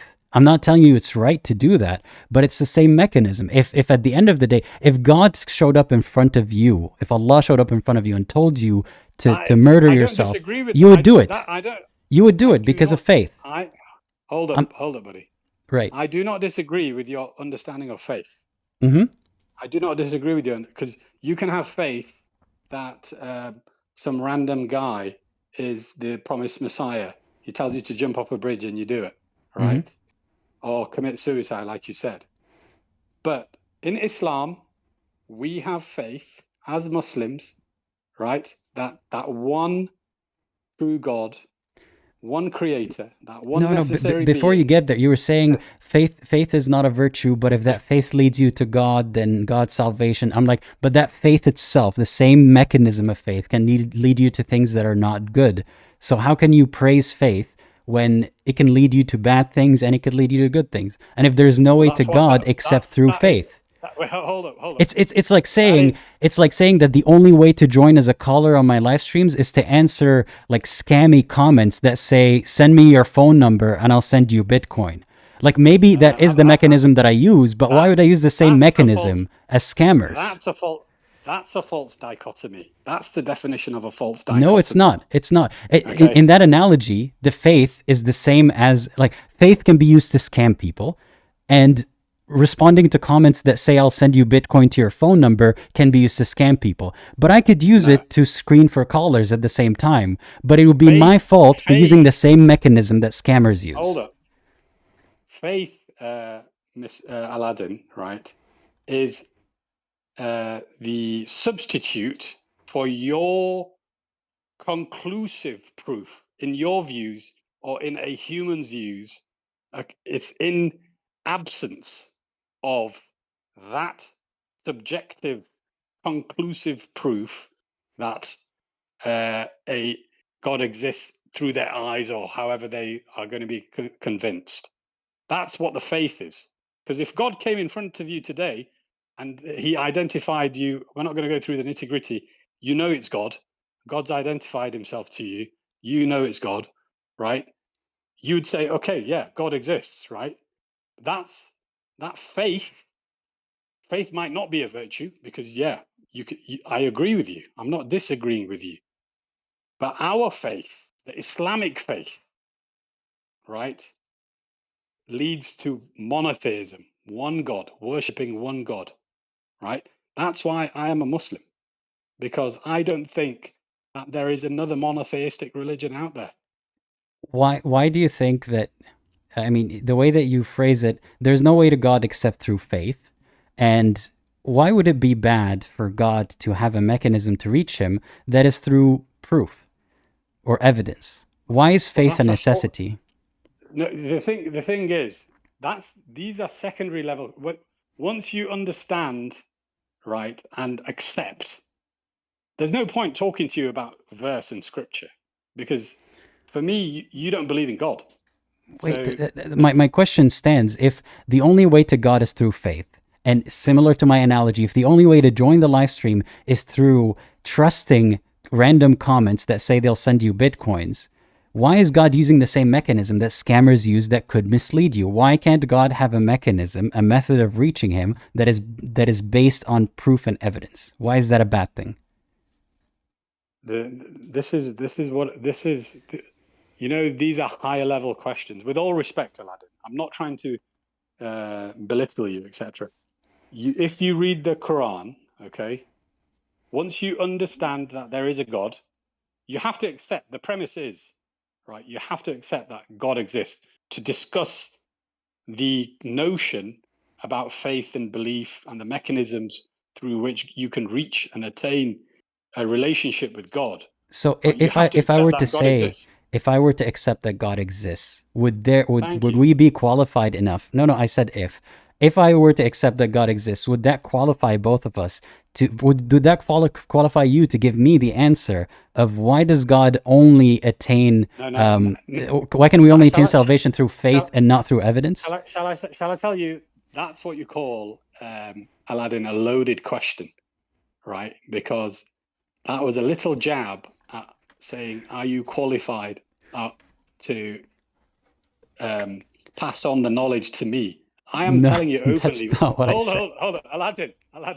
I am not a scholar, right? I am I'm well aware. far from a scholar. Mm-hmm. Yeah. Okay.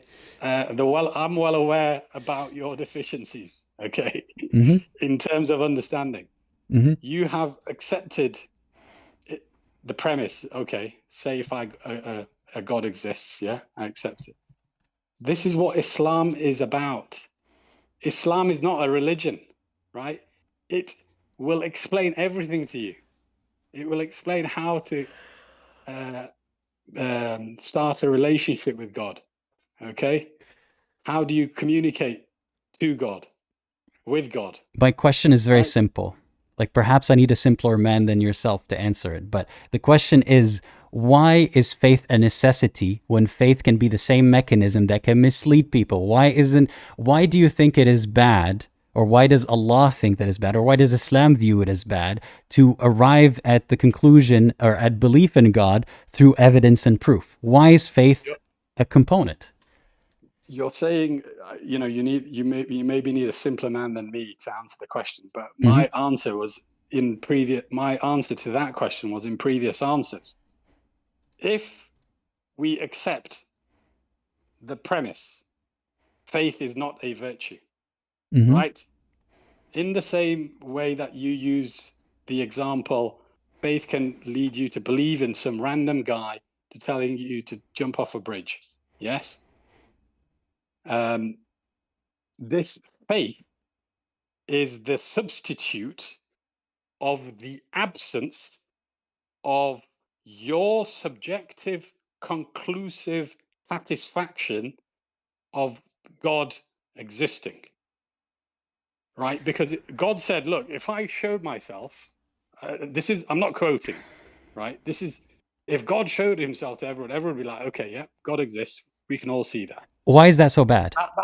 That's a question. That's the question. Why is it good to believe in God without seeing him, but bad to believe in God because he saw him?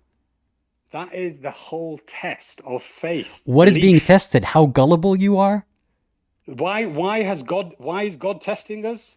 No. What is being tested by that part of it? How gullible you are that you believe in God without seeing him? No. It's testing your human nature, right? Your free will. What does that even mean? What does that even mean, your human nature? No. The question is very simple. If God were to appear in front of all of us and we would all believe, that is bad. Why? I do not appreciate you saying, what does human nature mean? Right? Because if I said to you, I don't care. What is this idea of consciousness? Oh, it's such an abstract term. I don't believe in it. Do you believe in consciousness? No. I think that's such a weird way of twisting what I said. No, I said you didn't twist it. He's testing human nature, and I think that's going so far away from the question. When I use that term, human nature, right? Do you want me to talk about the innate aspect of the brain, the animal aspect of the brain, the high level functions of the brain? No, the part that is we're talking about what is being tested by believing in God without seeing him. Why do I care about human nature? And what does that even mean in that context? That's not what's being tested. What's being tested is how gullible you are to believe in God without seeing him. That's the one metric. The test of faith. Let's not veer away from the actual discussion we're having about faith, right? Is God is testing us on earth, right? Whether we will submit to God's will and his commands, etc. That's not the test. That's not the test. We're talking about whether you believe in God with seeing him or without seeing him. You mentioned that there's a verse in the Quran without quoting about how if God appeared, then everyone would believe in him. But then there's no point. Have you heard me quoting the Quran? No, I said without quoting, and I know that you didn't quote it, but there is a verse about how I don't remember the exact verse. I don't even want to talk about the Quran because, like I said to you, there's no point talking to you who believes that a book is a work of fiction when we haven't even established if God exists. But you mentioned something about how if God appeared, then everyone would believe in him, but that would defeat the purpose, kind of. But what is the purpose of testing whether you would believe without seeing? That is the core of my question here. What is being tested in that scenario? Now you have hit a question. Why are we being tested? Not just why we're being tested. That's not the question. The question is, what is the test about when it comes to just believing in God without seeing him? What do you get for passing that? Isn't that the same as gullibility? No. I don't understand your questions.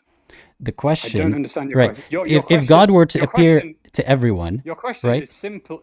I've simply reduced my understanding of your question Mhm. as why is God testing us? You're saying that's not the question.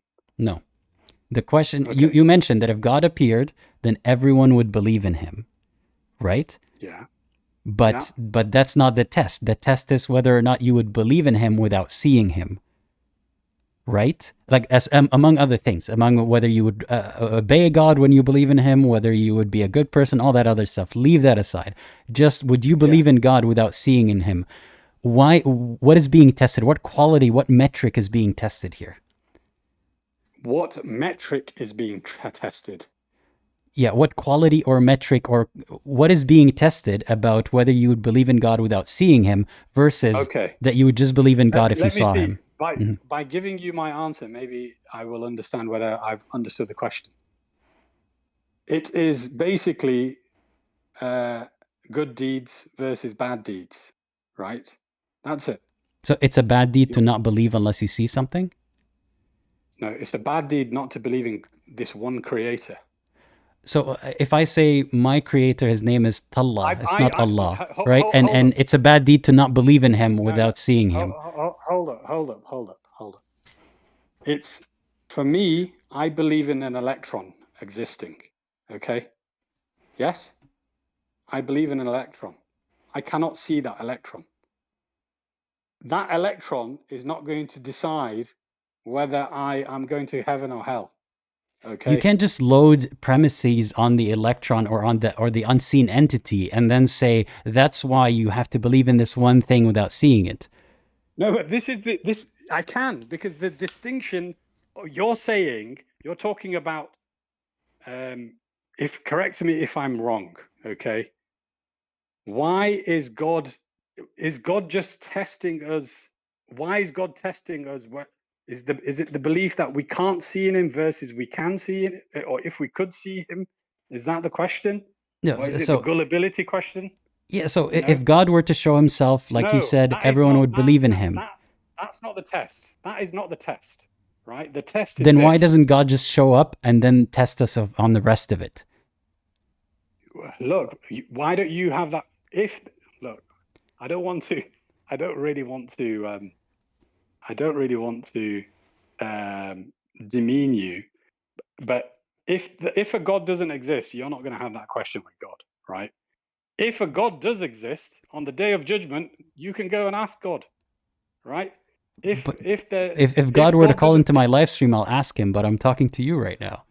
Yeah, I know, but you're talking about why is God testing us? No, that's not the question. That's not the question. The question, and again, I'll simplify it, by wanting us to believe without seeing. I'm not understanding it. Right. By wanting us to believe without seeing, what is being tested? So if God were to appear and everyone, according to you, would believe in him because they see him, that is not the test. Like then the test is moot. There's no point in the test. So what is that test? That part of that test? What is it testing?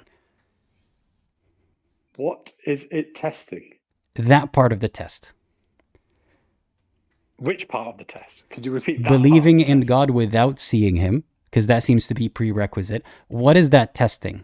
There would be no test if you could see God. Right, exactly. Yeah, we're on the same page there.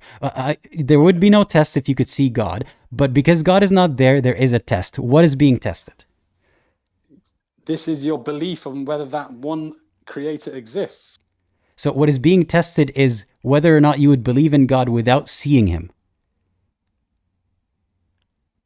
They're inextricably linked, right? Because yes or no? Forgive me. What is being tested is whether blind faith, basically. My comprehension of your questioning is quite limited. My comprehension is quite limited of your questioning, right?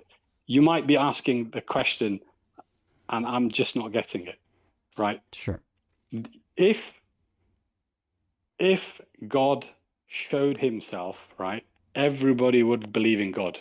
Can we at least accept that premise? If God were to show himself in a way, I don't even know if I accept that premise, but let's say for the sake of the argument here, sure, yes. Why don't you accept that premise, man? Why are you being so... you know, Because what is it? How would God, if God were to prove itself to every single person, then sure, then everyone would believe that God exists. Sure. yes, by the nature of your phraseology, right? If God were to prove himself, right? That, you know what I mean, right? I told you, Wittgenstein said we're limited by our language, right? Sure. That's probably why I'm not understanding. I'm having limited comprehension of your questions, right? Mhm. So, and then God, okay, God's proved he exists, right? God is showing himself to us, yes? Mhm. Now God says, do this. I'm the all creator. You got to worship me, right? And if not, I'm going to throw you into hell. Yes? Sure. Mhm. So we all know God exists. Let's use the word likelihood. I know I would certainly be like, okay, God, I'll do anything you say. I don't want to go to hell, right? Do you accept that that would be the general sentiment? I think any sane person, if they knew for a fact that if they disobey this command, they will be tortured forever, any sane person Right. would probably Right. comply. Yeah, sure. Right. So we accept that line of argument, yes? Now let's introduce, you cannot see God. Mhm. Yes? Mhm. So some people, Not just you can't see, will, you can't prove that God is real. you can't prove God is, but No, but we have to be it's the careful in same this thing. part. Seeing him here is is synonymous for proving that he exists. That's what you mean. That's the limitation of No, language. no, I'm sorry, I won't accept that, because as Muslims, if we're going to get into a theological debate about scripture, right? Any Muslim will say the proof of God is the word of the Quran, right? But that's So not what we're let's talking just about. not. In this hypothetical that we're talking about, God Yeah, exactly. showed himself to everyone, meaning he proved So himself in to simplicity, everyone. so let's If God take it didn't back do to that, right. so God didn't do that. Let's just simply do that. God didn't show himself. Yeah. Mm-hmm. Mm-hmm. Okay. So by virtue of not seeing him, yes, Mm-hmm. you can't prove You have plausible God deniability. exists. Yeah. It's not plausible that you cannot prove, because people will only believe it if they see it, right? Let's Okay. use that simplistic term. Okay. So God is not showing himself, yes? Mm-hmm. Okay. So now you have a group of people on earth, and they can't see God. Mm-hmm. They can't prove God exists. Yeah. But there have been many messages sent by No. God. Wait. Let's pause there. Let's pause Hold on. before we get to messages sent by God, because This is what we have two this is where the scenarios. We phrase have two comes from. scenarios. God shows himself, proves himself to every single person, or God doesn't show himself. In scenario number one, everyone knows God is real. There is no denying it, because God proved itself to every single person. Therefore, he will be testing them whether they obey or they don't obey. But in scenario two, he doesn't show himself. They'll be tested on whether they believe he exists and then whether they obey or they don't obey. No, but why would they obey something that they cannot see? But that's what I'm saying. I think we're almost on the same page. So what's being tested in scenario two is whether they would believe in something they can't see. No, but the thing is, this is the same argument, my friend, about the electron, right? I cannot see the electron. Yes? You can measure the electron. That's a different story. Let's focus on this analogy. Let's focus on this analogy.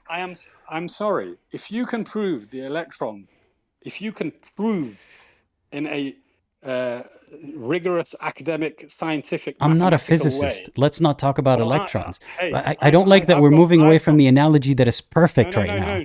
Shall I tell you why? Because the difference between an electron and God is God created you. The electron didn't create you. Oh my God. This is extremely difficult. We're talking about, okay, you can't just add premises to the thing and then say, well, that proves it. We're talking about God Okay. showed himself to everyone, proved himself, everyone believes. Then he's not testing them on whether or not they believe in his existence. But then he doesn't show himself, you. and we're being tested on whether or not we believe. What is being tested here? Whether we believe without seeing? No. That Then is, what? Of course, of course, that is an element of the test. What is it Of called when course someone that is believes things without seeing? Sorry? What is it called when someone believes, say I come to you and I tell you news about something that happened in my town and you believe me immediately. What is that called? Trust, gullibility, low standard of evidence? No. Your premise is what? Sorry, could you repeat your question? Because I think we're getting somewhere. I do agree we're getting somewhere. What's being tested here? What is being tested here by God not revealing itself? Forget what is being I can't. tested? Yeah, what is being what quality or metric is being tested by God not revealing itself? That is called belief, right? Belief. That is the metric. Right. So you said belief is not a virtue, but in this one particular. Excuse me. I didn't say belief isn't a virtue. I said faith. Faith is not. What is the difference between faith and belief in this scenario? Right. You can have blind faith, right? But you cannot use it synonymously in the context with which I am explaining it to you, right? What God is testing for is blind faith. Oh, no. That's blind. I agree with your premise that faith is not a virtue. Faith can lead to bad things, right? Blind faith. That's why we have that bloody phrase, blind faith, right? You can believe in a person and they can tell you to jump off a bridge. Yeah, I agree with that. Belief in a creator that exists, that is all existing, right? That is where you get the word believer, right? He is a believer. He believes that creator exists.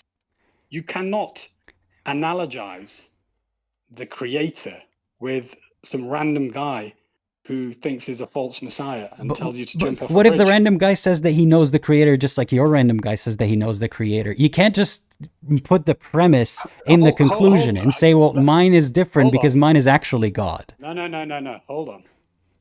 No, but the thing is, this is the bit. Now we're going around in a circle. We've been doing that for quite a while. No, we haven't. Because this concept, if this concept does not exist, this concept of a one creator, right? That's all powerful. Yes. All eternal. I feel like we're not talking about the same point at this point. It's just about God testing you about whether or not you would believe in its existence without showing you. What is being tested in that sense? I gave you an answer because I said belief. Yeah, but belief in things you can't see, which is faith. Sorry? Belief in things. Why is it good to believe in things you can't see? I purposefully use that word belief as a metric, right? Because God will test. Do you actually believe in me, right? Yes. Why is that a good thing? And why does God take it personally if someone says no? Shall I tell you? This is the question that you need to ask God, man. Look, I'm telling you, God. He's not here. If he was here, if he was real, I'd be asking him that same question. No, but this is what I'm saying, Aladdin. If God doesn't exist, right, I am going to essentially constrain my life to praying 5 times a day, not drinking alcohol, not sleeping around, not enjoying a hedonistic lifestyle in the colloquial sense, right? And you're going to be right. It's funny that all these examples are exactly what you want to do in heaven. So I don't know. No. Look, hey. One sec. Just let me steer. If you're right, and if I'm right, yes, I'm going to be enjoying what God has promised, right? And you're going to be screwed. That's Pascal's wager. That's just If Look, I'm right, then I'm at least I'm not that bad. I'm not in a bad position right now. Sure, I might have sacrificed some time praying and whatnot, no, but then I'm safe. no, but That's just Pascal's wager.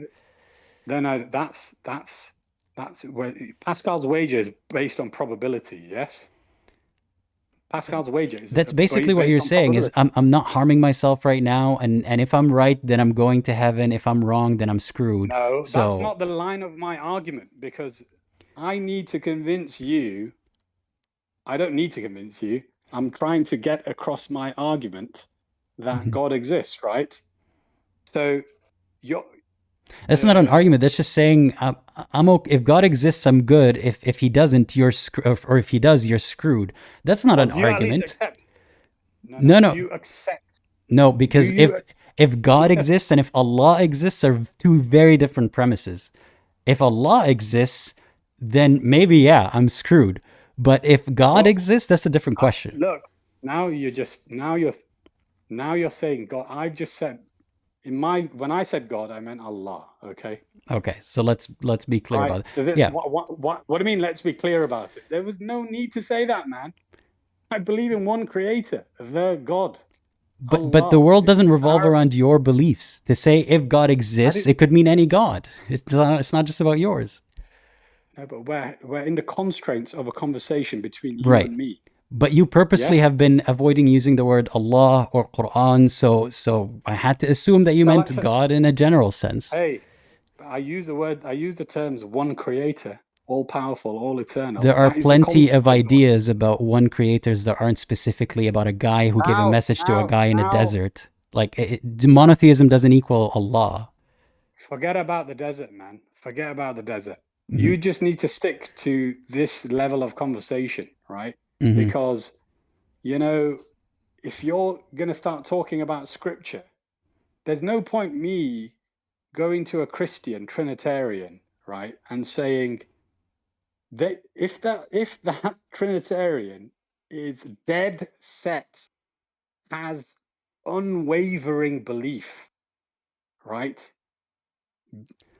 that there is a triune God, I won't be. The Quran it writes, I won't be able to. If a disbeliever wants to continue disbelieving, no one's going to convince them, right? You kind of lost me So there. So basically, your argument for God is if God is real, I'm set and you're screwed. no, it isn't. No, it isn't. Excuse me, Aladdin. I Mm-hmm. talked about. Let me give you a summary of what I talked about before I go, because I think we've been talking a healthy amount of time. Mm-hmm. We started talking about a moral code, okay? We Mhm. then talked about the subjective and objective nature of moral codes as per theists and atheists. Specifically, me as a theist, but subscribing to the idea of Islam, okay? And then we moved on to talking about the idea of God, right? So we spoke about the contingency argument. We agreed on a lot of premises, right? And then we spoke about if God presented himself to an atheist, yes, what would you do? Yeah. And you again, you've agreed that if a God did exist, you would be stupid not to. You would. What I think you use the word. I've forgotten the word that you use. You'd be silly to not obey God, right? If they identify themselves as God. The thing is, where you did disagree with me is about the binary nature of whether a book can be a fact or a fiction. I've said, look, I think we've we're disagreed on a limited. lot more than that, but sure. We're limited by by our language, okay? And we then talked about faith and belief, and then So it's quite disappointing. It's quite Mm. disappointing that after having that whole discussion, you're reducing my argument to Pascal's wager, right? I mean, it's disappointing that you resorted to it at the end. You were talking about if God is real, I'm constraining myself. I'm not out sleeping around, and then I'm set, and then you're screwed. That's what you said. It's not what I said. No. And that is based on the premise whether a God exists or not. And we agreed in our conversation that whether God exists or not is either a yes or no question, right? I think there's a lot of parts where we didn't agree, but we had to move along with the conversation. Either that God exists or that God doesn't exist. If we can't get past that idea, right? If we can get past that idea, then it would subsume, that there's a 50% chance of that God existing, right? And then you interjected by saying God and Allah. And I'm saying, look, of course I'm talking about Allah. I could have $1 million in my bank account. Maybe I don't. Does that mean that there's a 50-50 chance that I have $1 million in my bank account? Based on the fact that, I have a Patreon, no, I definitely don't have $1 million in my bank account. Hey, so there's a 50%. There's not a 50% chance that I do. Anyone can make an educated guess that I don't. It's not about education. It's basic mathematics. No, it's not basic mathematics. I mean, I can make any claim, and according to your logic, there's a 50% chance that I'm right. But that's not how it works. How does it work? Tell me. I mean, in my analogy, you can look at my lifestyle, you can look at my place, you can look at how I'm behaving. Mathematically speaking, please, if you're going to ask a binary question, please tell me how mathematically it's either a yes or a no. What? So the binary question is, do I have $1 million in my bank account? Does that mean that there's a 50% chance I do and a 50% chance I don't? No. That specific it's the same amount. Thing. No. Hold up. You need to understand, in maths, we have a thing called assumptions, right? Yes? I assume that's also in other fields, not just in math, but sure. Yeah, so we're talking in a mathematical context in terms of probability, right? You either have the $1 million, or you don't.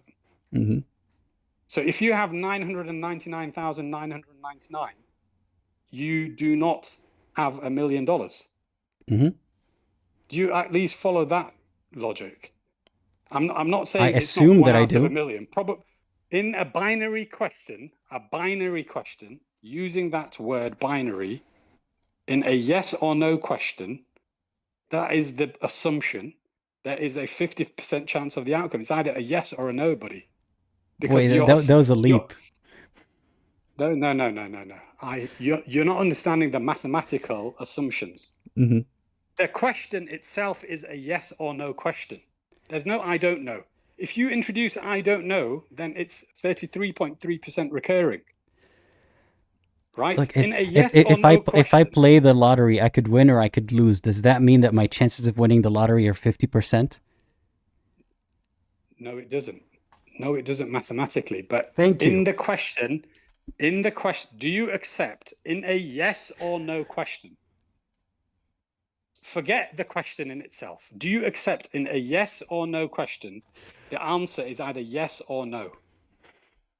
I mean, if we're defining it as a yes or no question, then sure, the answer is yes or no. Right. So does God, using that logic, does God exist? Yes or no? So what is that's what I mean by a 50% chance of God existing. Either God exists or he doesn't. That's not how percentages work. It doesn't mean that he's 50% likely to exist and 50% not likely to exist. No, you use the word likely. That's completely different, buddy. Likely and percentage is colloquially like that. That's just not synonyms. I'm talking about true mathematics, my friend. Okay, because I told you I'm a scientist by background. I've done a lot of mathematics. In a yes or if you are not accepting in a yes or no question, right? The answer is yes or no. You are sounding silly with your viewers, right? The answer is yes or no. I am asking the question, does God exist, comma, yes or no?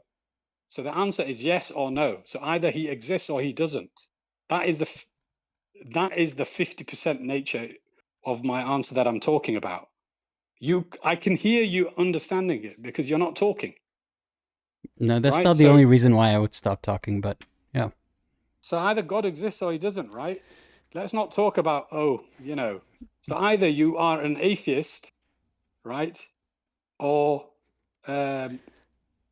you are an agnostic or you are a theist, right? Either God exists, you don't know, or God doesn't exist in your view, right? Mhm. Do you accept that? Honestly, I have no idea why we're even still talking about that one point, but like I said, the concept of God is a man-made concept. Adhering to that concept, could it be a possibility that that concept exists? Yes or Hey, no buddy, question. buddy. Yeah. Cut Mm-hmm. cut the crap, Mm-hmm. okay? Mm-hmm. In the question, does God exist, comma, yes or no? What's your answer? Yes, it's a yes or no answer. Does blah blah exist? It's a yes or no answer. You'll ask me, what No, does blah blah mean? Well, look, I'll give you an answer. Yes, it exists because you said blah blah. Okay. So you know Right, for sure arbitrary. blah blah exists? No.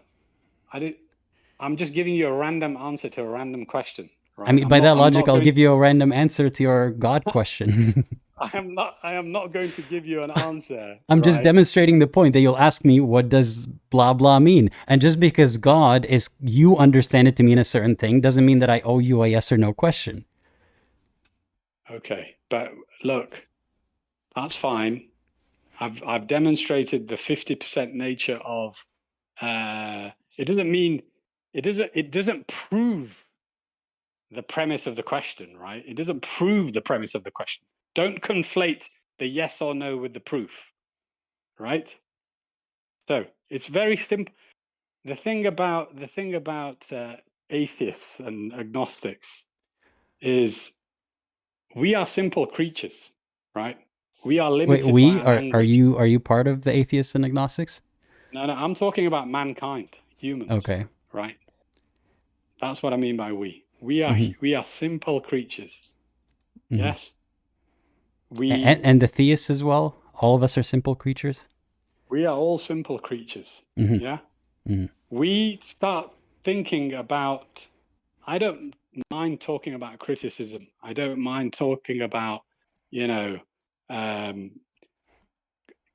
very, very complex philosophical concepts, right? Or something as arbitrary as a triune God, right? But we need to try to understand simple things first before we can try and understand complex things, right? Mm-hmm. So if you apply your same burden of proof to an electron, the thing is, 99% of people who have heard of an electron in their science lesson will be like, yeah, of course an electron exists. I remember doing those circles, right? Those electron shells in science. Of course they exist. But mathematically, scientifically, there is no objective proof for an electron. But our brain thinks, but we can measure it. So how do atoms work, etc.? With God, I've given you the arguments. I've gone through the moral code. I would invite you to read into what is subjective, what is objective, right? What we understand as an objective moral code. Where do I, as an atheist, get my moral code from? Mm-hmm. It is arbitrary in nature, it's subjective by definition, right? So this is it conducive to society, etc.? Is there a creator? We've explored all these questions, and I've enjoyed talking to you, Aladdin. I'm going to have Likewise, to go. I can't say I haven't enjoyed it. You've given me a lot of food for thought, and yeah, thank you for coming on the No, show. I'm sorry for interjecting and cutting you off. So apologies if I've been rude in any way. All good. All right. Yeah. Thank you. Take care. Cheers. Bye-bye. Bye. All right. Thank you for sticking with us. That was a long live stream. Yeah. And the last thing I want to say, I suppose, is that being that you're all my viewers, you're all my subjects in a sense, this is now officially an objective channel. And anything I say is objectively my objective truth by virtue of you being subjects to me. Anyway, it was an enjoyable conversation. I hope that people weren't too frustrated by watching us go back and forth. And thank you everyone for wanting to join and for joining. And all that aside, if you would like to talk to me, keep an eye out for the live streams. They're every Wednesday. I'll change the timing a little bit so that more people get a chance to join from all around the world. And if you don't have a chance to join any of these live streams, or if you don't want to talk about what you want to talk about in public, click the link in the description to book a session with me if there's one available for free, or if you are able to donate a session for someone who needs it, or if you're able to pay for a session. These are all options. So yeah, just letting you know in case live streams are not your thing. Yeah, thank you all for attending and for being here. And I want to say a special thank you to all the patrons, YouTube members, and donors for enabling me to be able to do what I do. I could not do it without you. I've put in an honest day of work today. I've already put in some work earlier, and then that was my 5 hours. God damn. My 5 hours of work today. I think I'm happy with the amount of work that I've done. So yeah, everybody get some rest. And as always, think critically,